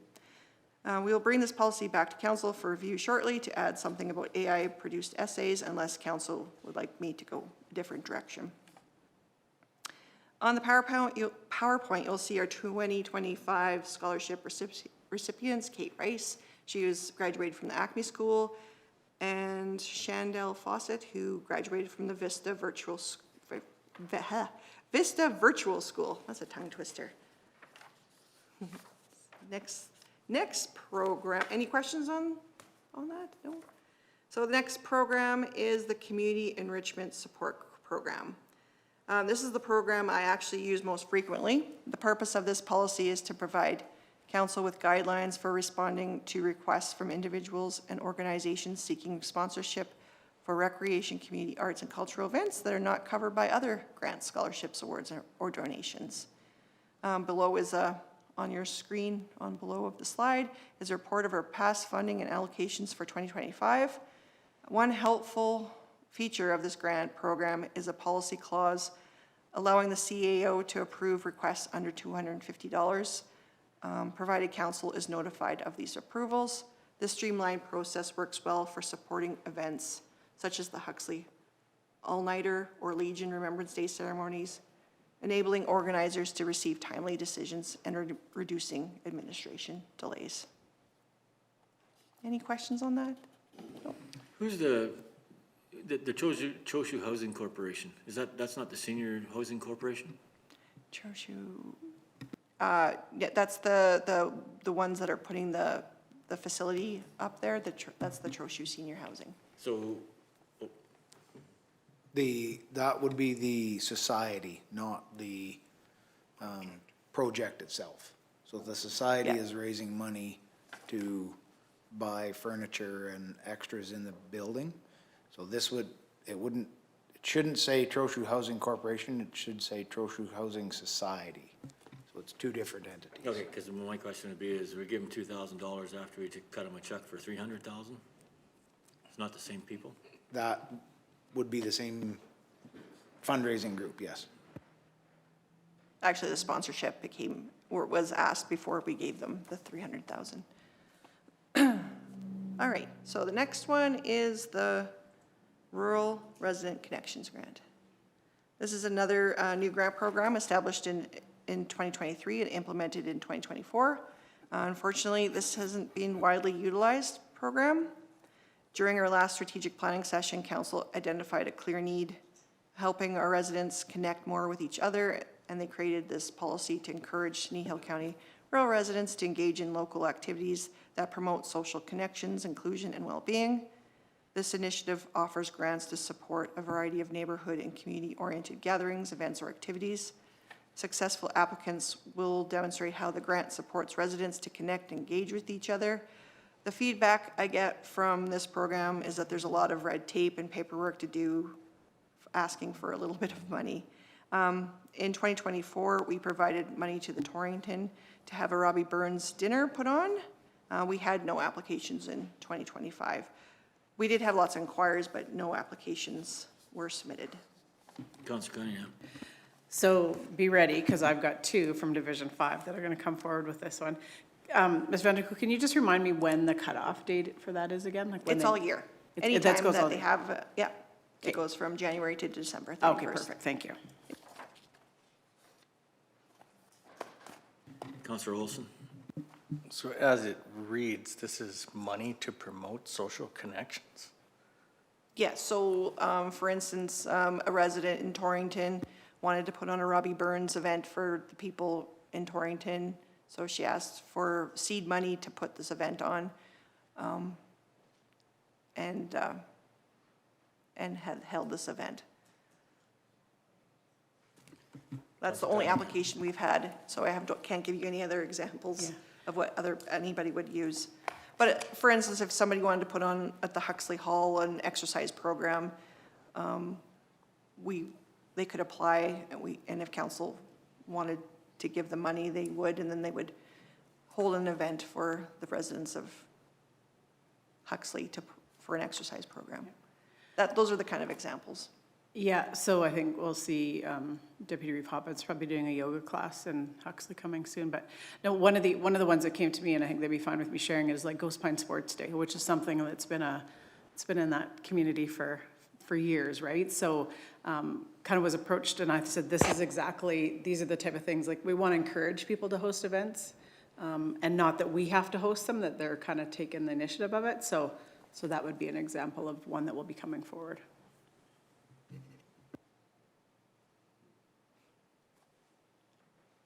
So going on to the next one is is there any more questions? Sorry. The next policy is the youth event sponsorship. This program program was revamped in 2023, previously called the Youth Sponsorship Program. It provided, the old program provided funding to individuals or teams to cover travel costs for youth events such as supporting a school team attending provincials with a $500 grant.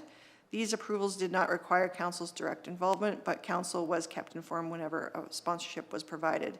After the program was updated by the previous council, it was focus shifted to providing financial assistance to organizations within Kneehill County for organizing and conducting youth-oriented events, activities, and programs being held in Kneehill County. Council now serves as the final approver for grant recipients under this program. You can see the past funding on the slide below. Any questions on that grant program? Okay, going on to the next program is the Rural Community Hall Operating Grant. The purpose of this grant program is to provide grant funding to hall boards who have been operating a community hall within Kneehill County. The halls are the heart of our rural communities by providing a central space for social, cultural, and recreational activities. The amount the hall is used per year determines the funding level. Level A is 20 times or more per year. Level B is 10 to 20 times per year, and level C is less than 10 times per year. This program's rates are now fixed. It used to be a rate that was indexed annually based on the October Consumer Price Index. Having them fixed is easier to administer and budget. The tables in the presentation show the history of the funding provided. These halls are very appreciative of this grant funding. There are a few other council-driven programs. Oh, is there any questions on that? Okay. There are a few other council-driven programs and lead services department that I'd like you to be aware of. The first one up is the urban recreation funding. The recreation funding is part of the ICF discussions and are all due March 31st, 2027. And we will need to focus some time in 2026 to work with our neighbors for these.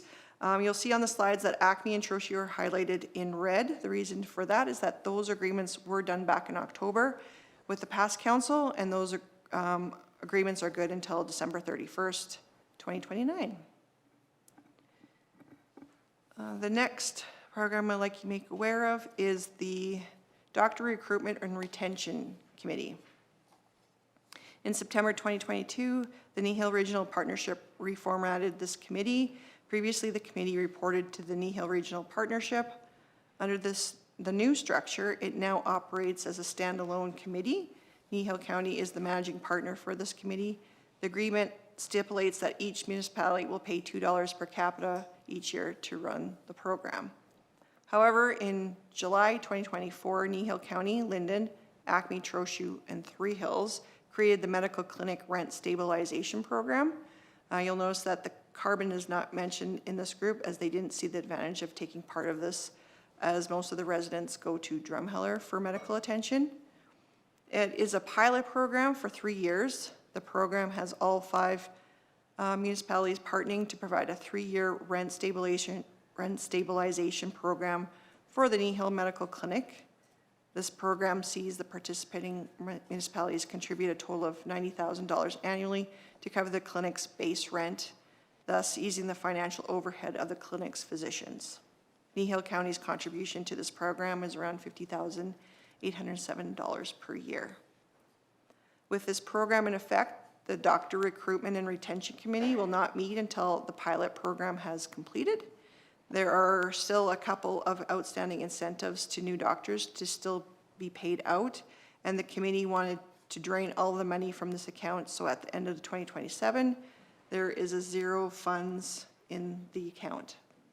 However, to pay for the outstanding incentives, the total expenses for this group is in 2026 is around $5,000, with Kneehill County's contribution to the program is around $2,000. So that will be in the 2026 budget. So the next program is the Kneehill Regional Partnership. The Kneehill Regional Partnership was overhauled in 2020. The cost for the Kneehill County to be part of that committee is $1.50 per capita, so around $7,400 annually. The Kneehill Regional Partnership Committee is a collaborative body formed by the villages of Acme, Carbon, and Linden, and the towns of Three Hills and Trochu. Its purpose is to foster cooperation among regional municipalities to improve services, achieve cost savings, and strengthen relationships for the benefit of over 11,000 residents. Some of the exploration that have been undertaken throughout the years has been they did an AUMA energy management program. Doctor recruitment and retention terms of references were updated with this committee. Explore Kneehill campaign, it's a tourism campaign, was formed, and fire level of service bylaw was updated, and recreation promotion in the region. Some examples of the educational opportunities offered have been privacies and do's and don'ts for council members, planning seminars for elected officials, council orientation refresher, wellness, mental health and stress management for council members, media training, purchasing law seminar, economic resilience and recovery workshop, and pre-election training. The slide provides an overview of the key roles and responsibilities, committee structure, and funding for your reference. Any questions on the Kneehill Regional Partnership?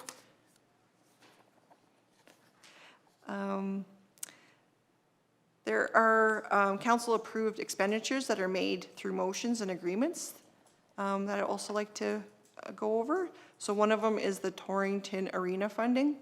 In August of 2023, council passed a motion to increase funding for the Torrington Ag Society from $20,000 to $30,000. This decision was made after the Torrington Ag Society presented to council, outlining significant increases in their expenses, particularly rising utility bills. Since that time, we've budgeted $30,000 to assess in their costs. Yes. Is the Torrington Arena owned by the Ag Society? The Torrington Arena is owned by Kneehill County. When did we take that over? As soon as, where? 5 years ago? No, no, that was a private building to begin with. I don't know the exact date, but we just signed a new lease with the Torrington Ag Society. Yeah, so we have recently signed a new agreement with the Torrington Ag Society, and that outlines the roles and responsibilities for both parties. If council wants more information on that arrangement, we can make sure we can bring this information back to you. I'd like to have that, please. Mm-hmm. I'm just presenting this information today as this particular council resolution regarding funding falls under Ledge Services budget lines. The Torrington Arena facility is under the Facilities Department, so we'll make sure they'll come back and provide you a report on that.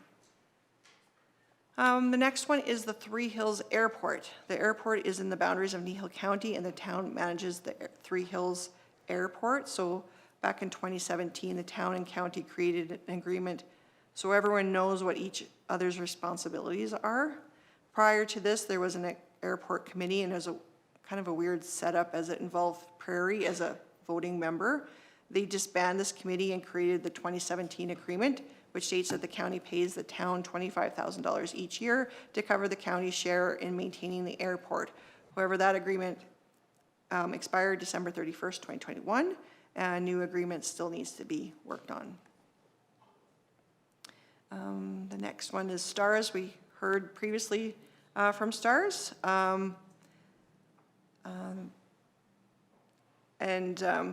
We have made a motion to commit sponsorships to STARS for the next 3 years for $7,500, which works out to be $1.52 per capita. And another motion that is on the books that is the Seniors Outreach Bus. Council approved to have the Kneehill County logo branding on 2 of their community buses, handy vans, for 3 years, starting in 2025. And that's $2,000 per year. And council contingency. Each year, the budget includes a council contingency allocation. This fund is set aside to cover unexpected expenses or needs that arise during the year and were not anticipated or specifically budgeted for. In the proposed 2026 budget, we have reduced this line item from $25,000 to $10,500.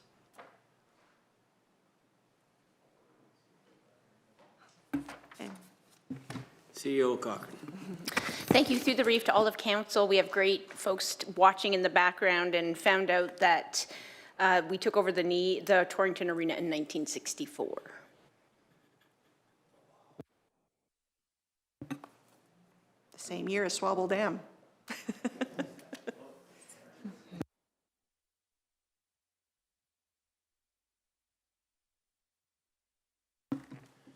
I'd like to double check that one. I don't think so. Through the reef to council, we just pulled the title on it, and that's where we got the date. Ron Gore built that arena, did he not? I can't answer that.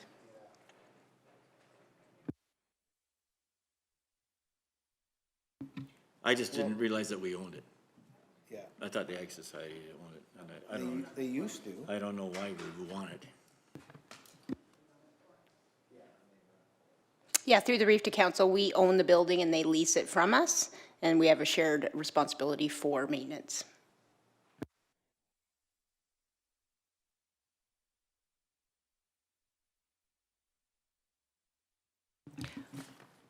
Okay. But that concludes my report. That's the reason why oh, sorry. Councillor Woodstock? Yes, the Ag Society leases the building from the county because they're eligible for grant funding, whereas the county would not be.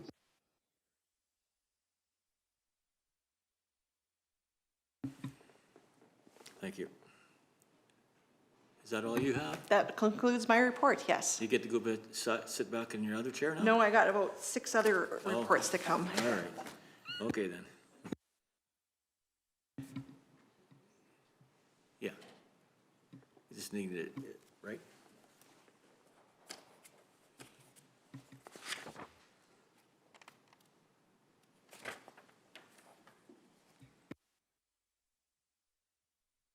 We just need you to acknowledge receipt of the report, and then we can go on to the next one. Yeah. Councillor Hoppins. Council acknowledges the report on Kneehill County Grant Program.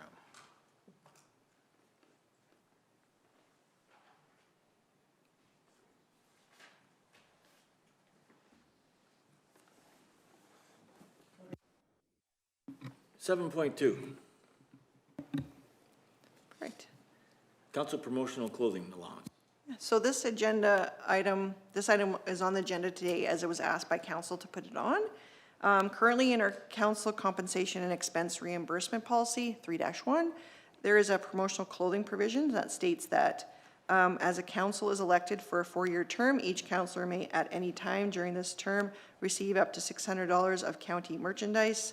During their term, a prorated amount will be available for any councillor that is elected through by-election. Administration budgets $1,000 annually for this expense, as not all of council utilizes their full $600 all at once, because they have 4 years to utilize it. And that's for council to, council to discuss. I think there was a few things that were discussed prior to that over emails or whatever, so it got thrown on here. Is this, this is the swag we're talking about? Oh, in your council policy, it is called council promotional. Right. It's swag. So I'm sure we have staff swag too, correct? Or is it included in here? No, this was directly related to council. Okay. My thought on this is, and I'm under the opinion, I mean, these are taxpayers' dollars. We don't need them to clothe us. I mean, what are we doing here? And I've also, we'll have to bring the staff swag in another time too, but I mean, the stuff that I've seen on the abuse, and pardon me, I haven't seen, heard, dollars and cents. We aren't a big corporation here. These are taxpayers' dollars, and I gotta remind you guys that we're not here to provide clothing. Comments, concerns? Councillor Anderson? I agree. We don't need to have the freebies. We're here to do a job, and I have seen at some point in time in Carbon where 4 people came into that, and I don't know how they got the coats. Some of them are from Ontario, and they're all wearing the Kneehill County swag. Councillor Olson. Yeah, I look at it a little differently, I guess. I don't mind seeing branding on some of our employees. I know you hear the odd farmer complain they've seen one of our employees wearing a county hat and stuff, but I mean, this is, I'm happy to see it actually, so that they're proud to wear that. I mean, branding for me is good. I think it shows something. Also, this is $1,000 on our $24 million budget. It represents 4 thousandths of 1% of our budget. And I think this is more politicking than anything to make it, but that's just my personal opinion. Maybe it doesn't need to be at this level. I don't know. I don't mind seeing the branding, and I think we should be proud to be, showing it as part of the county. And if we weren't, then why are we paying $2,000, twice as much per year on a sticker on a seniors outreach bus? That's just my opinion. I have to say that if I was proud enough to be, which I am proud to be in the Kneehill County, I'm proud enough to pay for my own coat. Councillor Woodstock.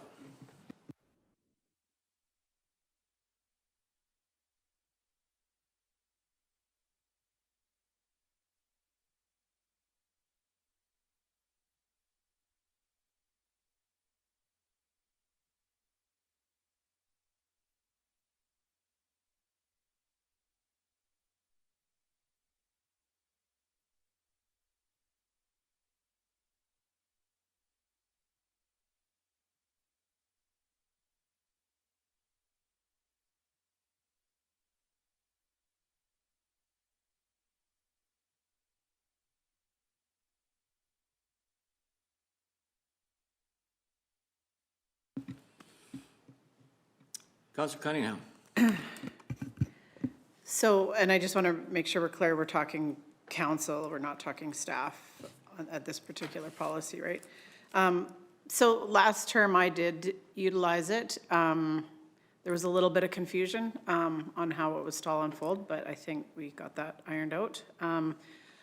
I personally have bought my own merchandise, and then I'm a stickler for local, so I actually just have the fellow in town do mine, and he does it honestly almost next to nothing. So that's just what I choose to do. I'm with Councillor Olson. I'm proud to be a councillor with Kneehill County. In saying that, I mean, this is not a hill I'll die on. If I choose to go out and get a coat or whatever it may be and have it branded locally, I'll pay for that myself. Like I said, either way, I'm fine with it. But Councillor Woodstock is correct. You'll see, I can't, maybe Jerry, you'd remember, but there's one county that you'll see them at RMA and they're wearing their hockey jerseys, and you always notice them just because of that. But, they might pay for those themselves, I'm not sure. And so, like I said, one way or the other, I'll probably wear Kneehill County branded merchandise, whether it is provided in the $600 or whether I purchase it myself. But yeah, that's just where I'm at with that. Councillor So, just as, Penner. I know that, I think in the Swallow Community Hall, for example, that there's a county map on the wall, and I'm assuming that was probably a gesture of a councillor picking up a map and making it available to the local hall to use, and I'm assuming those kinds of items would have fallen under this as well. Like, I see it also referring, like that county merchandise, I'm assuming that also includes things like our county maps and some of those items as well? No? Oh, okay.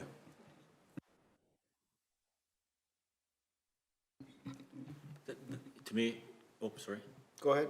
To me, if we were something like that, I got no problem with that. But this is clothing. And I mean, to sit here and tell me just because everybody up at the RMA's got their own stuff? Well, they can spend their money how they want. This is Kneehill County. And I don't know about you guys, but I still represent, and this is a place to die on, because every time we bring up something that's small, and it doesn't really matter, you think, do that 5,000 times, and then pretty soon we've got a lot of money going out the window for nothing. So this is something. I mean, I don't believe, as a ratepayer, that they should pay for our clothing. And that's what this is about. Councillor Anderson. I would agree with you in that, saying that it's a small item, it is an attitude.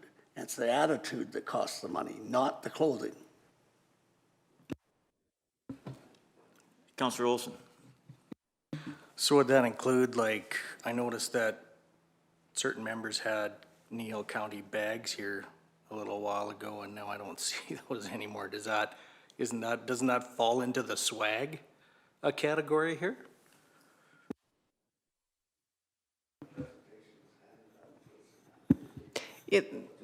Those items are under a different program. That's the county swag, like you said, swag program. This, right now, what we're dealing with is the council promotional clothing.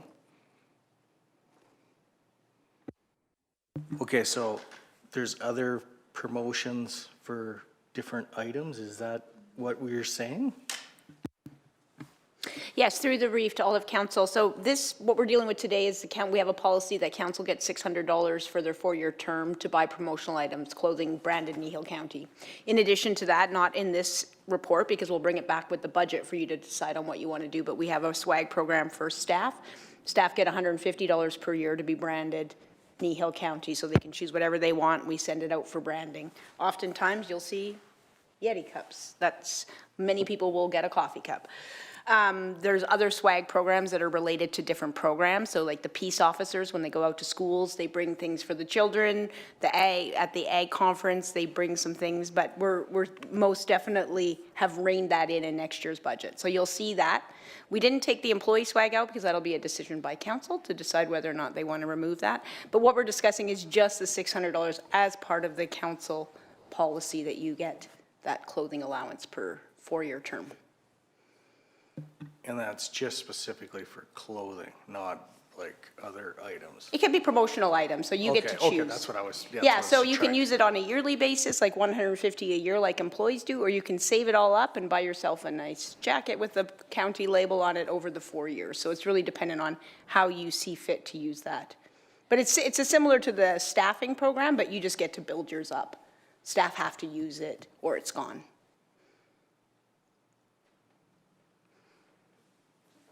Councillor Hopkins. I don't have a problem with buying my own clothes, but if I'm putting a Kneehill County logo on, I would expect Kneehill County to pay for it. Whether it's a hat, a golf shirt, a hoodie, whatever. I don't mind buying those things myself, but if I'm gonna put a county logo on, I would hope that the county would pay for that logo and cresting.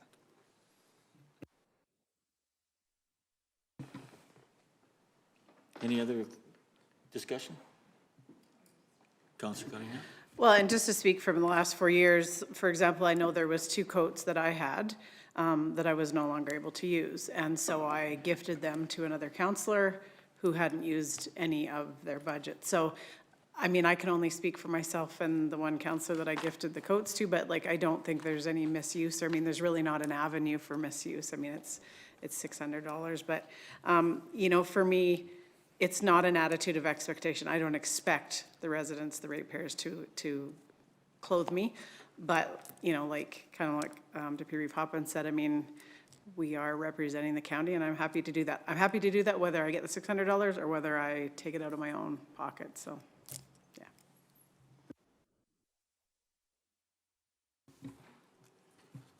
Any other discussion?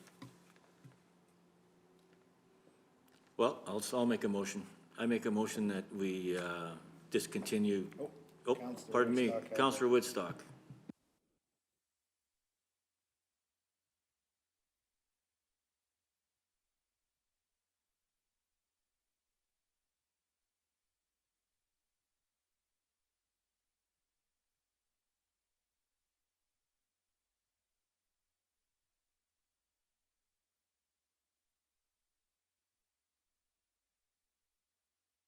We'll go in recess for 5 minutes.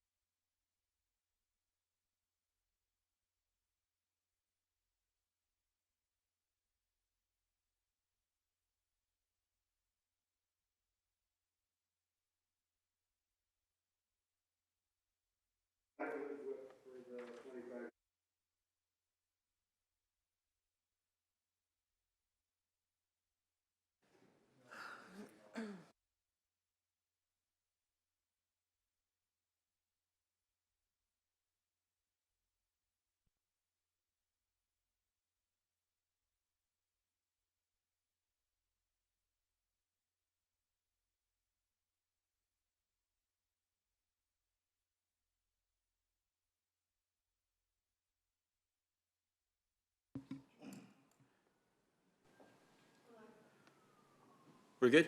Okay, we're back from recess, 2:29. We called for a recess so we could look at, research some stuff. Is there a motion coming forth from that conversation? Councillor Anderson? At this point in time, I'd like to proceed with the same motion that we suspend our spending on proportional swag stuff for council members.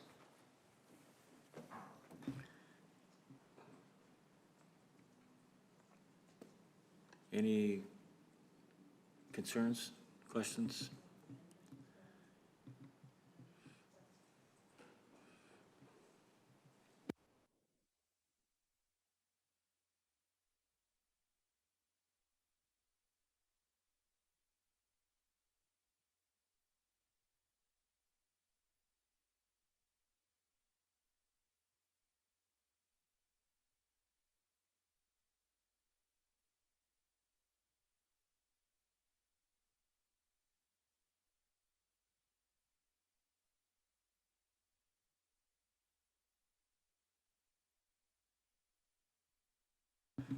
Can we do a recorded vote on that?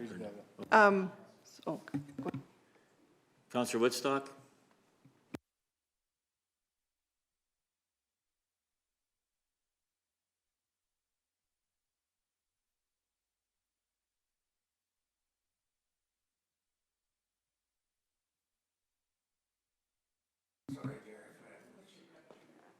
Sorry, Jerry, if I was confusing the issue. It was described as swag at one point in time but in the previous conversation, so that's why I continued with it. But what I'm talking about is the council amend the promotional clothing section of policy 3.1. It's not amend. It's not amend, it's just. We're almost there. Okay. Okay. Okay, thank you. Eliminate? Suspend, yes. Yeah. Yeah. Okay, thank you. And I could use new code.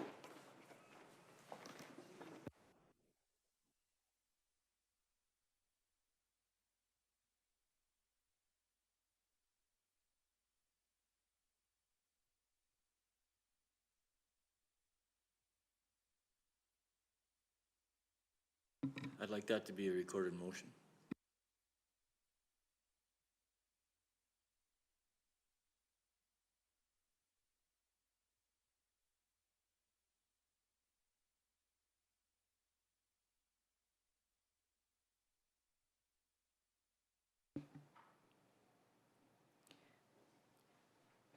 would you like me to read the motion? Please. Sure. That council amend the promotional clothing section of policy 3-1, council compensation expense reimbursement, to remove council promotional clothing allowance.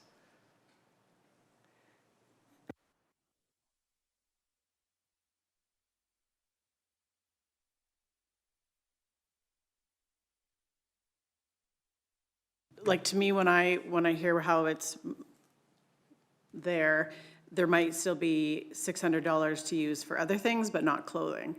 So I think, to me, like, it's just, if I'm understanding Councillor Anderson, he wants the whole policy just to not exist. Does that make sense?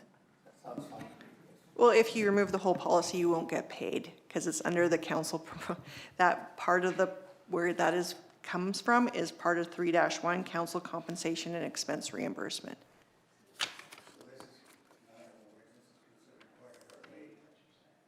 So we're just amending to take that, the council promotional clothing out of policy 3-1. Does everybody understand that one? Yes. Councillor Woodstock?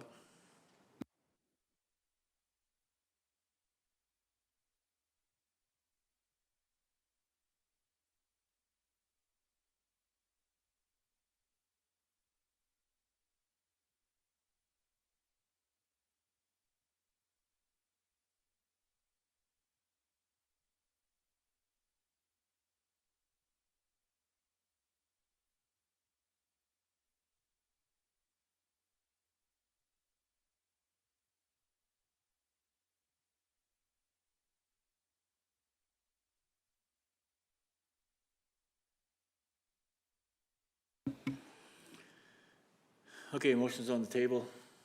Any more discussion? All in favor, or we're gonna Can we have it record reread? guess. Yeah. So you'll have to ask. Counselor Woodstock, oh, you asked, sorry. For the recorded vote, you just say who's in favor, and then we'll record who's in favor, Right. and then who's opposed, we'll Right. record that. Okay, all in favor? Opposed?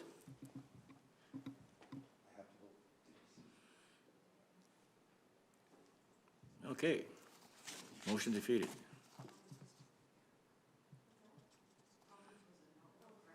No, correct, yeah.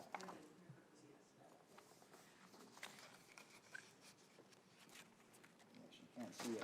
See my hand probably. I'll have to stick it up, I'll have to stand up next time.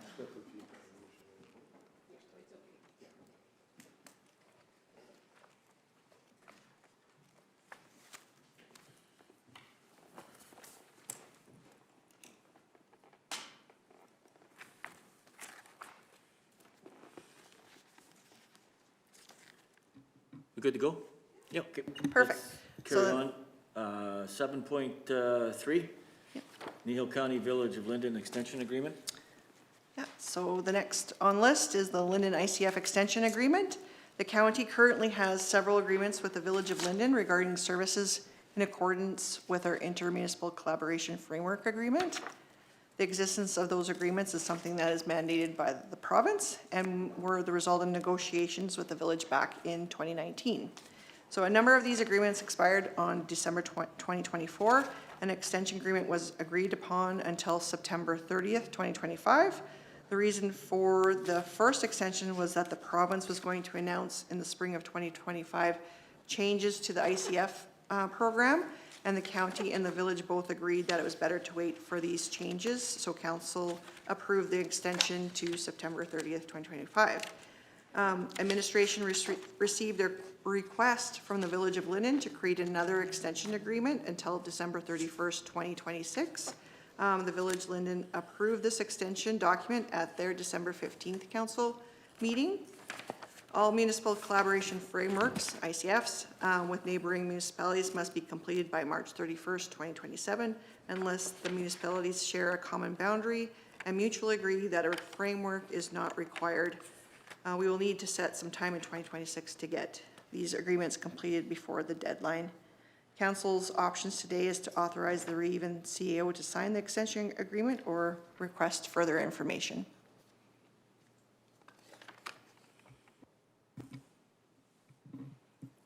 Discussion. Councillor Hoffins. It's my understanding that some of the ICFs have already been re-signed. Like, everybody asked for an extension off the start, correct? That is correct. Some of them have been signed, the new ICFs. What's the reason for the delay from Linden to delay this another year? I wasn't in the past, Privy to that information? yeah, privy to that information, so I don't know what caused the delay. We did work on Trochu and Acme before you guys were appointed Yeah. with the past council. Those aren't actually completely all done either. There's still a couple of things that still need to be negotiated with them, but. Okay. 'Cause I would prefer not to delay and get them done sooner rather than later. But I understand that we can't just have an expired contract and working on good faith in case something does happen. I understand that. Yeah. Exactly. Hopefully we'll have everything done before December 25th, December of 2025. 6, sorry, I don't know which year we're. Councillor Woodstock.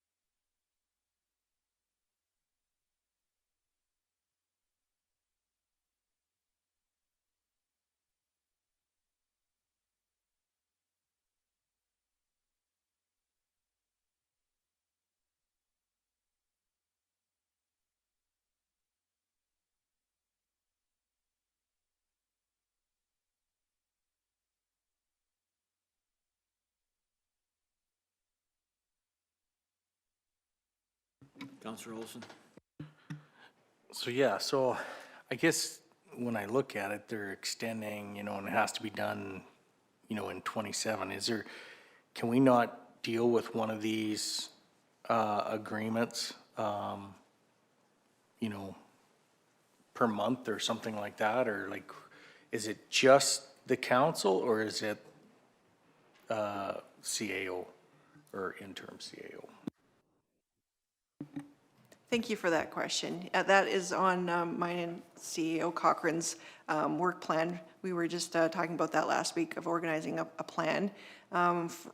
What we wanted to do first is work with our rural municipalities, because a lot of them we won't probably need an ICF because we don't have very many agreements with each of them directly. So we'd like to get those set up meetings with just the CAOs first to discuss those, and then we'll, of course, we'll bring all that information back to council when we know it. But yeah, that is our plan, is to build a time frame, and we can bring that back to council of when we want to organize these meetings. And it's just the committees that have to meet, but ultimately, all of the agreements need to be approved by council.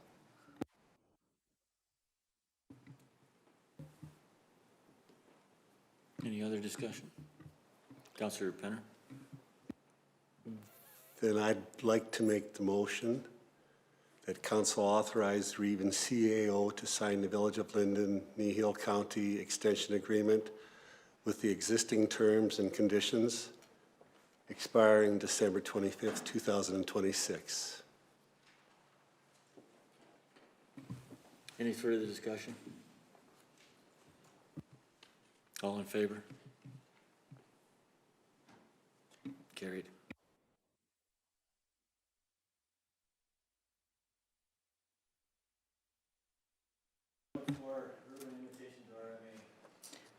Thank you, Reeve. As administration begins organizing the upcoming RMA conferences, we felt this was an appropriate time to bring policy 3-4, the urban invitation to RMA policy, forward to council to confirm its aligns with current council priorities.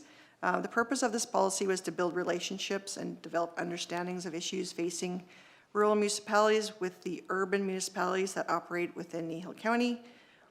Each municipality is on a rotation, with the village of Acme being next on the list to attend the spring conference in March 2026, and the village of Carbon attending the fall conference in November 2026.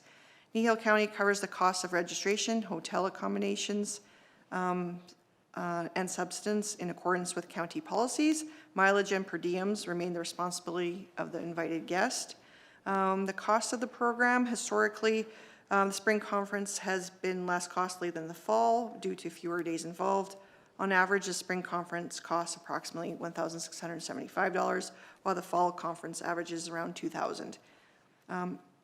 After council has the opportunity to discuss the policy, their options include to delete or amend the policy, which would require a motion, which could state that council delete policy 3-4, urban invitation to RMA, or leave the policy as is, which wouldn't require a motion from council, just acknowledgement from council to be added to the minutes that council receives this report for information.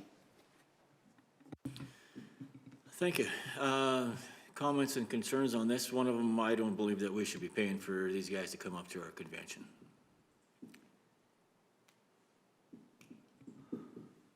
Comments? Councilor Cunningham? So I could be wrong on this, but I believe that in the past, the Reeve has attended the Alberta Munis, which is the urban counterpart convention, with the town of Three Hills. Is that correct? I believe he attended once. Okay. Like we were invited once by another urban municipality to attend the Alberta Okay. Munis. Other than that, we've always paid in all the expenses for the Reeve to attend Alberta Munis. Thank you. You just answered my question, because my follow-up question was going to be, if we attended the Alberta Munis through an invitation with an urban, were they paying any portion of that bill? But I'm understanding no, right? Okay, thank you. I believe once it happened, but not the other times. Any other questions or concerns? Councilor Cunningham. Yeah, so, I mean, this came forward last term as well. Those of you that know me know I'm well, I think somebody in the room calls me a social butterfly, but I'm all about collaboration and connection, and I welcome our urban counterparts to attend the rural, because I think actually, from what I've heard from the ones that have attended, in some aspects, they find the rural one more relevant to them than sometimes the Alberta munis. So, I mean, I welcome them coming with us, but I guess when I read part of the RFD, I guess my question would be, is it the Kneehill County ratepayers' responsibility to build relationships and develop understandings of issues facing rural municipalities with the urbans? So I would be willing to maybe go partway with this and maybe consider, I mean, well, cost of registration, but I mean, the fact that we're covering hotel and food, I just can't get on board with that for our ratepayers. Well, one of the things I can add to that is, like, I mean, where are we getting all this money? Why are we supplying all this? Like, God, I know it's only $1,000 here, $1,000 there, but we talked about that, right? I mean, we got to draw the line here somewhere.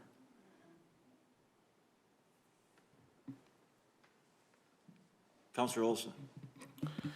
Yeah, I would agree there has to be maybe some thought put into this, but I mean, I am open to what Councillor Cunningham said. Maybe we could just make it a flat fee or something, but a lot less than what we've been paying.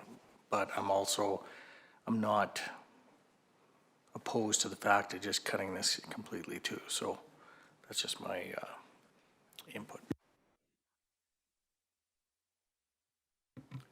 Do we have a motion? Councillor Cunningham? And I guess just something just popped in my head, like, so if we're gonna spend, you know, like Ms. Vanderkool said, one spring is a little bit less expensive.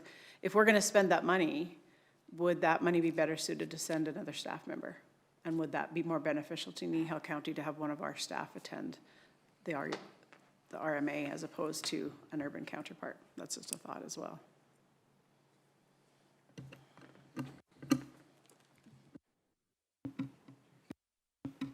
Councillor Woodstock?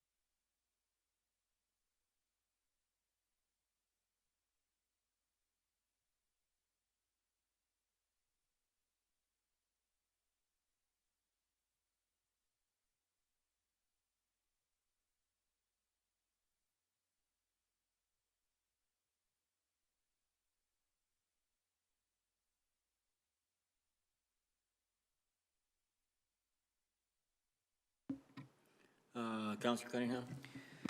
So I guess further to Councillor Woodstock's comment, so if I'm hearing that we want to give the urbans a, you know, opportunity to understand what issues are facing rural municipalities, through my last term, then my understanding would be we have cycled through all the urban partners that we have. Is that correct? Okay. Yeah, We have cycled through them all. Okay, thank you. So they've all had that opportunity. through last term and maybe through this last one. So with that being said, I'll make the motion that council delete policy 3-4, urban invitation to RMA.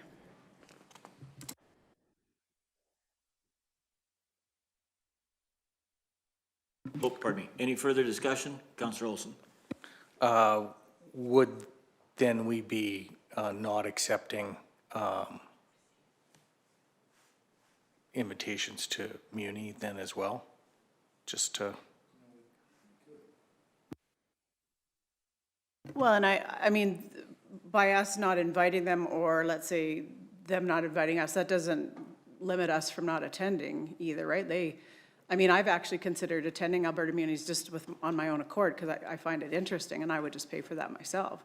So I mean, if Three Hills or Linden or whoever decides they want to go, my understanding is they can certainly do that on their own, as a non-member, I think it yeah, is. my thing is we are having collaboration with them. This is just, you know, the conferences and, yeah, I don't know. I would feel bad to not invite them and then kind of, unless we do it on our own accord. Yes, correct. Councillor Woodstock?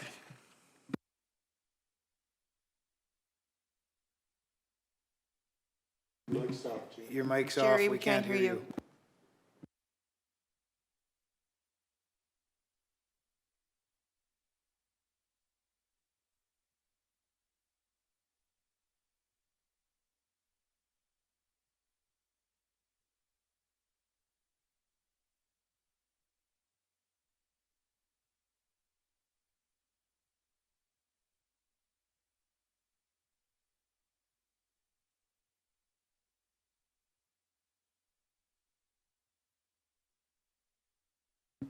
Thank you. Any more discussion? Oh, I Karen? just want to let you know what my process is for inviting these individuals to attend is at the beginning of the year. This is why I'm bringing the first meeting in January, because that was on my work plan, is I notify them and say, you know, that because of this policy, you are invited to attend if you would like, and then give them all the information of where it's at and where they're going to stay and all that stuff. But I have not sent out any invites as of yet, so that's why I brought it to you first. Thank you. We have a motion on the floor. All in favor? Carried. Opposed? Okay, carried.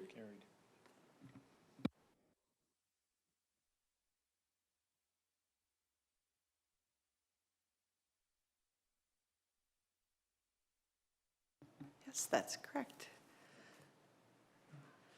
So at the November 25th council meeting, council heard a presentation from Municipal Affairs. They provided council an update on the carbon viability review. During the presentation, it was noted that one of Kneehill County's responsibilities is to appoint a member of council to represent the county on the viability review support group. I have copied the slide from the presentation showing who will be included in the support group. So we have Municipal Affairs, we have the Village of Carbon Councillor and CAO, and Kneehill County Councillor and CAO, and someone from Rural Municipalities of Alberta, and someone from Alberta Munis, and a rep from Alberta Municipal Administrators Association, the ARMAA, and a rep from the Local Government Administration Association. In conversation after the presentation, council did indicate the best person for this role would be the Division 1 councillor, as carbon is in their division. The county has allocated funds in the 2026 budget to cover per diems for a representative to attend these meetings. Council has the option to make a motion to appoint a councillor to this committee or not appoint anyone, which would be a disadvantage as Kneehill County's interests may not be fully considered in discussions or decisions impacting the viability of carbon. That's the end of my report. Pretty good, thank you. You can breathe now. Discussion? I think we discussed that last time about Merle carrying on. Merle, you got any concerns, or do you want to, or I know you don't want to, but. I got concerns, but. Yeah. Yeah. Okay. Can we get a motion? Counselor Hopkins? I make a motion the council approve the appointment of Merle Anderson, Division 1 Counselor to the Carbon Viability Review Support Group. Any discussion on the motion? Do we want to, are we wanting to add the second part for another council? Well, it'd be the CAO. Okay, yeah. Everybody's Okay okay, with that then? everybody's okay with that motion? Yeah. All in favor? Carried unanimously.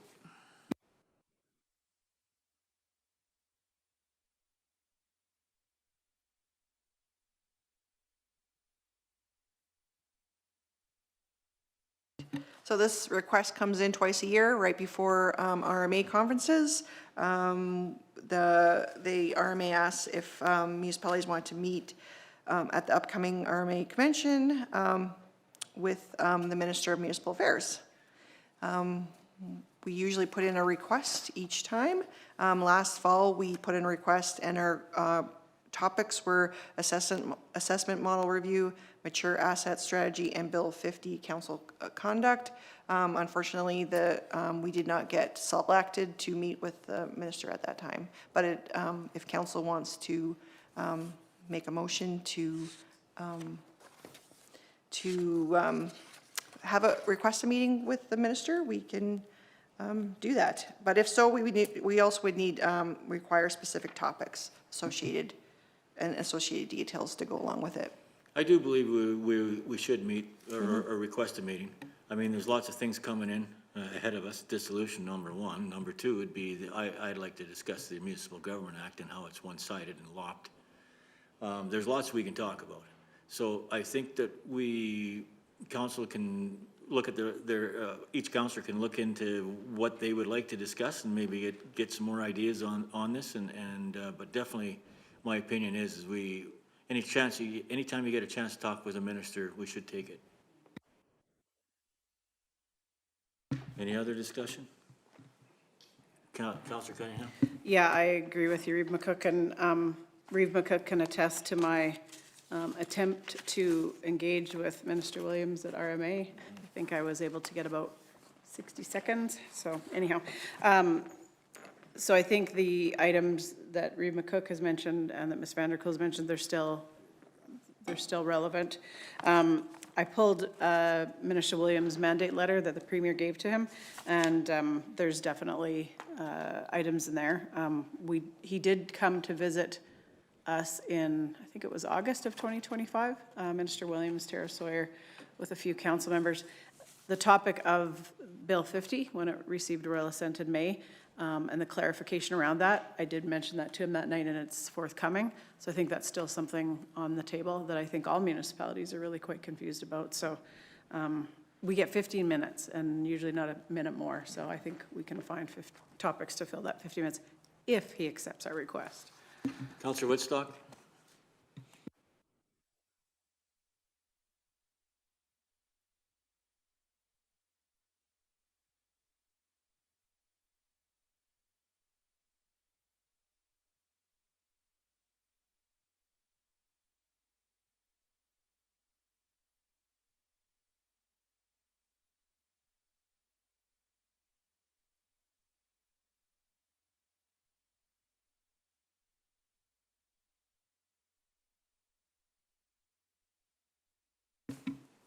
Just to comment a little bit further on that. I mean, the RMA District 2 is fighting that also. It's an ongoing thing, and everybody saw it at the RMA, how well they listened. So, yeah, by all means. Any more conversation? Motion? Oh, Jerry, or Councillor Woodstock?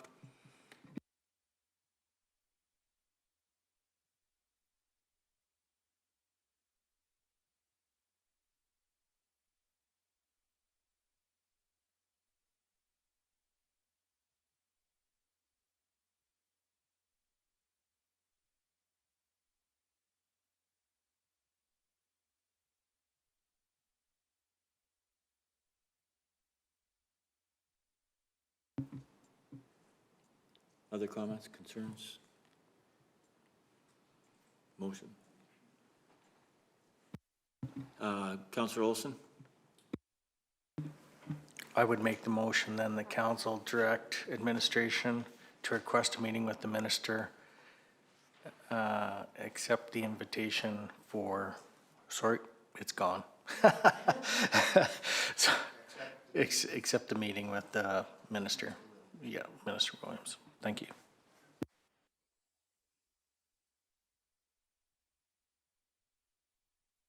Any comments on the motion? Everybody on, or Councillor Penner? Could we just add that additional line about providing associated topics and details to discuss to that motion? Yeah. Oh, it's your Council, motion, Councillor Rosa. yeah, council Yeah. provided me a lot of details that I could put on the form for requesting time with them. Would you like me to you're- read the motion again then? You're okay with that addition? I'm okay with that. Yeah, please. The motion is that council direct administration to request a meeting with the Minister Williams and provide associated topics and details. Is everybody okay with that? Okay. All in favor? Carried unanimously.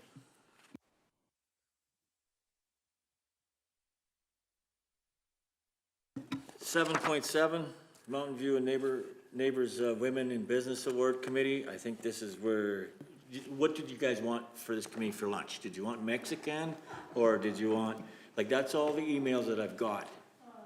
Like,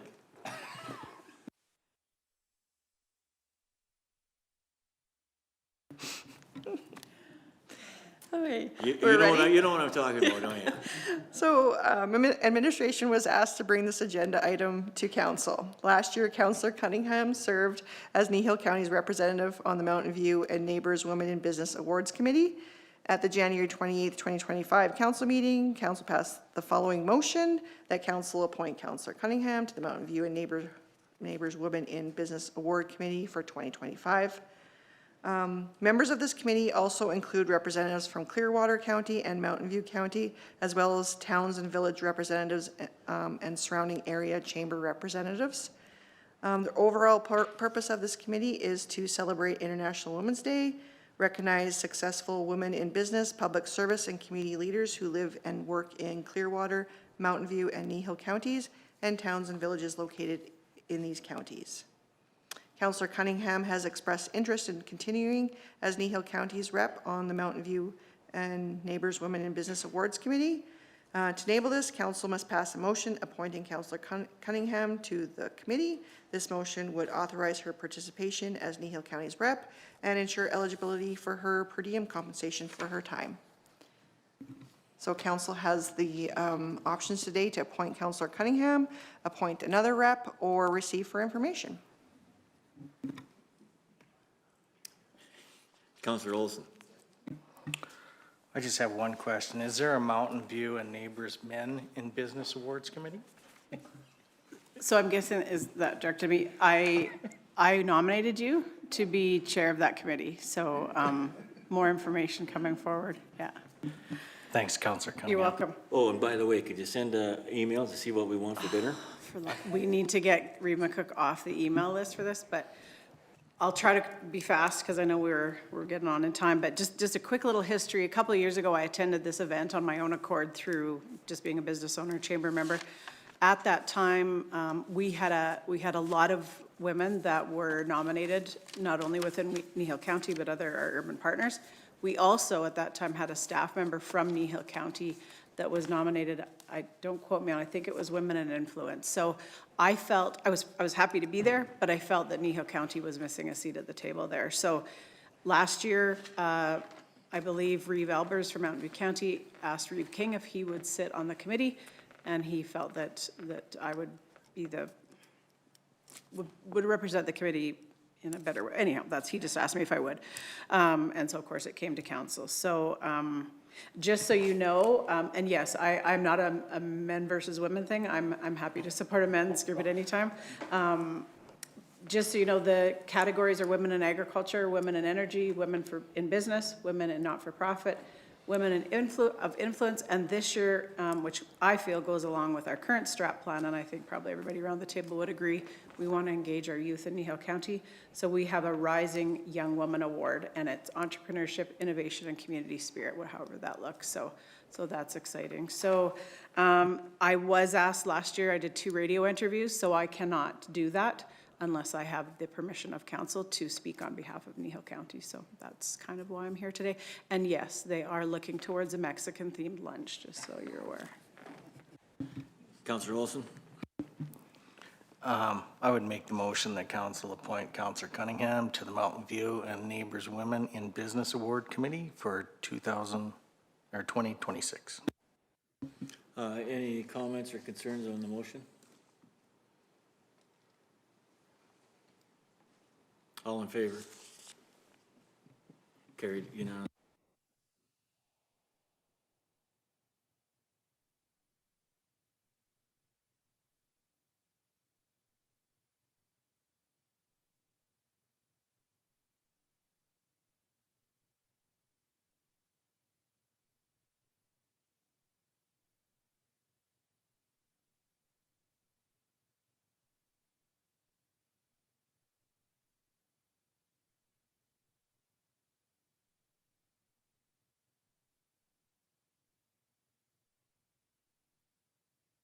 Let's just take a quick break for 10 minutes.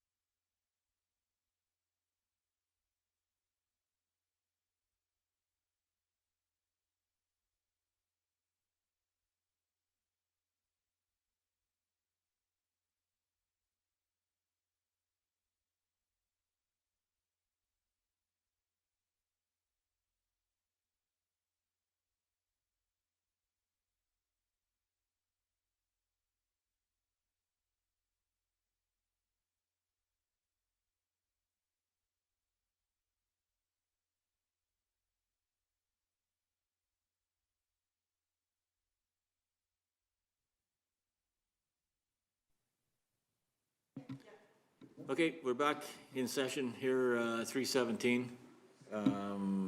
We're at 7.8 procedural bylaws, 1919. I put this one on the agenda. I'd like to make a time and place when we can go over this and have a look at these and redo some of this stuff with council. There's some items in there that I think that we need to look at. I've had a few things, I can maybe say what they are, what we'd like to talk about, but have a look at that procedural bylaw and mark down what you think needs to be changed, or if you'd like changes to anything on it. I think we'll just leave it at that for now. Does everybody, and in discussion, does everybody know what it is? Has everybody read it? Okay. Councillor Woodstock?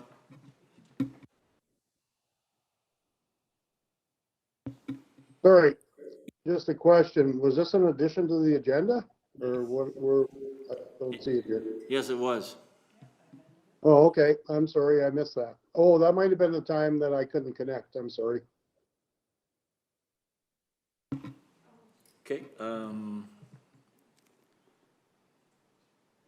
where do we want to discuss this next council meeting, or? Okay. Or we don't.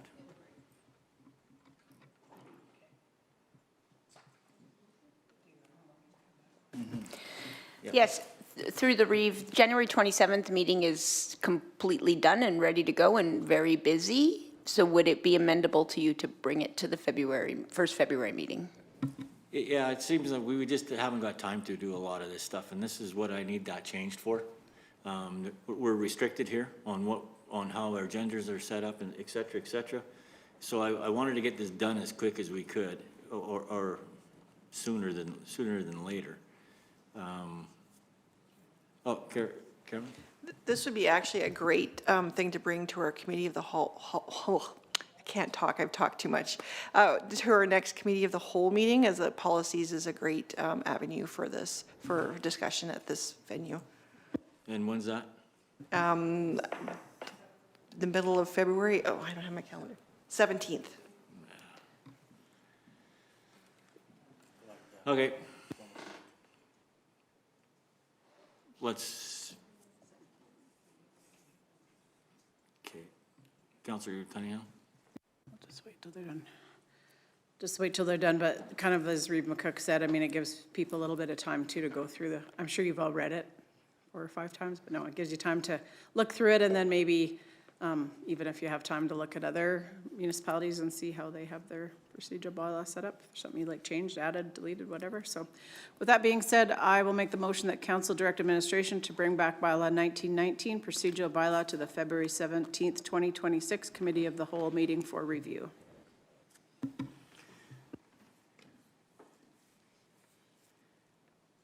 Everybody okay with that? Any discussion?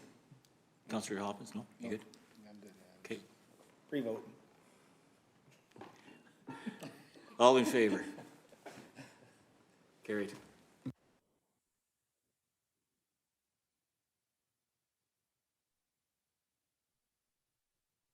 Okay, 7.9, greater services. I do believe I put that on there too. Okay, we need to talk about the greater services that were provided over Christmas. There was a bit of, I wouldn't say a mix-up, but a lack of services that we figure that we need to address. I'd like to have another deal with bringing back everything we have on greater services, bylaws, policies, et cetera, so that we get this solved, that everybody's on the right track on what we expect with greater services. That being said, I want to just, before we get going into anything, I just want to apologize to the county ratepayers for the services that we didn't supply over that break from the end of December to into January in some areas. They got solved as soon as they could, but it's still one of those things that shouldn't have happened. And I'd like to thank all the ratepayers that actually took their tractors out and plows and actually opened up some of the roads so we can get through. I was one. I had 4 other neighbors up there that were doing it. The other side of the coin too is I wasn't compelled to do it, but when you have a 22-year-old girl that hits a ditch because she can't get through a road that's 200 meters plugged, I will go out and plow that road. And it's one thing to do that, and I think every one of us would do that. But what it boils down to is the timing, how long it took to get that remedied. That being said, I'll pass it on. Councillor Hoffman, do you have anything? I do. I had few ratepayers phone and question why the graders weren't out, but the plows were. They're very appreciative to see the plows, but wanted to see graders.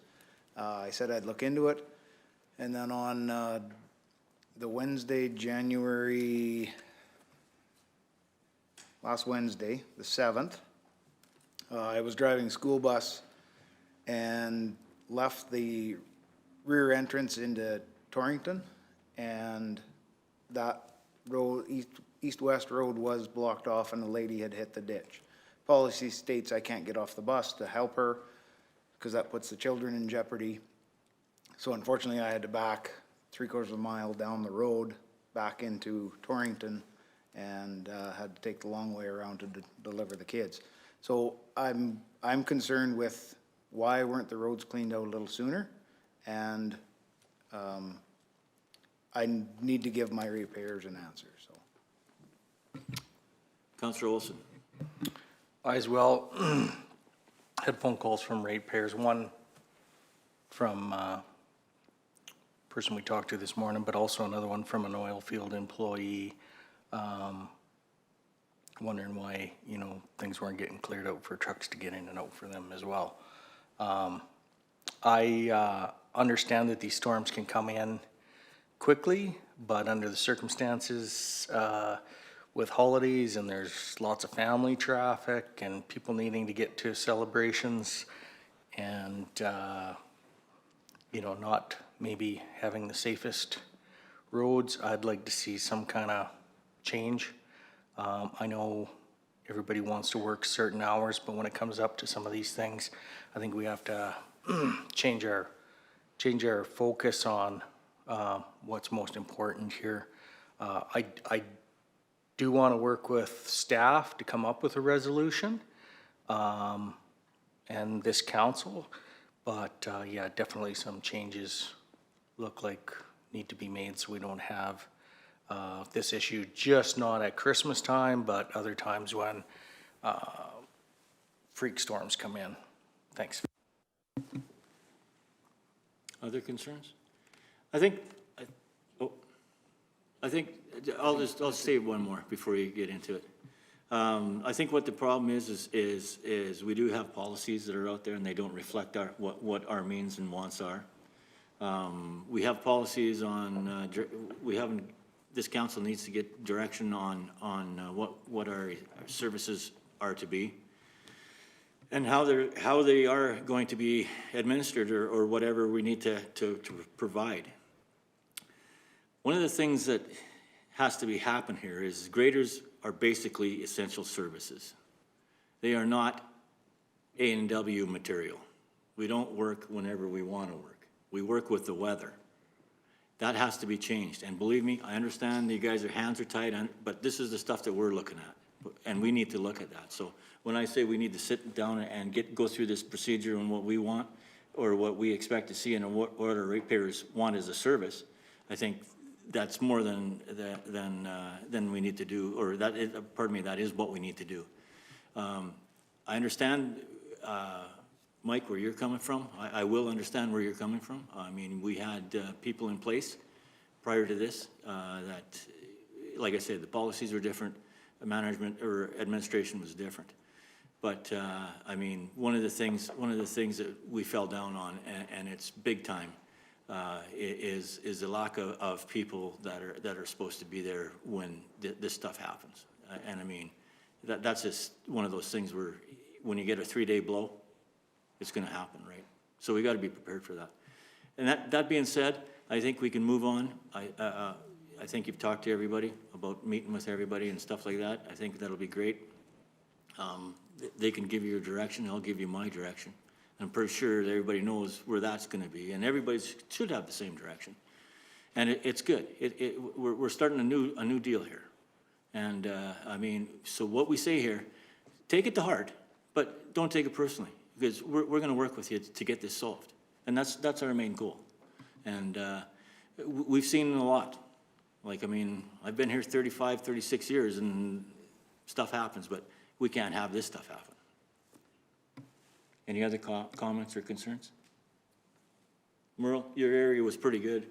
You didn't blow, but you didn't plug? Yeah.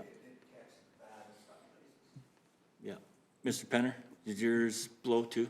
Like blocked in? Yeah, there was some areas. Yeah.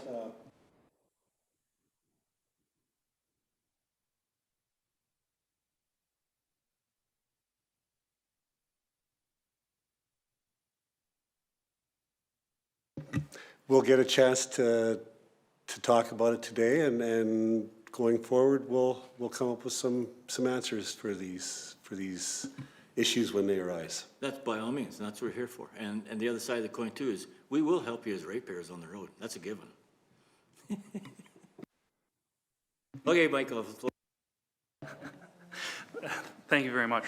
Through the chair, we do appreciate all the residents that were able to help out with the clearing of the roads during that snowstorm there for sure. We do encourage all ratepayers, if they see drifts that they feel aren't being dealt with in a timely manner, to call the county office. This is going back to this morning's conversation about reporting. We do have a service request system in place that we can use to track when we are calling, or when the calls come in, how we can allocate resources to those. And that also gives us a timeline. I don't believe we have it in writing, but our best code practice that we've tried to implement is a 24-hour return phone call to these ratepayers. The situation might not be dealt with in 24 hours, but we'll try to get back to them within that 24 hours. With them calling in and giving these concerns and going through council even, we're able to track those to make sure we're hitting those targets. And that 24 hours, that is part of the policy? Through the chair, that is not in writing anywhere. So that is something that we can bring back in the policy in the future. So Yeah, I was going over the one greater policy I got to see. And yeah, I mean, when you got 5 days to clean out a division, that's totally unacceptable. And that's what that one says. So that's what I was questioning, that 24 hours. I mean, that's. Yeah, through the chair, it's just to get back to residents, and that's just a general on all. Oh, you're talking from once they call in? From when they call in, Oh, yeah, not the storm. Okay. So regarding the 5-day clearing, that just gives us a little bit of leeway, because from the way this current policy is wrote, it's from the end of the current snow event. We have 5 days from then. So the snow event might be going on for 3 days, and we've been out for 3 days, but you still have 5 days to get back and clear where you've been. Administration's game plan here is to bring the policy plus operations orientation back to the February 17th COW meeting. And with that, my game plan or hope is to get all your guys' opinion on it, where you would like to see it go. That way we can make the amendments to that policy and bring it back for your guys' approval or further conversation, and make sure we're hitting those goals. So. Yeah, that's fine. One of the things that we want to see all that stuff, and we want to be part of these changes. Like, I mean, to me, 3 days, these divisions should have been cleaned out in 3 days total, and that used to do all the dirt roads too. So, I mean, the hours that we work have got to change, basically, right? That's stuff we're talking about, and that's what we'll sit down with you guys with. And those are probably most of our expectations. And I'm pretty sure you know that. So, I mean, like I said, it's too bad. Graders aren't the same as everybody else. I mean, or road maintenance. That's just how it is, right? And we have a service to provide to our ratepayers. But yeah, that being said, you're gonna do this on the 17th, the cow meeting? That is correct. So we're bringing what? I'm gonna bring the policy back, virtually having this exact conversation in a more discussion-based setting where you guys can direct administration on what you'd like to see in that policy. I'll take all that information, put it into a draft policy and bring it back for you guys to approve or add further comments to, or go from there, so. Okay, that there you'll be bringing hours of work with you too? Is that a different policy? Through the Reeve Health Council, that would be in our HR policy, and we are guided by employment standards, so that can be a discussion as part of that policy, but it would require a revision to our HR policy, and likely a revision to our budget if we're looking at scheduled overtime. By all means, bring it all. We'll bring it on the 17th for the start of our discussion, and we'll go from there. That would be good. I'm pretty sure you guys know where we're coming from, so we need to see all this and get it solved. Councillor Cunningham? Yeah, so just the same lines as what you folks have said, but, you know, staff is driven by policy, right? So staff has to deal with the current policy, and it's up to us to change that policy if we're not happy with it. So I mean, my encouragement to my fellow council members would be to look at something like policy 13-2, grader and gravel services, and, you know, and like I said, we've all talked to our people, and then come back on that February Cal meeting with ideas and what we want to see changed. But, you know, staff can only do what's in policy, so that onus is on us to change whatever we want to see, so. And one other thing, actually, it's funny, one other thing. I wasn't really clear on this until I came on council, but when you phone the main line, that's a 24-hour line. And I actually tried it one time just to see if it worked, and it does. So I mean, I've told people that, like, if it's Friday at 10 o'clock, phone that line. We have on call for a reason. So again, just to encourage our ratepayers to use that if they're having issues on a certain road.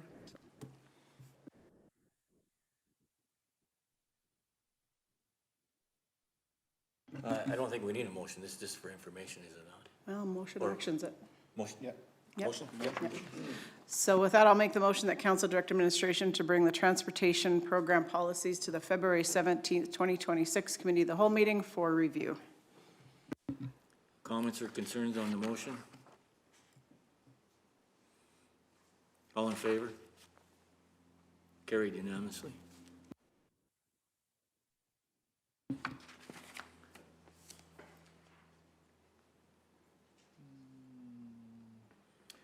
Road request. Okay, without speaking any name, 710 road request. Merle and I met with a ratepayer. Councillor Anderson and I met with a ratepayer with a request for access through an area to access his fields. He's got a half section he can't access. So we went and met with the ratepayer. We went down and had a look at it. There's a whole bunch of stuff that needs to be looked at prior to. He's willing to pay, I'm not gonna name names right now. He's willing to pay the majority of the shot for the build. He needs our help in a few things. I hope our hands aren't tied, because this is the business that we're in, is roads. And we need to look at that. So that being said, I wanna get something going on the books here so we can get some prelim done and stuff like that. What we need to do to get prelim done. There'll be a culvert involved. And then, once that's done, I think what would be best, or even prior to that, Councillor Anderson and I can meet with you down there and look at the project. Give you a better scope of work on what we need to do. This ratepayer, like I said, it's kind of time sensitive. So if we got to get permits or whatever, but like when we have a ratepayer that's willing to pay the 99.9% of the full shot, we should be looking at that.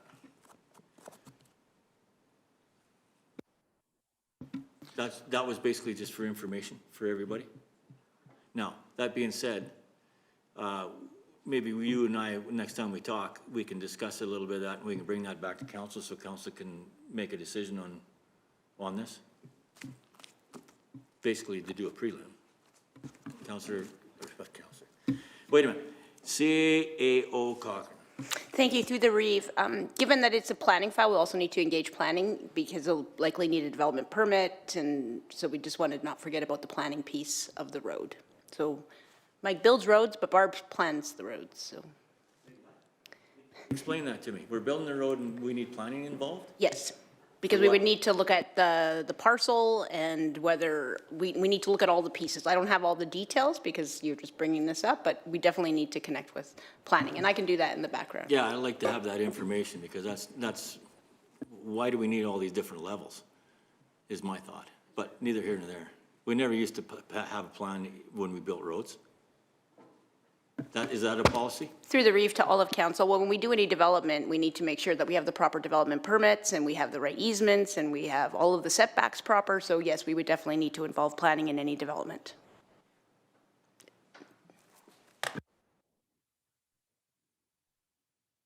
Councillor Olson?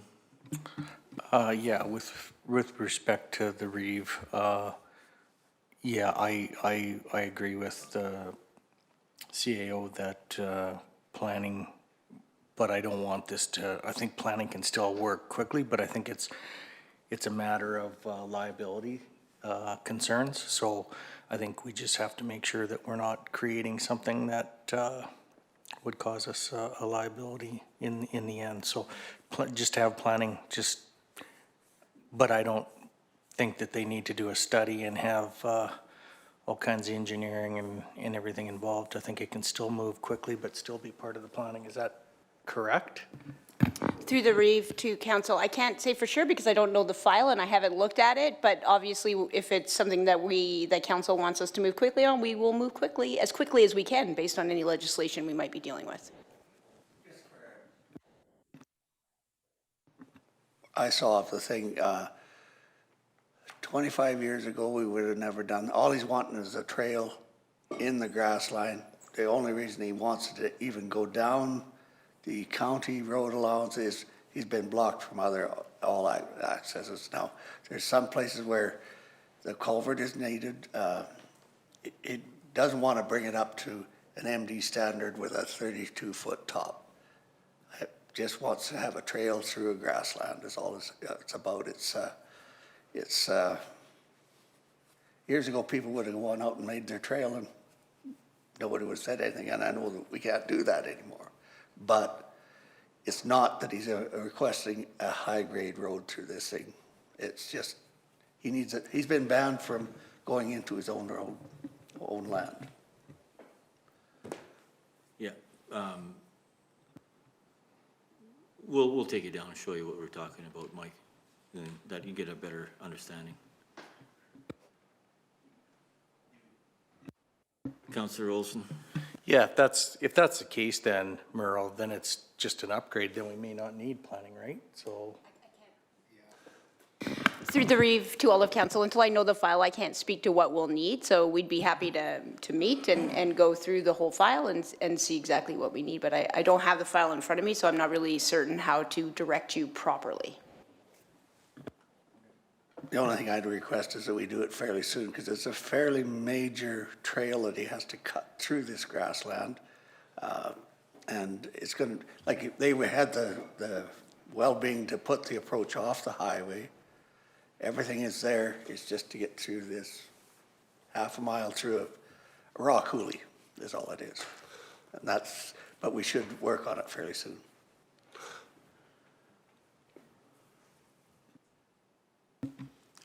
Councillor Penner? So from the information I'm hearing, though, all the more reason to direct administration to follow the proper steps and get us on the road to getting this project looked at.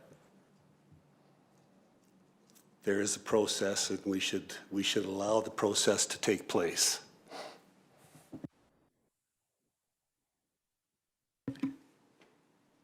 Go ahead. Through the chairs. So yeah, first step in that process would be going and taking a look at the site, seeing where it is, seeing what development it needs to. We do have policies regarding road standards and upgrading these trails and stuff. These are kind of one-off projects, I guess, that we will have to review the policies to make sure we're not hitting any of those requirements where we have to, if we're sorry, I'm just trying to make sure I get the right terminology. If we're upgrading a trail that doesn't need to be built, perfect, it's just a dirt trail and we're doing some minor maintenance, it's gonna be a quick and painless thing. But once again, without seeing the site and understanding it, if we're going through a coulee, there's creeks involved, there could be Fish and Wildlife, Department of Fisheries, approvals, all that stuff, just dependent, obviously. So it's, as we stated, the first step would be to go down there, take a look at it, and move forward from there with the proper steps after that point. But we can't do much till that point, so.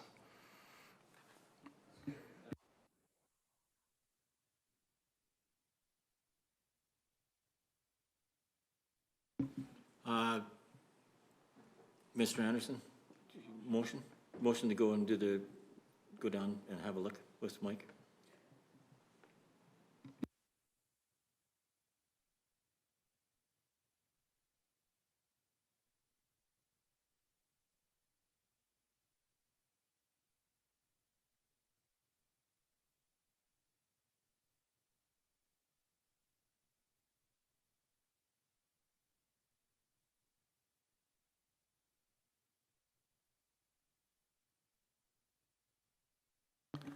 Through the chair, if you guys are available tomorrow morning, I will make tomorrow morning work.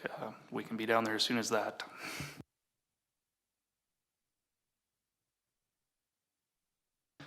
You guys let me know when you're available and we will make that work, so. For sure.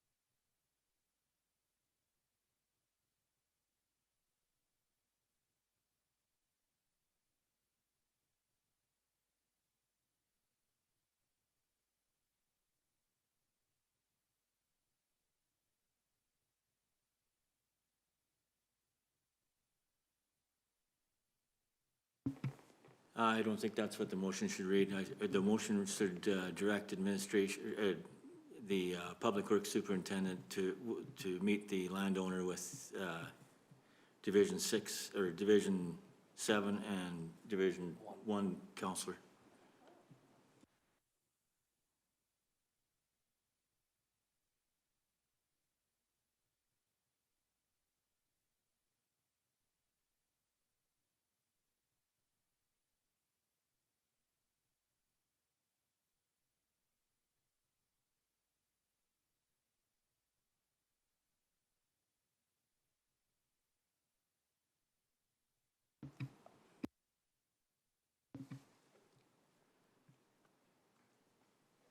You okay with that motion, Councillor Anderson?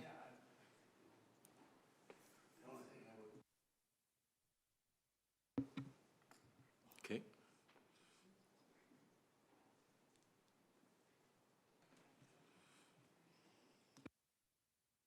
Do you want to read that back so everybody can hear?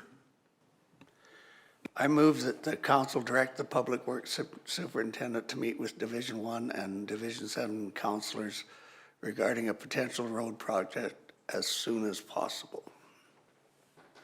Do we have any more concerns or questions on that motion? Discussion on the motion? Everybody okay? All in favor? Carried unanimously.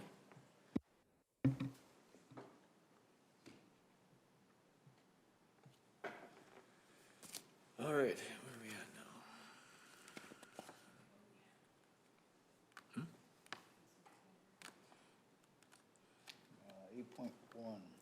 8.1. Drumheller and District Solid Waste Association, 8.1. Did I read that or did I? Thanks, Mike. Just a report from my meeting that I had with Drumheller Solid Waste. We did a site tour to basically accommodate everyone that's new on the board to determine what the site looks like. There's some issues there with baler, I think it's a cardboard baler They're looking at getting it done. Other than that, everything is in the report. If there's any questions, I would be more than willing to answer them. Any concerns or questions on the reports that were provided? Anybody got anything to, okay? You want to accept that from, just as information from, are we good? Yeah. Accept the committee reports as presented? Or are we done? Oh, we got the other one, we got division, pardon me. Yeah, we got Aqua for Division 7. Okay, so the Aqua 7 report, there was actually an 8.2% increase in the water rates. The new rate will be $3.68 or 69 cents coming out of the pipe to the municipalities. So that increased the rate from Drumheller to $2.188 per cube going into the pipe. I've also been asked to sit on the Regional Water Wastewater Assessment Initiative, which we met in Red Deer for 2 days on the 15th and 16th of December. There were probably at least a dozen government officials, anywhere from municipal affairs down to emergency services, environment, all sorts of things. What we're trying to do is trying to establish a way to determine how to determine rate models coming out of hub facilities. Hub facilities are the water treatment plants. Not, we're trying to figure out how the numbers should be figured out. Because currently what they're doing in some instances is saying, well, our water treatment plant is worth $6.5 million, but 90% of that was funded through wastewater, or through water to life programs. So in essence, these guys that are saying that their treatment plants are worth that kind of money, they only put in maybe $550,000 or $550,000 or $600,000 worth of money into it, but yet they are capitalizing at that $6.5 million number. So what we're trying to do is trying to establish how to determine the rates of raw water, treated water coming out of these plants, and trying to standardize it throughout the province. Met with, I would say, at least 7 commissions. There's 64 commissions within the province, and they're all over the board on how they are mandated, how they are run. So what we're just trying to figure out is a new rate model and trying to figure out how it should be done in the future. Actually sat with, well, at that point in time, it was Grant Hunter. Now he's the Minister of Environment. So we had a pretty good discussion. He's very engaged. He wants to get this done. And there was a lot of joking going around that he was going to be the Minister of Water. Well, now he's the Minister of Environment. So he's got an upgrade from even where we were talking back in December. So it'll be interesting to see where this goes. My next meeting with this group is going to be in Government House on February the 26th. And we are supposed to have a report put together by March 31st of 26. So there's a lot of stuff that's going to have to be done, and I guess we'll see how it goes, but I know that's not part of the Aqua 7 report, but that is part of where we're going to establish rates throughout the province, and I'm very pleased to be involved in that group of people that are putting this together. So any questions, I'm more than willing to answer. Thank you. Any comments? Nope. Okay.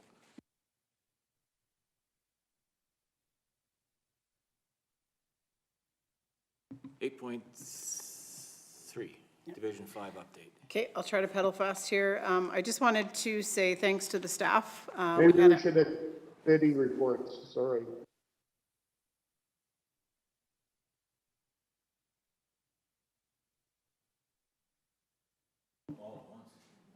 Yeah, we still have 2 committee reports and then we can, yeah, perfect. Thank you, Councillor Woodstock. Okay, okay. Sorry, it wasn't on my agenda. I'm sorry, forgive me. Okay, so, yeah, just want to say thanks to the staff for the awesome breakfast that we had just before Christmas. I was able to take my 2 grandkids, and my grandson was able to get hired on with Kneehill County because he said he would work for Pancake. So congratulations to the newest employee. But no, it was really great, and what was really awesome too was, and I wish I had him, Ms. Cochran, but if we could provide them another time, we had a nice brief celebration for the folks that reached milestones with Kneehill County. So just want to acknowledge those folks. And it was really nice to see Ken Hazelton there and to recognize Ken as well, who retired from Kneehill County before Christmas after many years of service. So just want to say thank you for that. I will have some reports coming from Community Futures. I just received them this week. Long and short of it is Community Futures has money to lend. So anybody, if you know anybody that's looking to start a business, expand their business, reach out to Community Futures. They are ready, willing, and there are a lot of times they can say yes when the banks say no, so please direct folks to them. We got a brief update. Community Futures in our area has traditionally been about top 3 in the province. They just knock it out of the park year after year. Because of that, the high-performing offices usually receive a 5-year contract with the federal government. They're about, not quite, but around 50% funded by the federal government. The rest has to come on their own accord. This year they received notice that across the board there will only be 1-year agreements, which kind of makes me a little sad and a little nervous actually what's going to happen going forward. So we'll see, but this is just an amazing program and I sure hope that it doesn't go anywhere. So anyways, I will keep you updated on that. And I just really, because of his longtime service to the community and serving as a member of the MD of Kneehill, I just really want to send sympathies to Karen Hogg and family on the loss of Lawrence. Most folks in our area know what a wonderful man he was, and like I said, served as a counselor here. And that's why the flags were at half-mast. I had some people ask, and I think that's a really amazing acknowledgement that we do. And also sympathies to the Trochu Fire Department as well. Lawrence served for 5 decades with the Trochu Fire Department, and that's just an amazing service to community.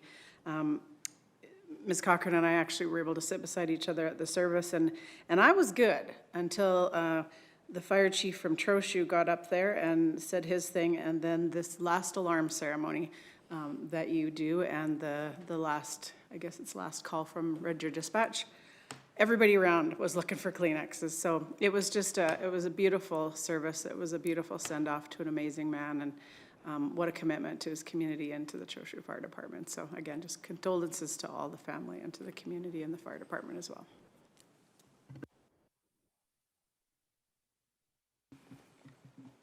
Any comments? Concerns? No? Good. You okay? Done? I'm good, yeah. All right.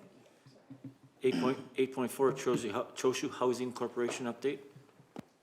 Okay, thank you very much. First of all, yeah, I want to say thank you to Peace Officer Amber Hay for during the breakfast, she took the kids upstairs, did some painting. Awesome, thank you very much. Second, I will pass on your thoughts to Karen Hogg and family and the Trochu Fire Department, so thank you very much. Last night, Councillor Cunningham and I attended the Trochu Housing Corporation meeting. I'll make this as short as I can. I did distribute the executive director's report. I think that's his title. Yeah, executive board report. You can read it at your leisure. I just will give you some quick highlights. They are 38% complete on the project, and they started fall of 25. Excuse me, and or fall of 24. Fall of 24. They're 18 months from opening. They have 17 of the 18 life leases sold, and what their plan is to do is actually have everything, all construction, everything complete by end of February of '24. Then they go through, do a complete clean. Then they'll do I can't remember the term he used, but they basically plug something into every socket to make sure it works, turn on every light, make sure the alarm call buttons work for all rooms. Then they'll go in at the end of May, do another complete clean, start moving furniture in, and do another complete clean in July, and move in July with an open house. So they're on schedule, as the executive report states, and seems to be going smoothly, he said. So that's my report. And Councillor Whitstock, I did email you the report that I gave to council, just so you're in the loop. Okay, thank you, appreciate that. Okay, any questions or concerns? Good. Yeah. I will acknowledge from council that, I will do that again. Acknowledge from council accepting the information for council committee reports as presented. That's a tricky one. Cool. All right, carry on. Let's go. Council follow-up action list. Has everybody gone through it? Anything outstanding that you want to? We can discuss it. Okay? Good. You're good with that?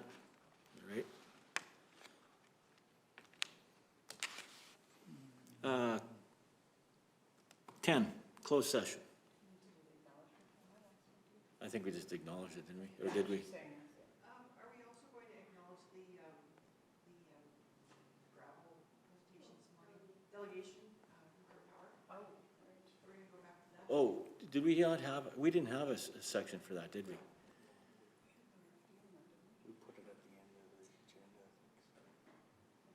Councillor Cochran, or Councillor, CEO Cochran. That's okay, I can be counsel for today. We used to, through the brief to all of council, we used to put the discussion at the end of the meeting. However, it was indicated that it might be better to have the discussion right after the delegate, which we did move. However, we had 3 delegates in a row, which put us behind. So now we have to go back just to accept that acknowledge the receipt of that.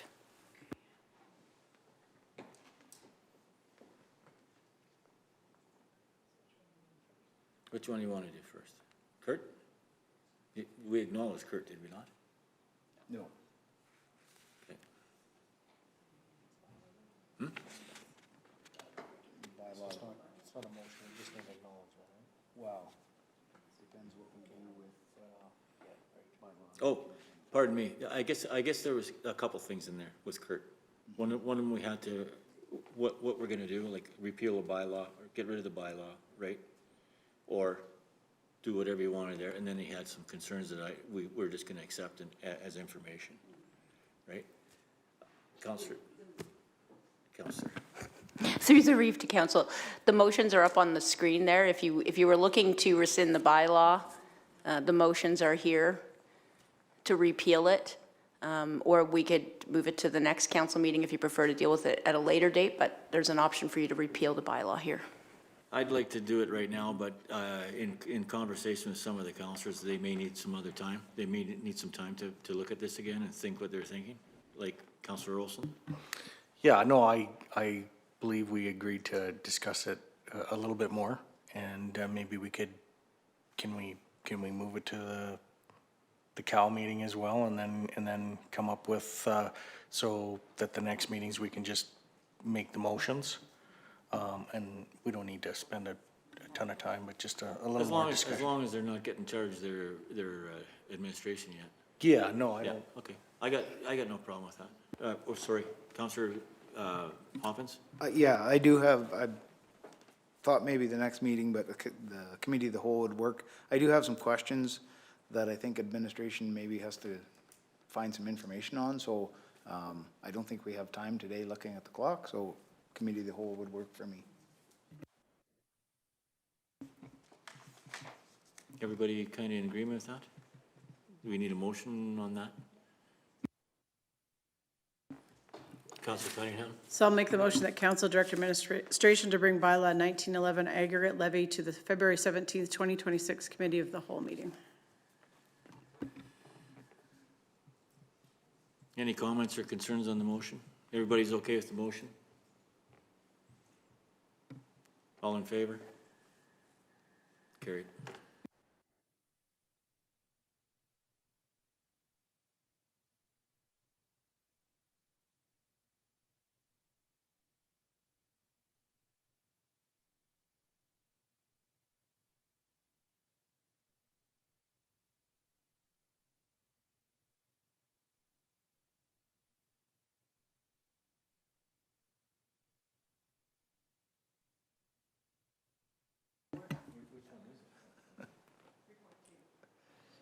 Three 3.2 stars, just need acknowledge receipt. Council acknowledgement from council receiving the presentation for information be placed in the minutes.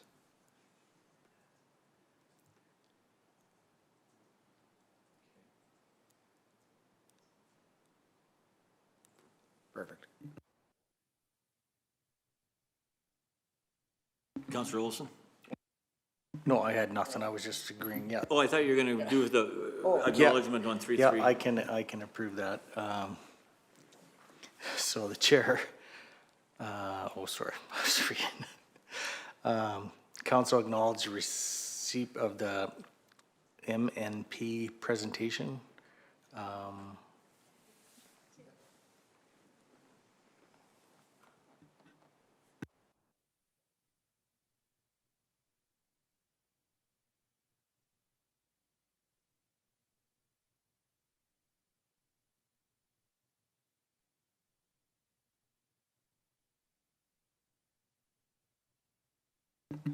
Move to go in closed session at 4:04 PM. All in favor?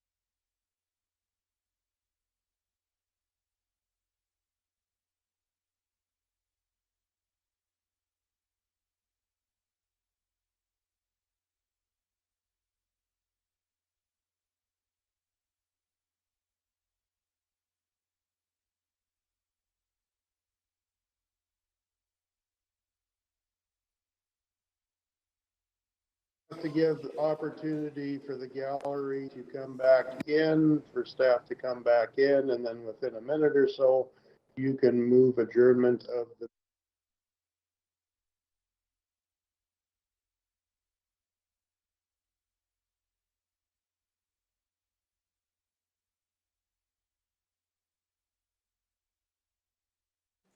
During the meeting 4:18? No, I think there is. We ultimately have to come back online so that we can We're adjourn waiting, the Jerry. meeting. That's what we're waiting You're for right now. not, you're not, I guess I should be using my mic, but I'm saying exactly what you're saying. We're just waiting to be online. Okay, yeah. We're back okay. online. Not hearing it, thanks. Okay, We're back online. so we have the motion. Streaming. Yep, okay. Motion to adjourn, 4:19. All in favor? Never mind, you don't have to. All right.